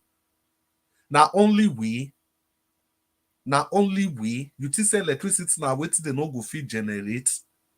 Any place where any person there for abroad there, your local government, just check the megawatt where your local government they use. For Canada, maybe in a county, for UK, Ireland, county, for Midland Europe, they call them commune. Just check you'll be shocked that the electricity will your local government, maybe 200,000, 300,000 people they use, or even 1 million people, is more than waiting the whole Nigeria they use. Now then you go understand the problem where they face. Well, when we move forward. Alesso, you did that. Thank you, Mr. Collins, for your submission. It was very, very enlightening. Thank you. My brother. Alex, so may you talk I to us, so you don't reach your turn. they hear me? Yes, we dey hear you, sir. Okay. My brother, what thing we just dey talk about, may I just continue there with this energy or thing. When Obi the campaign, when he go Egypt, no be same Nigerians begin to talk say whether na you want go learn how to generate energy. No be the same politicians from their group begin they say waiting concern us concern that one, whether na to get statistics, na we match up. So when you look at this thing, Prince Collins, I know we get good mind. We get things we be say supposed to work for mind because we love our country. But the people we would talk about, they hate the citizens. This is with emotion, with all they have. They hate the citizens. So anything good can never come from them. Nothing. It can never come from them. Just imagine northern Nigeria. The kind of heat that is being generated there with waiting solar they do now for this age. Just a brief note here. Germany just had a kind of accord or kind of contract with Morocco since this Russia war started. Morocco, imagine the distance they're going to be supplying because they now saw that depending solely on Russia was a mistake. Do you know that we have more than any of these countries? But our people are suffering. My brothers and sisters, that our country problem, you don't get, I don't even know. You cannot, the things that these guys are, I don't know, they are satanic, they are devilish. Their wickedness, no be from this world. They will prefer the people to suffer. But the iron of it all is that the same people who they punish, now it go turn against you when you tell them the truth. Either because of religion, or because of tribe, or because of ignorance. So how can you help somebody that doesn't want to be helped?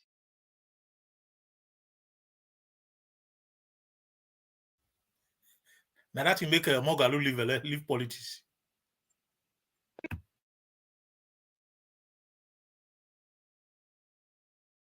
Alex, so you still there, so? I said don't lose contact. And You say that last word. That make Professor Mogalu leave politics. Yeah, and as he leave politics, you can't criticize Obi anyhow. It is well. No matter one. Make I use Alex so 2 minutes. Okay. Can you? Okay. Okay, Yeah, Alex, so I'm back. back. Continue. Okay, I will round up now. So you see, it's not a matter of we have ideas, because we are seeing that our people are suffering. But these same people that are suffering, are they ready to be liberated? That's the question we should ask ourselves. You cannot force a horse to the river and say force it to drink. I keep saying it. If there's no revolution of the mind, no matter what we do, it's going to be in I don't know. So that's just my fear. But we'll still give it all with God. We can still bring up our ideas, put heads together to see that the country work. But are the people ready? That's the next question. So Mr. Collins, you're here now. You see how things work here. It cannot work because it's not if it work for our side because the people themselves, they're not free from their mind. They are ready to be wicked to one another than to go against the government. Somebody you are trying to help will even endanger your life and join the oppressors. So you see, we're in a kind of circle that keep going and going and going around. We just hope it's going to stop and head towards the north instead of south. So I thank you guys because I better take my leave now. Tomorrow.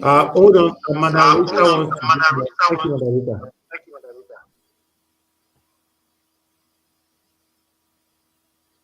Hello? Yeah. Alex Oud, thank you so much. Thank you so much. Okay. Can you switch off your mic? Good. Thank you, because we were hearing echo before. Madam Rita, it's good to have you on the show. And yeah, as usual, if you are ready to speak, we cannot just allow you to speak immediately because we are doing our final round so that we return back to the normal routine. But if you are not ready, I'm ready. okay, Madam Rita, please talk to us. It's good Yes, to have good you on the evening. show.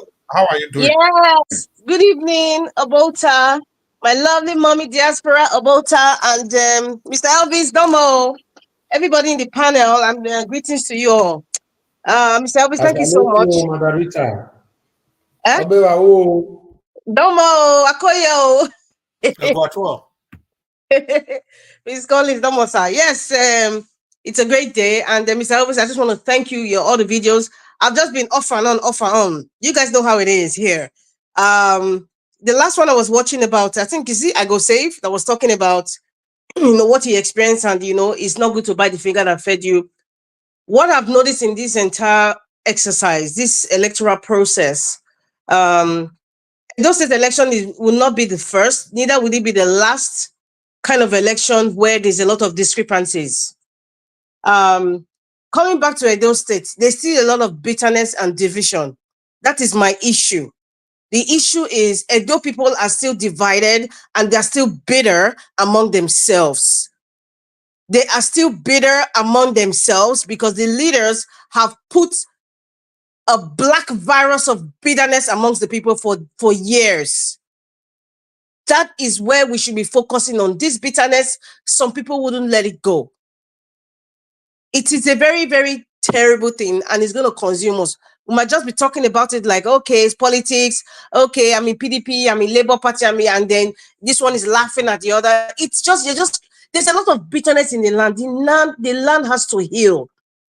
Edo State is a wounded state now, unfortunately, and we have to heal. And we have to heal amongst ourselves. But healing comes from truth, because when there is no truth, there's issues in family. When there's no truth, people cannot be together because people will feel disenfranchised. People will feel like one other person is better than the other person, because it's working for them now. There's a lot of bitterness, and it has to stop. It has to stop. From the comment section, and even when we are talking, this bitterness right now in Edo State has to stop. That's the main issue I have. Now, the second issue I have is, I know some people will still not listen, but I will try as much as possible to come here, and I urge most of you who are on the panel to please try and be repetitive. Even if people say you are repeating the same thing all the time, you need to be repetitive for people to get it. Number one, repetition. This bitterness has to stop. Edo is still divided, regardless of who won the governorship election. The second one is the supporters of Aswa Ighodalo and Governor Obaseki. They have this penchant, and I think they picked it from Governor Obaseki and Aswa Ighodalo, because I will add the two of them together. They have this penchant right now. What is really going on right now? If anybody is talking about how this election went and the election and it doesn't go their way, it's interpreted that some of us are indirectly supporting APC, or we were indirectly supporting APC. That's an insult on its own. You're actually calling some of us liars indirectly. It is wrong. And that is where the bitterness comes from. When you're so bitter, you don't want to listen to the truth. Anything that anybody is saying now, like what I Go Save was talking about, don't buy the fingers that fed you. And we're talking about the electoral process. And we're talking about, what happened in the local government election. Those of you who are not even aware, have you ever seen what Agbado is doing right now? The man for Bodlon is doing right now in Nigeria. Governor Obaseki did this in Edo State. But as at that time, people spoke out. But the people who are supporting Aswa Ighodalo and Governor Obaseki, they didn't speak out. And this is where Mr. Elvis comments that says, the evil that you are supporting today is coming back to haunt you, which is a truth and fact. It's a truth and fact of life. In fact, I would say it's a law of karma. It must come back to you. And karma does not forget your address. Even if you go to the moon or you go to Kafanchan, it will still come and meet you. That is why it's good to stand for the right thing, even if you are standing alone. If I'm talking about this now, about what happened, and we're talking about equity, fairness, justice, or the rule of law, Governor Obaseki has flouted every aspect of the rule of law in Edo State for the past 8 years. And they know it, and we all know it here. Nobody is stupid. We see all these things. But they interpret it as, oh, because you hate Obaseki. Oh my God, your passion for hatred. Me, I've even gone past that one. Everybody, I've gone past whatever you say. Because I'm standing on the truth, and I don't care if I'm standing by myself. I don't care about your opinion about me or whatever. I don't care. What I'm passionate about is educating people, letting people have that change of mind, because the mindset is skewed right now. Our psyche is messed up. We are suffering from PTSD. People might think it's offensive, I'm saying it, but I'm saying it. Nigerians are suffering from PTSD, from abuse, from cheating, from poverty, from disenfranchisement, and that also affects the choices that we make. We don't even have standards of picking a leader. Thank you for Mr. Black Panther for saying so. We don't have standards because most of our choices is eluded by tribe. We cannot be tribal blind. Yes, I said it, and I will keep saying it. If people don't like it, that's not my problem. Tribe. Now, my brother, this is what I'm going to get. Is that I'm getting SSA, or my mother is getting SSA, or my sister is getting SSA, or I'm getting a monthly stipend. So therefore, anything you say or do does not make, in fact, it's inconsequential because I'm supporting something. But you're forgetting that these things that you're collecting in the next 10 years,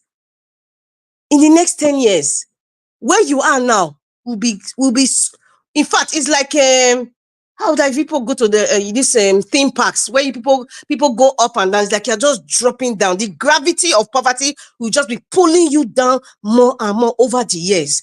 And that's why people like me were talking about vote Labour Party. It's not as if Labour Party was 100%, vote Labour Party, because PDP and APC, they are brothers and sisters, they are friends.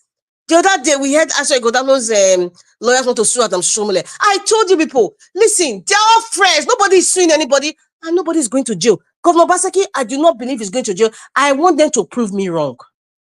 Yes, I'm very open to being proven wrong. And when I see it, I would acknowledge it. I'm very open to proving. Governor Obaseki is not going to jail. That is in Nigeria. That's just, those of you who are shouting he must go to jail. He ain't going to no goddamn jail. He's not going to any jail. What is going to make his deals? That's why they are making deals in Nigeria. ESCC, left, right, and center. Mr. Elvis, I listened to what you played yesterday about Mr. A very dark man. That is what's going on in Nigeria. Then which court are you going to? As you go down of the Obaseki knows, they don't go to no court. Nothing is going to happen. Even if they show video of the NEC officer changing the numbers, they are not. This is in Nigeria. Will happen to them that are going to court. If they could do that to Peter Obi, then if Peter Obi's one was just too obvious, then is Edo State. Actually, Godalo, please save the money that you have made, that you have. Don't bother yourself. Don't allow Governor Obaseki to drag you into this bitterness. Don't waste your time. Because I know people will say, she's supporting APC. I really don't give a rat's behind what you think about me, or if you think I support APC, because I am standing here and I've said it. My entire family knows it. I've even converted some of my family members to Labour Party to see that the reason why to vote Olumide Akpata was the best choice. So I don't give a rat's behind about anybody's opinion to assume or make aspersions that I'm supporting APC indirectly while voting for or talking about Olumide Akpata. That was the best bet, but we missed it. The likes of the elites, they didn't come out when we're talking about Peter Obi being cheated 2023 election. They didn't come out. Mr. Elvis, God bless you. God bless you. It has been seen, and people have refused to see, that when it comes to the rich man, the elites being so-called cheated because they didn't win in the cheating game. Yes, sir, Mr. Jonathan. Please add, Labour Party, according to your own opinion, was the best bet. Don't say Labour Party is the best bet. Mr. Jonathan, if anybody speaking, there's a standard in this, in this show. Anybody speaking is based on your opinion. Even Mr. Elvis put it on his caption there. Make it clear. Okay, you want me to personalize it? You have to personalize it to yourself. Yes. Okay, yes. Labour Party, in my own opinion, was the best choice. I've said it before, and I gave reasons why it was the best choice severally. So, Mr. Elvis, thank you very much, because when the elite wants to fight for when they feel so-called cheated, they use the poor people to come and complain and shout, woof, woof. That's what they do. But when it comes to the sufferings of the people, the elites would never, ever come and fight for you. That is in Nigeria of today. Wake up and smell the coffee, my people. Listen, when I see all those, in fact, Arise, I think Arise is very, they are very, very late in their, you know, when they're bringing those videos, because those videos were like 2 days ago video. I don't even know why they've brought it today. It's like they're not as upgraded as Nigeria Watch is. I don't know. Sometimes I see old videos and like, are these people not current? Like, because they are hello? relying on social media. Yeah, and they'll tell you they don't rely on social media. But anyway, my point is, when I see those people in what's the Aswe Godalo's village, you know, jumping, they've been paid. Nobody should come and tell me, how do I know? They have been paid. Did they see how their village look like? But you know what? I really don't blame them, because the limitations that they have is unbelievable. It's just try and have a normal discussion with somebody from in Nigeria, and you see how they reason, then you know that there's something wrong with the psyche. It's totally distorted. Majority of Nigerians, not all, majority of Nigerians, you know, their train of thought it's really skewed. It's just due to what? lack of awareness, my sister. That's what I'm saying. There's a lot of limitations. Electricity is number one. Good. God bless you. That's what I'll be saying until that one is solved. Number one. You never get like, you think of buying you want to get free Wi-Fi. Those Wi-Fi that they are there. Where's Tiobala? Because I want him to be here. Tiobala, if you are listening. Because the fiber optics you were talking about that day, and people were trying to educate you, you kept arguing. Look at I go save now. The so-called entertainment center. I mean, come on, modern day. I mean, we all see it on social media now. It's a plug and play. This guy is saying there's nothing like that. Not even chairs. You have to rent chairs. Like, seriously, in 21st century? This is a scam. Governor Obasanjo's administration was a scam. I say it now and I will say it again because it has been proven it is a scam. From biscuit roads to empty buildings, electricity is selected only for the elites amongst themselves. So what are we talking about? Where is Gelegele Seaport? Where is the airport in Auchi? Where is it? Then they now put a signboard. In fact, that's the most embarrassing thing I've ever. In fact, in the north, where you see that people are suffering or they're disabled, in the north, I have never seen any northern governor put that sign. This is a federal road. Please bear with us. It is the most disgrace. I don't know who is advising. I don't know who is advising these people. I don't know. It's like it was just a clueless administration, but it was held in a very, you know, hegemonious way that I believe many of the commissioners, you will see many people are going to come out to mark my words. People who were working under Governor Obasanjo's administration, they're going to be coming out because many of them have been scared to talk. Many of them, even in that government house, they are listening to me. They know what I'm saying is the truth. Because you're dealing with somebody who is like a tyrant, like a sadist. How can you not do that? Oba Akezwa Cultural Center, for those of you who haven't been there, my friend's elder brother got married they did a reception there. Oba Akezwa Cultural Center is a shadow. In fact, I cried when I passed there. I literally cried. The place is like a bush, a dilapidated place. That very beautiful place. Now they're going to spend billions now. They will park that project to say, oh, we are renovating it. That's this next administration. Oh, because that's all they do. But what ask Governor Obaseki, why couldn't you have maintained that place? You allowed that place to die.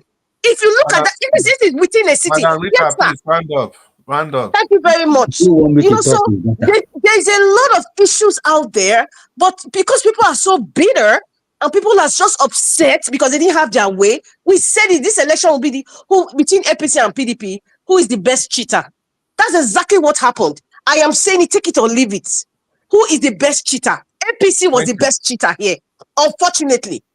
But the issue is we have to heal. But people are still very bitter. Anybody that's not on their side, they tend to start poking us at a Labour Party. Oh, you people voted for your APC. Oh, you people are hiding under a sheepskin to say that, oh, you're Labour Party, but you're APC. In fact, that opinion does not even count anywhere in the scheme of things right now. So we need to heal. My point is, Edo people, we need to heal. Let us come together. We are not the enemy of ourselves. These political elites, they are using us to play panya. Everybody come together. There is so much bitterness in the land. We have to heal. Thank you very much. Oh, thank you, Madam Rita. Madam Rita, sincerely, I was praying that Nigeria should not ring the bell. because it's not every time that I forgot talk more, but it's okay. No, that's what I'm saying. You've already taken too much time, so it will not be nice for Nigerians to ring the bell to remind us of that. So I just have to make you stay now. When Mr. Elvis decide for appreciate Mr. Elvis and everybody in the panel. Thank you. Why no, Thank you you, talk Margarita. again. Thank you Why for I joining went us. to Thank you for being the only woman among us. Thank you. God bless you. Madam Rita, we are just doing for 4 minutes, so it will get to your turn again, so that you can Okay. take All right. fresh air, yeah, and you continue. Thank you so much. Thank you so much. Thank you, Madam Rita. You know, you've raised so many issues, and other people are waiting. I have some comment, but let's move to the next person. Black Panther, you want to talk to us if you are there? Yes. All protocols observed. Madam Rita has said the Nigeria part of it. Now, I will stand on my formal point that I put on the floor. We are like the dictionary to the problem of Nigeria. You see, those people in Nigeria there, they don't know the problem they are facing. They don't know what is really is the bigger picture of what Nigeria is going to become within a short time.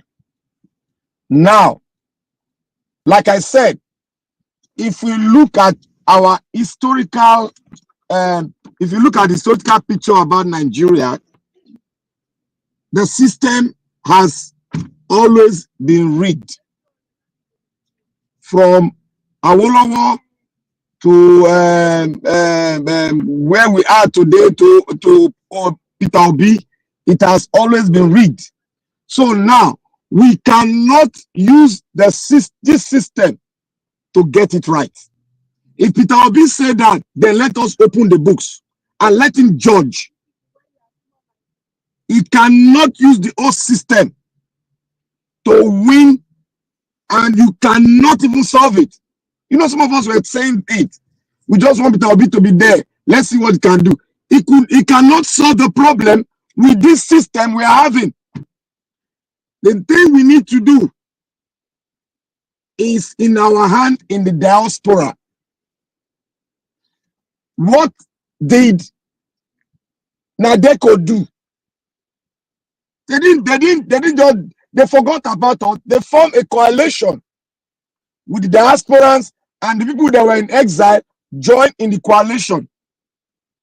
We can do more than that because we are of a different species, because there's no string tied on us. Now we can start researching on the Nigerians that are out there, get the contact with them. Let's see how we are going to come together. Thank God we have a lot of like minds out there. We can grow it. As we grow it, ideas will come. We will think that we have the highest, we have the idea. Some people are hungry to bring their ideas out on how to get Nigeria out. But they've not seen the channel. They've not seen like mind that can do it. We can do this thing if we are ready. Because the people in Nigeria, they can't do anything. One, like I said in my first submission, I said the subjection that they brought upon the Nigerian people, making them poorer than the Indians that were the former poorest nation in the world. It's mind-boggling. If you put that kind of thing in any European country, the corruption will strive in a different color in that European country. If you subject them to what they are doing to Nigeria today, the politician will keep on winning and winning and winning. Look at the Russian state. The Russian state, I forgot the name of the president, that Putin is now putting his soldiers to go there to hide their weapons there. The president there is corrupt, and he subjects his people to a level of poverty. He rigged the election every year. I think it's Lukashenko. Lukashenko. Yeah, Lukashenko. He make the country so poor, and he rigged the election every year. He changed his constitution anytime it pleases him. Black Panther, round up, sir. That is what I'm saying, that if you put this same thing Nigeria is subjected to in a European country, they will do the same thing. What made America be America? How did it come to buy? Those people that refuse to pay tax, they have to migrate to another land because they have been subjected to something that they don't like. They couldn't fight it. They have to migrate. But now we have to fight it and see that we get victory. We are the best of the Nigerians that are outside. We need to harness our potential, gather men that have made Nigeria proud out there, bring them together, and let's speak. It might not be an open place. We might have a forum where we can speak on the network. We can speak so that we can know how to go about it, because we are rich with ideas. Nigeria is rich with ideas. So I just want to beseech every one of us, let us keep that positive thinking. Now, nobody, well, it's me, I've made up my own mind. You cannot have 2027 election with this old law. It will be the same thing, you get the same result. So I don't want to bother my mind, but I want to worry myself over the solution and how to gather our best brain together so that we can prefer solution. Thank you. Yeah, thank you very much. I think the name of the person you're trying to remember, Mr. Jonathan and Madam Rita, they already provided the answer, and that's yes. Yeah, that's Belarusian president, and I think Mr. Jonathan called his name Alexander Lukashenko. Now, the Danish word, when we are saying that Russia, they just do whatever they want to do with Belarus. Now, the Danish word for that country, Belarus, is actually Hviderusland, which simply means white Russia. So Belarus is just like an extension of Russia. It is where they do all the nonsense they want to do. So, well, let's move on. And the next person will be, give us our mandate. Give us our mandate if you are there. You want to talk to us. Can you hear me, sir? Yes, loud and clear. Thank you so much. No, thank you. We appreciate you, sir. Where's it, sir? Domo. Thank you. Oba Tope. Yes, sir. Thank you. Yeah. Well, I mean, it's just very interesting to see all that we're going through as a country and as a nation. And like I said earlier, how this whole thing gets better, I don't know. I think in some of my submissions some days ago, I talked about cyber terrorism and narco terrorism. If you don't believe that there's narco terrorism in Nigeria today, you may be kidding yourself. Why did the druggie was bent on and doing all that they do? The system is porous. The system is destroyed, and like we all agreed earlier, honestly, there's a place for the benevolence, the dictator to come in, but I also think that all of this fight is actually in the hands of Nigerians.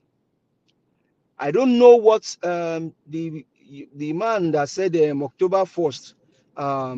Is he what did they call that protest that is coming up in October 1st? Now I don't know what they even call it title. Because if Nigerians actually are ready, they can take the country back, and they can do it and do it well. But are Nigerians really ready? Because what we saw in Edo State last week in that election just shows that Nigerians are not ready. I mean, I understand there's poverty in the land. Oh well, I understand that. But if we are determined as a people that even if these guys come with their money, we won't take their money. We vote, stand with our votes, challenge anything challengeable, and ensure that the right person gets to power. Until that is done, I mean, I don't know. Are you thinking about election 2027? Forget about it. Honestly, as it stands right now on this platform, if you are talking about 2027 without any reform, either to electoral law, constitution, INEC, and all that, I will not even contribute in in that discussion, because I see it as a waste of time. I see it as a waste of time, waste of energy. Rather, I would like to sensitize the people, idealize the people, give an ideology that actually they can run with, so that way we are able to get the country back.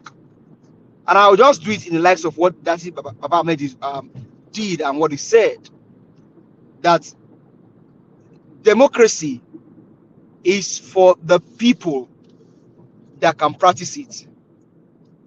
Democracy is for the people that can practice, and power is for the people that can take it. Power is for the people that can take it. So Nigerians, if Nigerians are ready, they can take power. It's just that the people are not ready. Now, when we even talk about election, right, and talk about automation like Black Panther was talking about earlier, India has over 1 billion population, right? Now, the backbone of India is technology, because you have a bunch of them across the world as software engineers. I mean, the head of Google is an Indian, and you have them across the globe like that. So what India leverage on for their election is just what? Technology and automation process. Technology and automation. And nobody dares go there to go hack the system or compromise the system, because the person will go down for it. And same thing over here. It's just because they feel like, okay, we can make our life easier instead of making it so hard. Why should we complicate our life when we can leverage on technology? Why should people go and why should people go and queue at the polling booth for several hours, even waiting for them to count the results, when you can just cast your vote and then it just automates by itself? You get result, and you're even carrying on your normal life. You just sit down in your office. You can be in your office maybe as a bank manager or as a doctor or as a nurse, and then you see the result of the election, and when the person that you support wins the election, you just jubilate in your office. That's the power of technology, the power of automation process. Nobody there, the law is being set. We have this technology for our election. We have this technology that we need to use to help us get the election right. Nobody dares go there to go compromise the system. But in Nigeria, somebody built beavers. Mikey Guinea went everywhere telling Nigerians that beaver is a game changer. When 2023 happened, Mike Egini was disappointed. In fact, he took the sister of Mike Egini to call us here. Honestly, that man, God bless him, and God bless the sister of Mike Egini that called the other time. He said, this beavers is a game changer. He was so proud of that system. He was so proud. Went everywhere talking about beavers. Only to find out Lai Mohammed, the elderly man, came to Washington DC and told us here that when they saw how the election was going, because Peter Obi was winning, they switched up beavers. And that's why we now talk about automation, and then that is until laws are made that if you cross the line, you go down for it, nothing is going to happen, because beavers just sit on his own, RF just sit on his own, and you just send data there, and then they take the data and you can see the results. Thank you very much, sir. Thank you. Give us our mandate. You are short your time, or not be small. Well, it's okay. Mr. Jonathan, we'll come to you. But the way we are going to do it, Mr. Jonathan, this is not your final submission, because Madam Rita is still going to talk, and the people remaining, maybe they'll just talk for like one minute, Mr. Jonathan, before you give the final submission. But now you can just talk to us, sir. Your 4 minutes starts now. Thank you. Thank you very much, Mr. Chris. Thank you, sir. Yeah. Let me just say this. I think everyone has spoken well. It's Nigeria. The one fact that we must all know is that Nigeria is not ready for a change. I mean, I'm very careful. Nigeria, not Nigerians. Nigerians are yearning for change. They want it, they needed it, they are crying for it, literally. But Nigeria itself, in this case now, the system is not ready for that change. In this case, the system that is made up of the executive, the legislature, and the judiciary. This is like these three body or these three entities constitute what we call the Nigerian state. And it is these same entities that are sabotaging Nigeria. In other words, you are sabotaging yourself because they are gaining out of it. That is what makes it so unique in a very sad way. When something is unique, in most cases, you want to say on a positive side that it is good. But in this case, it is unique in a very bad, in a very bad way for Nigeria as a country. It's not a normal country as we all know it. And there is no way the change that we're all yearning for will come when these entities are still there. That is the people that are occupying these entities now, if they are still there. Because the institution will outlast the people. But when these people are still the one superintending over these entities, as it stands right now in Nigeria, that change will never come. We could have taken solace in the fact that, okay, it is 8 years. After 8 years, they will all be gone because the institution will outlast the people. In fact, Nigerians are so patient. Even 16 years will wait because the institutions will outlast the people. But these people have set it up in such a way that if it continues this way, as they have set it up, for the next century, this is what will continue to happen in Nigeria because the judiciary, they have set up their spouses, their sons and daughters to be judges.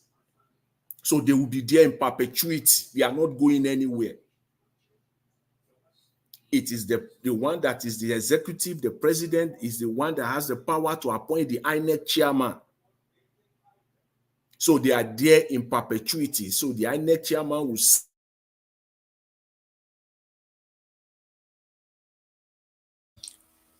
Mr. Jonathan, are you there? Yes, I'm here. Okay. Can you hear me now? Yeah, we can hear you now. Okay. So nothing is. No, you are talking about the INEC chairman.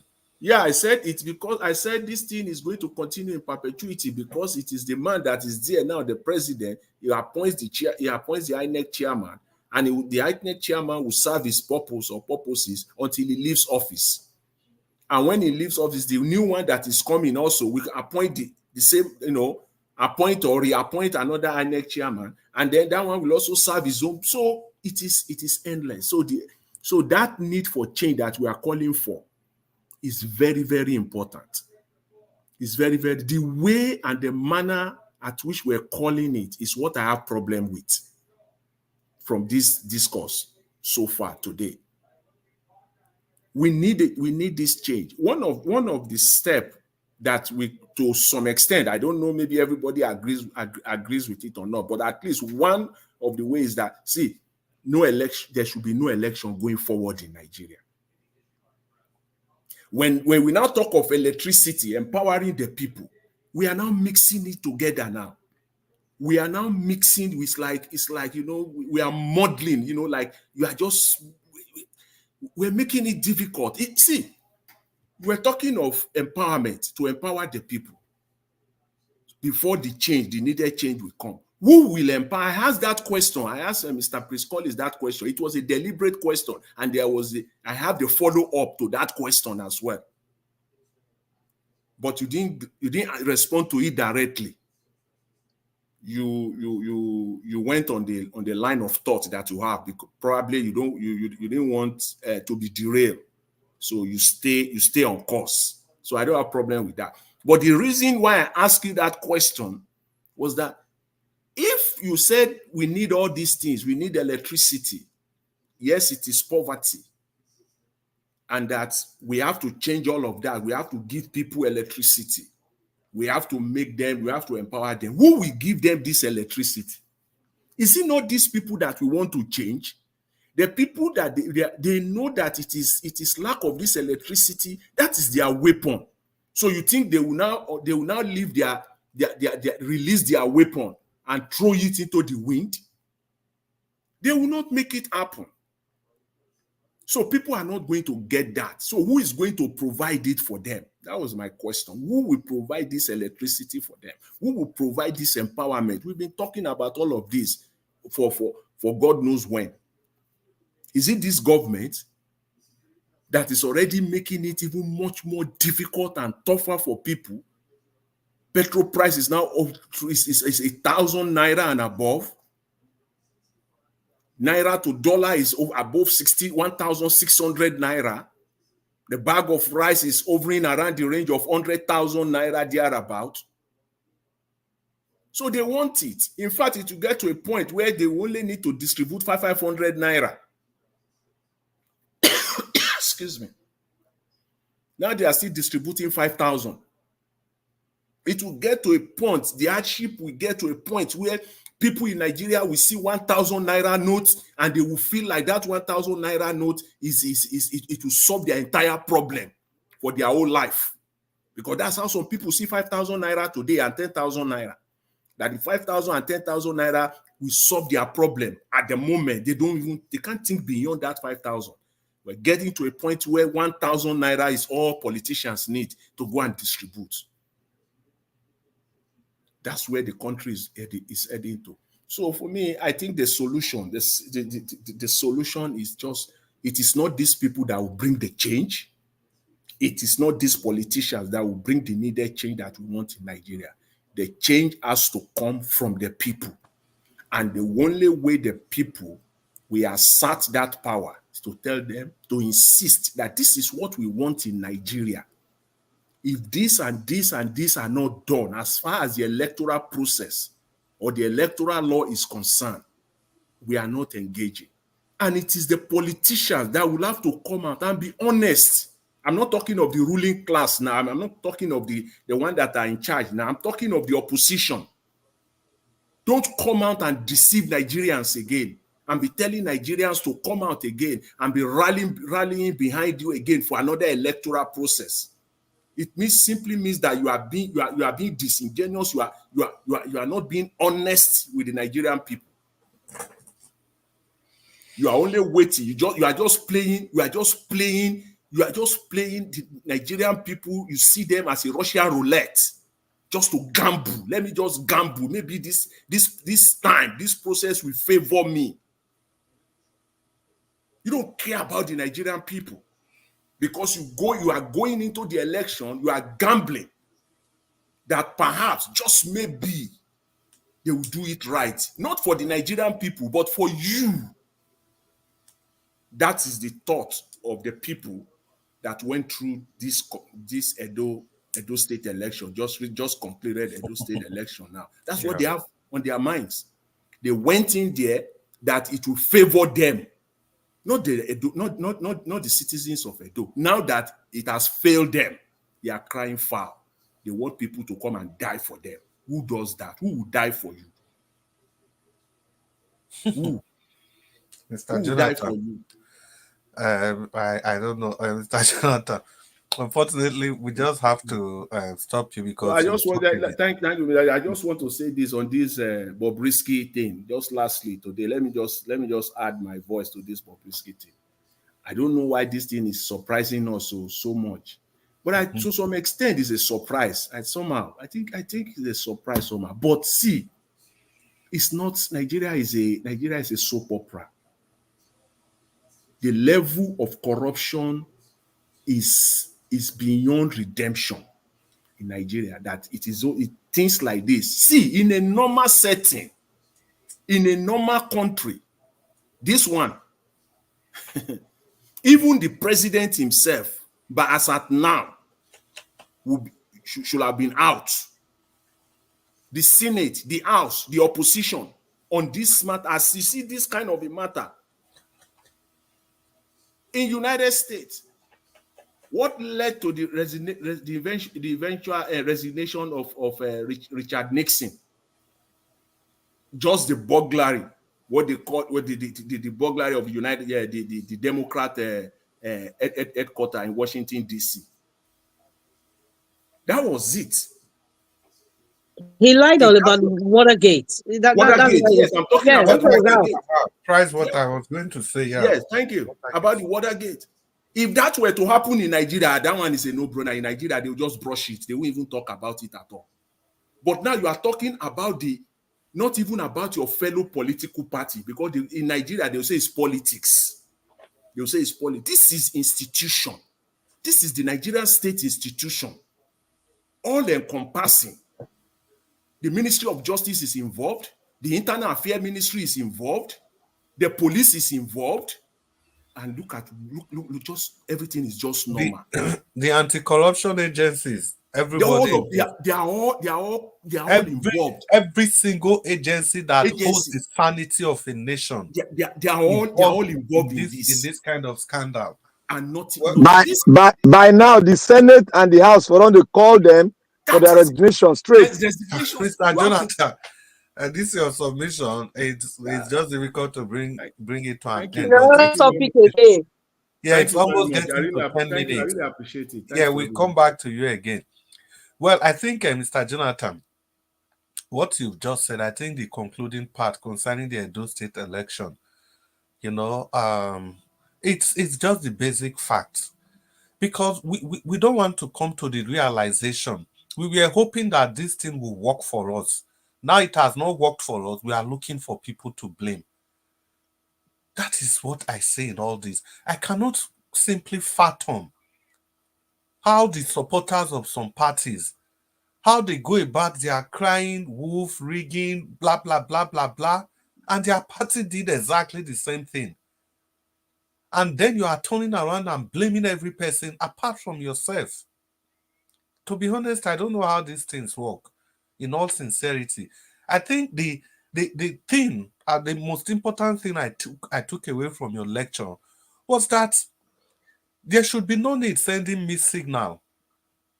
There should be no need. It is either they are doing this or no election. There's no point saying they should provide electricity or something like that. It's like saying you are fasting, but at the same time you are cooking a delicious meal. It's not going to work like that.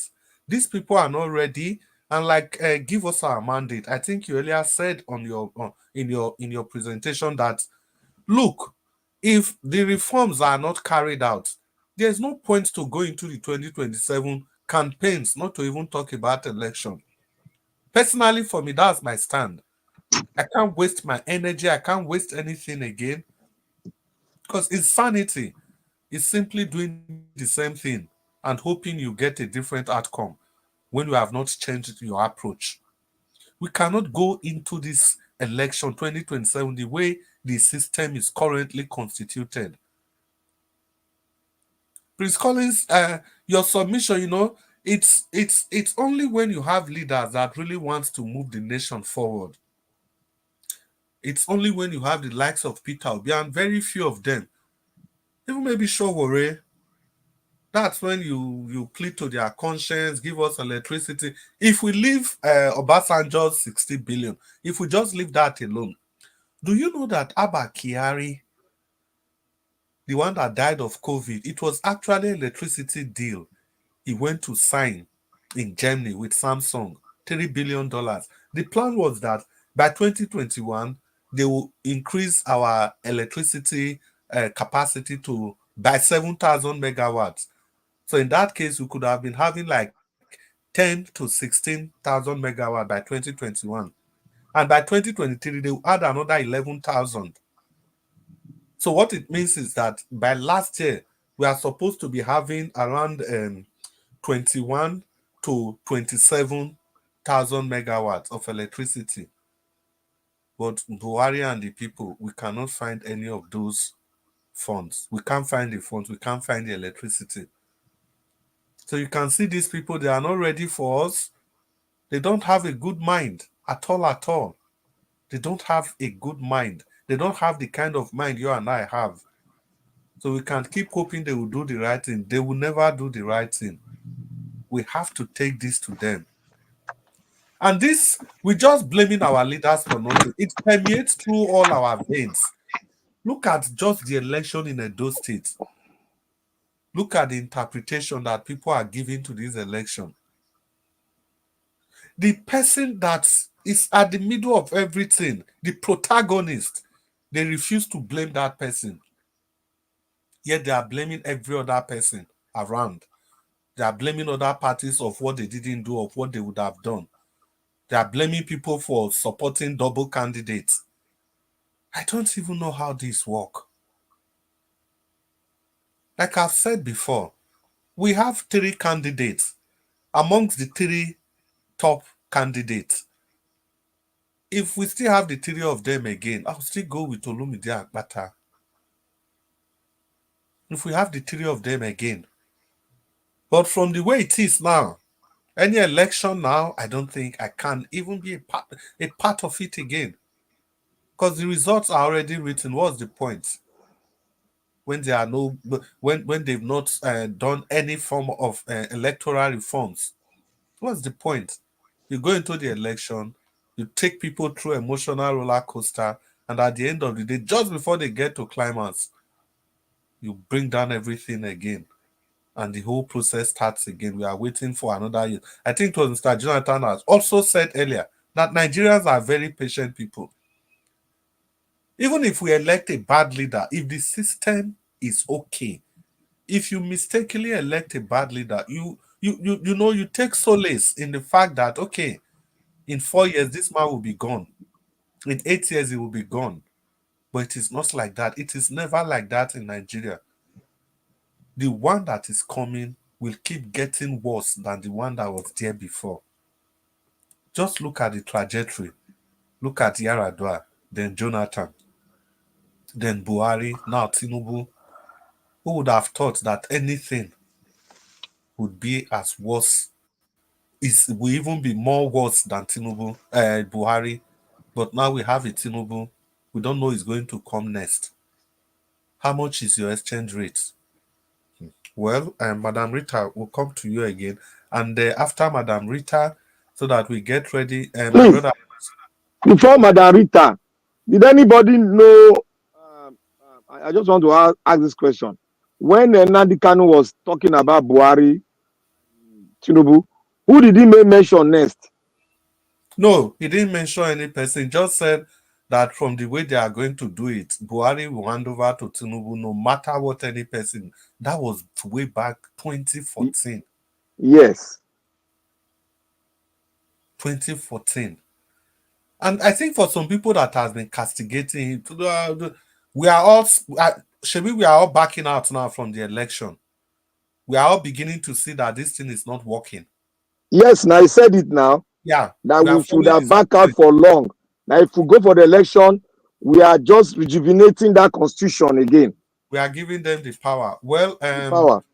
If Madam Rita is still after Madam Rita and Prince Collins, after Prince Collins, Black Panther, after Black Panther, and give us our mandate, and Mr. Jonathan will round up. And my brother Prince Collins, you still there with us? Yeah. Wow, yeah, you're always there. It's good to have you, my brother. Now Thank the you. final this thing with this, so make you talk to us as the matter Sorry, don't be Mr. like this. Mr. Chris. Sorry for Yes. interrupting. I would like to speak now because I want to step out. Sorry, If that's okay with Ms. Collins. Madam Rita, sorry, you were even supposed to be. I don't know why I jumped to Prince Collins. Madam Rita, It's please okay. talk to us. It was good you Yes. called my attention. Talk to us. Okay. I'm not going to say a lot, though, but because Mr. Jonathan has pretty much said some of the things he said was what I really wanted to say.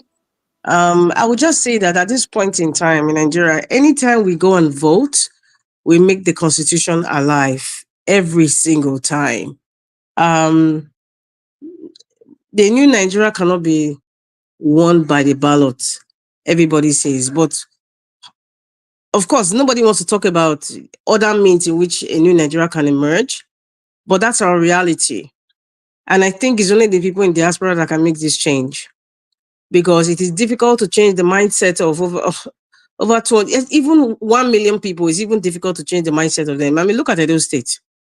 Even those people who shout the Labour Party, or I support Labour Party, I support Peter Obi. But when the day of election comes, that temptation is there. The temptation when the voter suppression, or the temptation of giving them certain amount of money, the temptation is there because they are seeing something that can save them from their present predicament. What will they do? So that overclouds. See, poverty takes a lot away from somebody. It takes your dignity away. It takes your sense of reason away. And I'm believing that there's nothing you and I who live in diaspora can say now. I mean, not everybody, because I know some people who live in diaspora, their mindset is also skewed. They haven't civilized themselves yet. Because some people who live in diaspora still support or have reasons to give excuses for the ineptness of the APC and PDP. They are not in the category that I'm talking about. The people in diaspora who need to change Nigeria, who understands what it is to change the trajectory of a nation, to be aligned to the right direction. They cannot come from Nigeria. Even if they are in Nigeria, it's just a handful. That's the truth. And it's still going to we're not going to reinvent the wheel. It's going to be the same. The wheel is just keep on spinning. 4 years after 4 years, the wheel will be spinning. It's just that the different faces you'll be seeing, like Mr. Jonathan said, they place their daughters, as judges, and go to the federal ministries. If I don't know, I had the opportunity. If you go to the federal ministries in Abuja right now, just go to just one. What would you see? You will see the children of the elites who have probably done the masters abroad, and many of them are working in the ministries. Young people in their 20s. Do you know why? They are preparing for the next 15 to 20 years. Those children of the elites who are this is federal ministries in Abuja. They will end up being, head of service, head of this parastatal, minister of this. They have started it a long time ago. So therefore, it is only us in diaspora, the ones who want a real change, who cannot be cajoled by money or influence or position, that can change Nigeria. Right now, the mindset of a Nigerian, just forget it. It's just like a man now who wants to get married to a young woman, or rather a woman in Nigeria. You'll be scared because you hear so many stories about what women are doing, even the ones who are married. So it's the same thing. If you think you want to go to Nigeria now and change the mindset of people, the psyche is, listen, when you capture the mind, you're done. You can capture the people at any point in time. So I think maybe at some point we all need to come together and make a decision to say, okay, this is what we need to do. This is what we have to sacrifice to do. Japan did it for their country. I think we're going to that level. I don't know if Nigeria will ever be good in our generation. That's the sad truth. I don't know. I don't want to sound negative or be a prophet of doom, but the way things are going right now, I don't know if we would see the Nigeria of our dreams. Anyway, I don't want to sound too sad because everything left, right, center in Nigeria is just sadness. There's no good news. So those of you who are looking for good news in Nigeria, there's no good news. There's no good news at all. The only good news is if winter, diaspora send money, you get alert. That's the only good news you will hear from anything in Nigeria. There's nothing that pretends to be good news coming from Nigeria, which is unfortunate. It's not funny, but that's what we're facing today.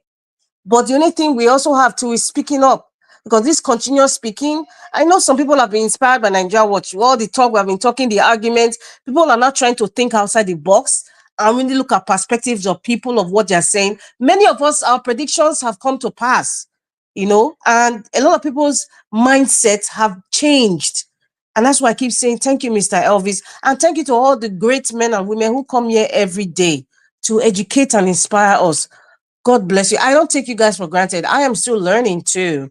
I don't take you guys for granted. And God bless you all and have a good night. Yeah, Madam Rita, have a good night too. It's always good to have you with us. Yeah, the perspective every one of us bring is always different. And thank you also for bringing your own perspective today. And thank you so much. Yeah, the next person will be Prince Collins. Prince Collins, if you are there, before you talk, let me just give a shout out to Tony Africa. Tony Africa, I see you. Good evening. Keep the comments coming. And the people in the comment section, good evening once again to all of you. I greet you all specially. Thank you for everything. Mommy Diaspora, Madam Irene Finance, Abuazi, all of you. I greet you specially. Tony Africa, I see you. And Prince Collins, talk to us. Yeah. Thank you very much. I don't really have much to say now, rather than saying that we should keep doing what we are doing right now. We should, keep encouraging people. It will not cost us anything to keep, voicing out the truth, letting the people to know what they need to do and keep making sure that information is coming out at regular interval. I still believe that just as we all have said before, I still believe that the power of the diaspora will make a great change in, turning our nation, Nigeria, around.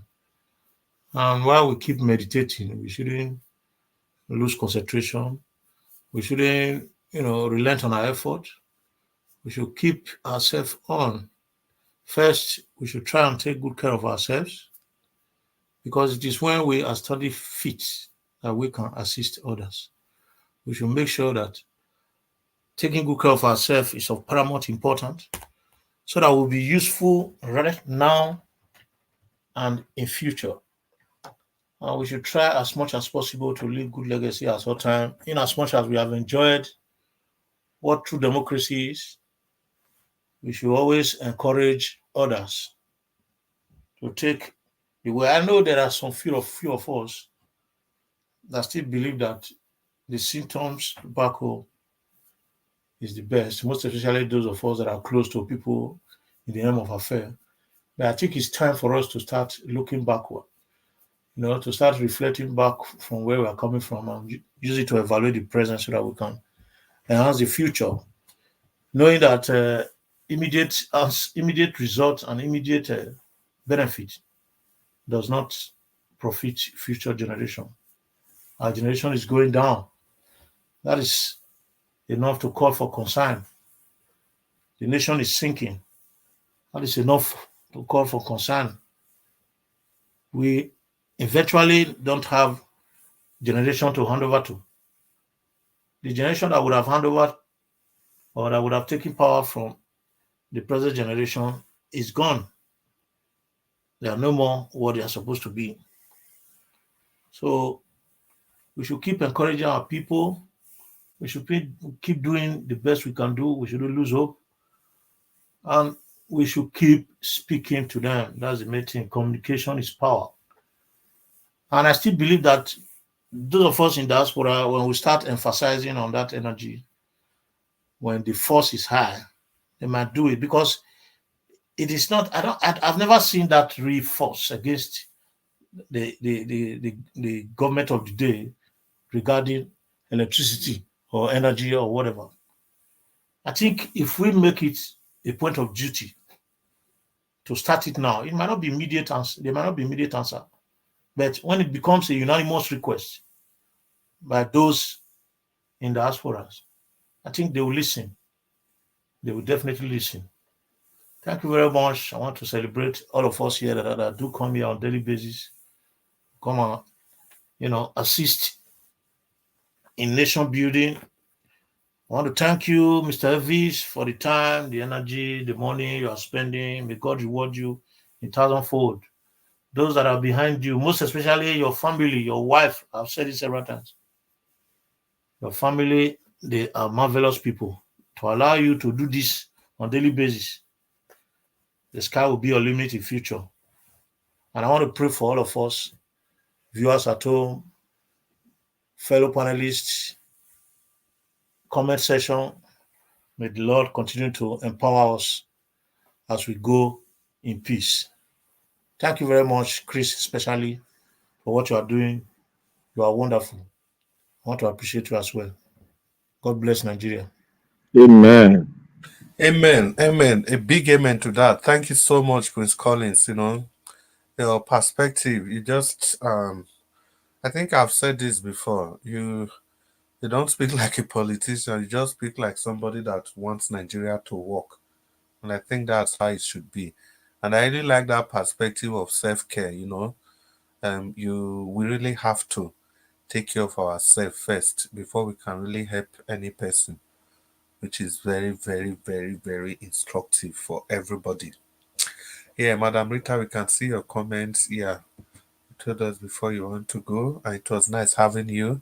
Abdul Malik, we greet you. You couldn't make it to the panel. That's okay.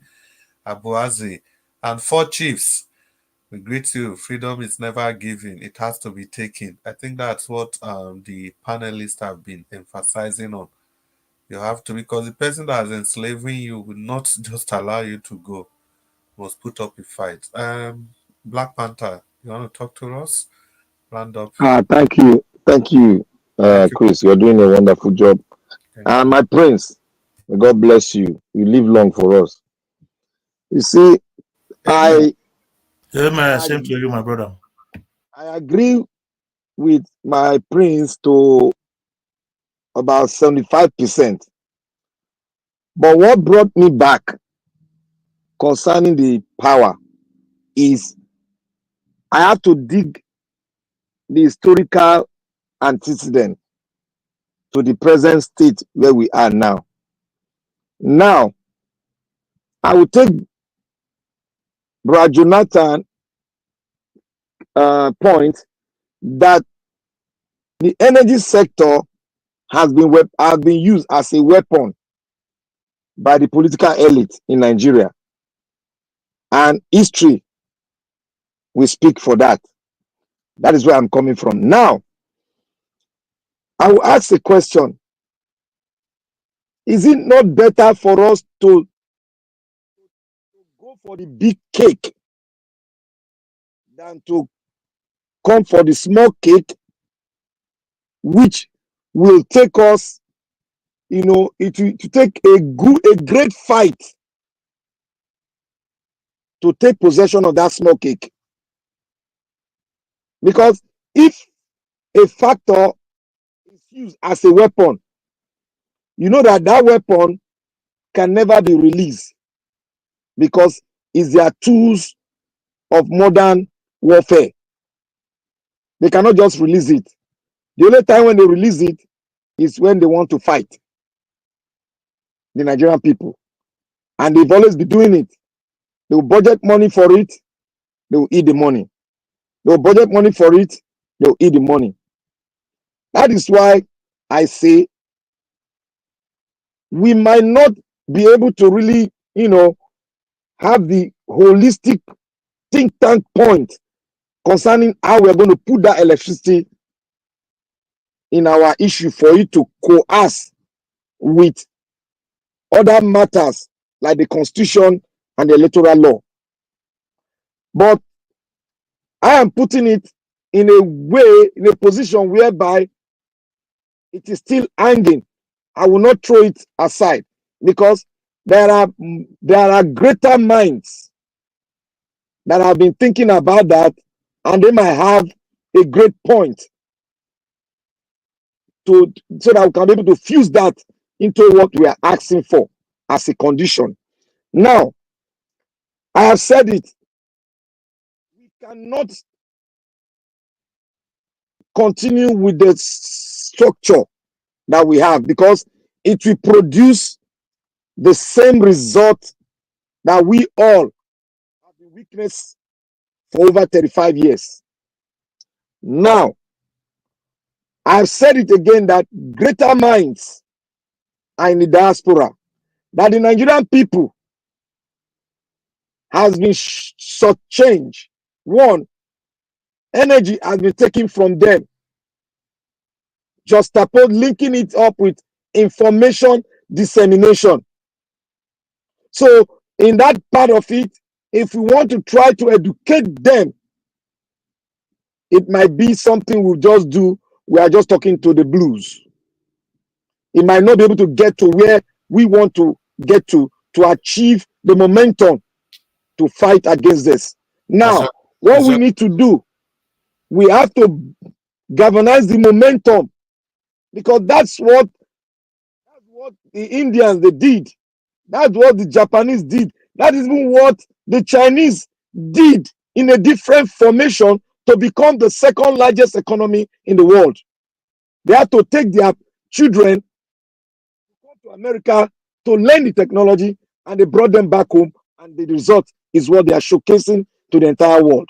So that is to tell you that the diaspora can make a huge change, because the way the Nigerian people are in Nigeria now, they are not deaf, they are not blind, but it seems that they are blind because information has been taken from them.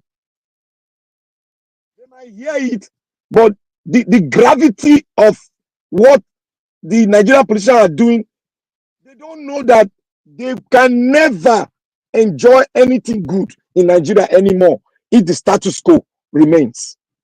They don't know, but we know. We are seeing it from afar, and we are paying in us. So I would like to say here that Black Panther, I beg, come together. Now this bell I don't want. Black Panther, Let us come together, embrace each other, and continue to talk so that we find solution. Time don't reach. Black Panther, go and sleep, my friend. Unfortunately, now your head are calling this bell. I don't lose my voice for Nigeria issue. Can you give her mic? Naija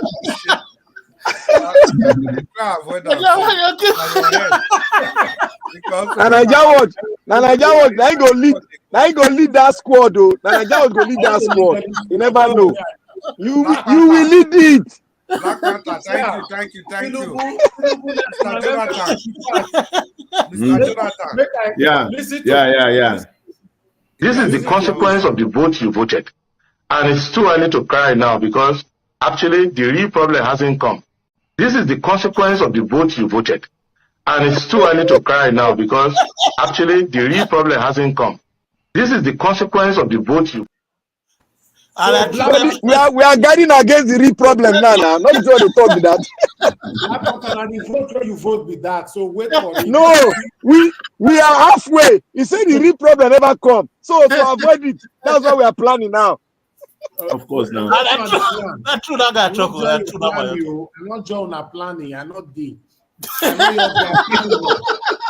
You go drag you enter. You no need to talk. We'll drag you. People go reach Okpewolo. Even Okpewolo, I'm not sure now. None of them don't worry. We are going to open the gate for you now. You can jump down from the fence. I want to know the Obaseki. I swear, Obaseki. You Black Panther. Throughout the time Okpewolo told you have to go to. I beg. Who come good? Who come good for inside there two? Who come good? I don't know. Maybe they exchange them. I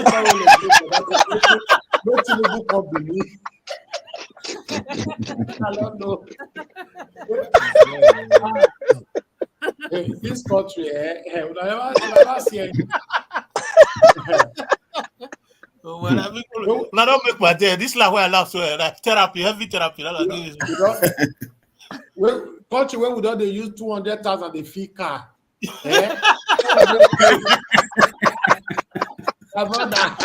think they affect all of us? So I was too wrong. The way you take talk and say they feed.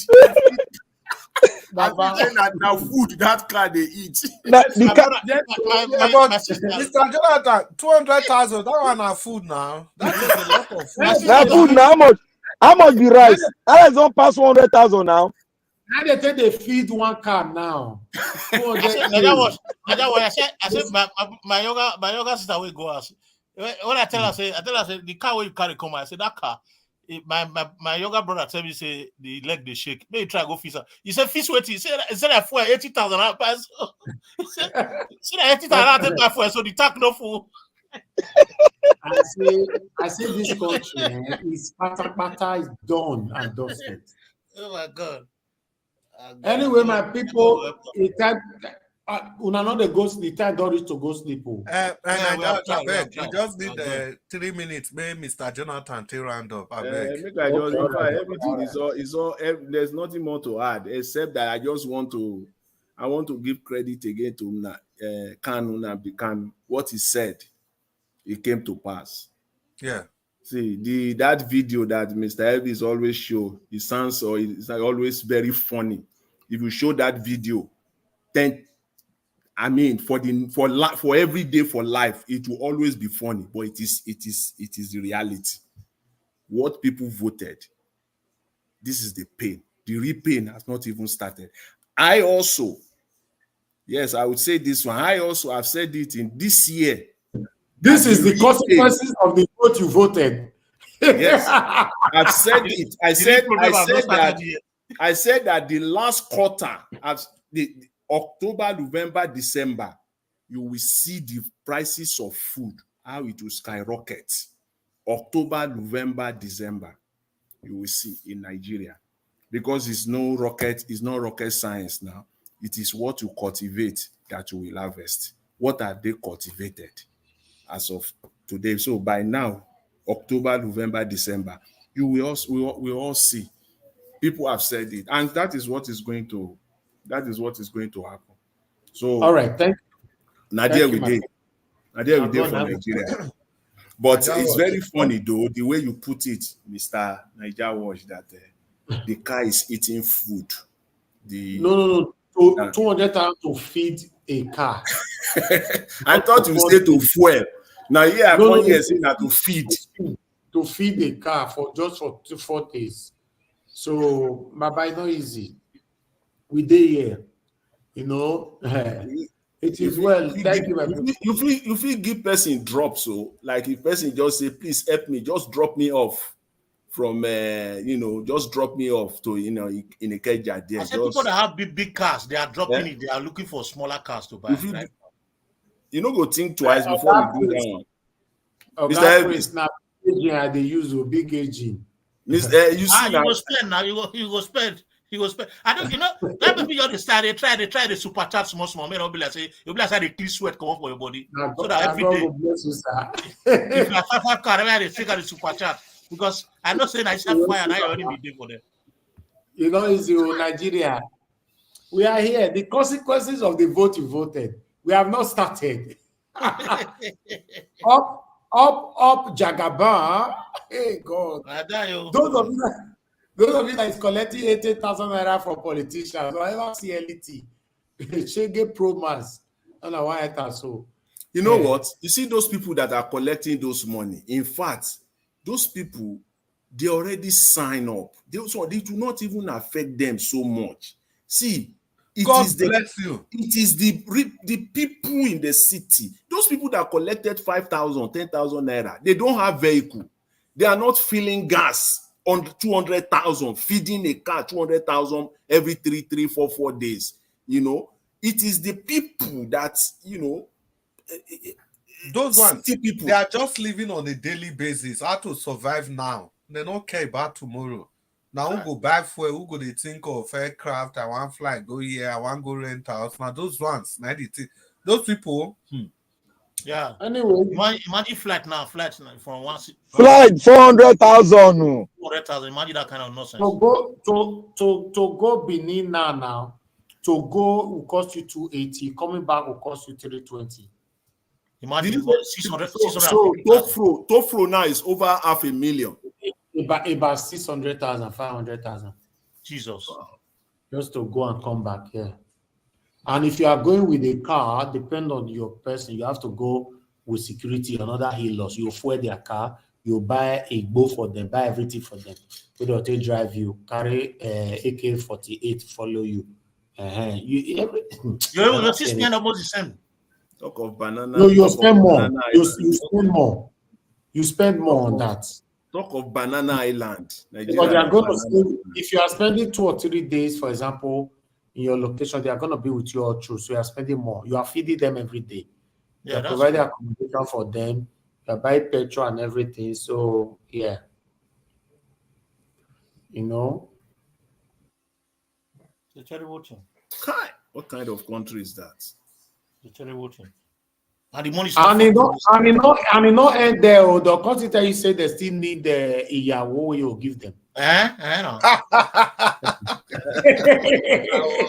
Yes, so I'm telling you the reality of what these people do. I said I need bonus. Just imagine now, make thief to Benin by road, maybe 100,000.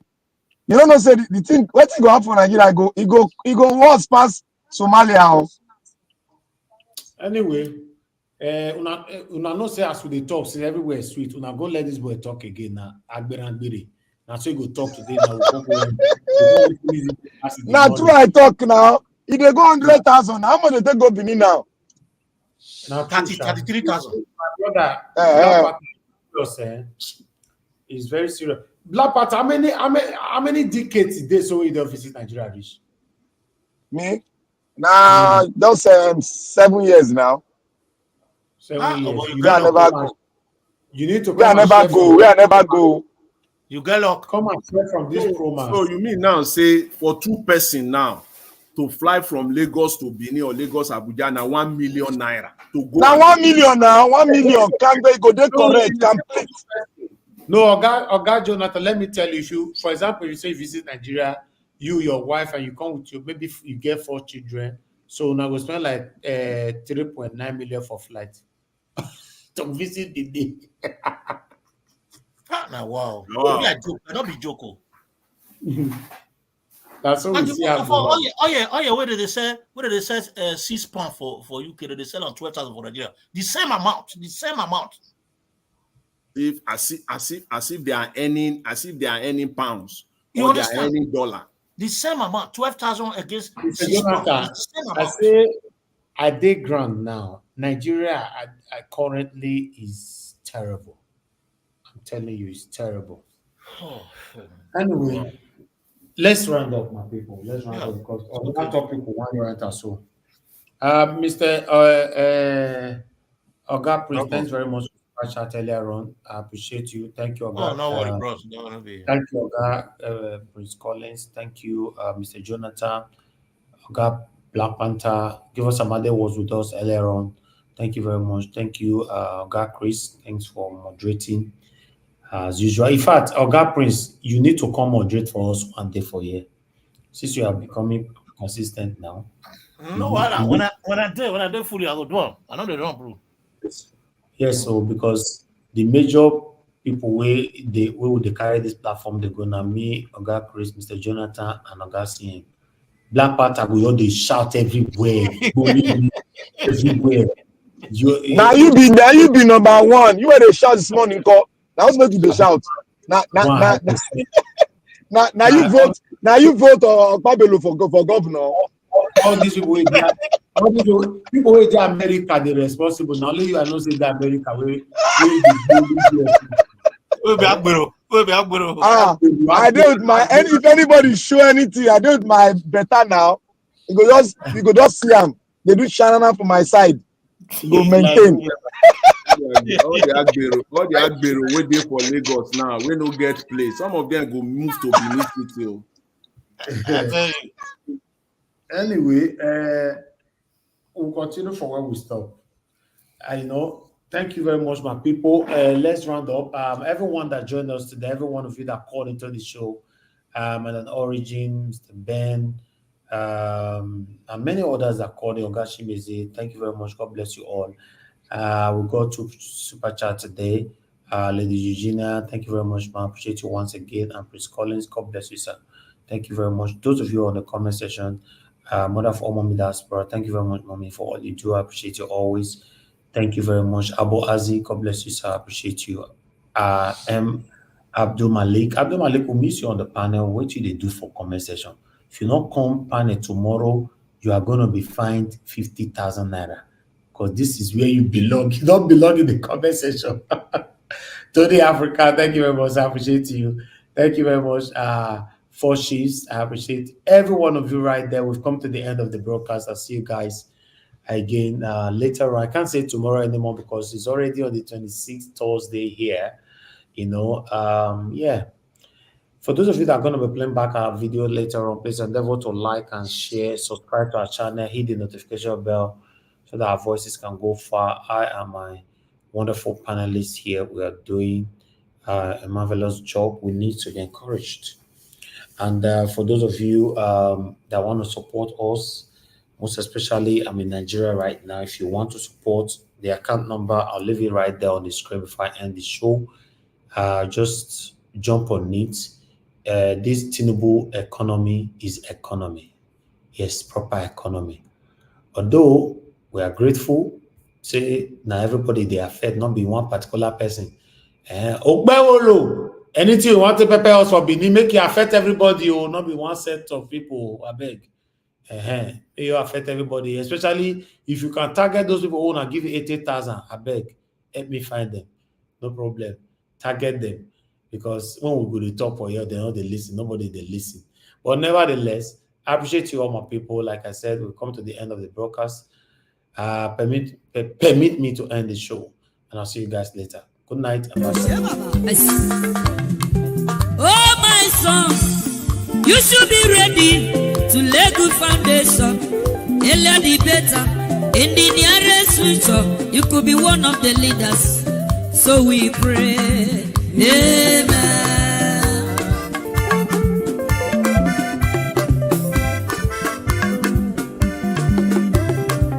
Oh my daughter, you should be ready to lay good foundation. Earlier the better. In the nearest future, you could be one of the leaders. So we pray. Amen.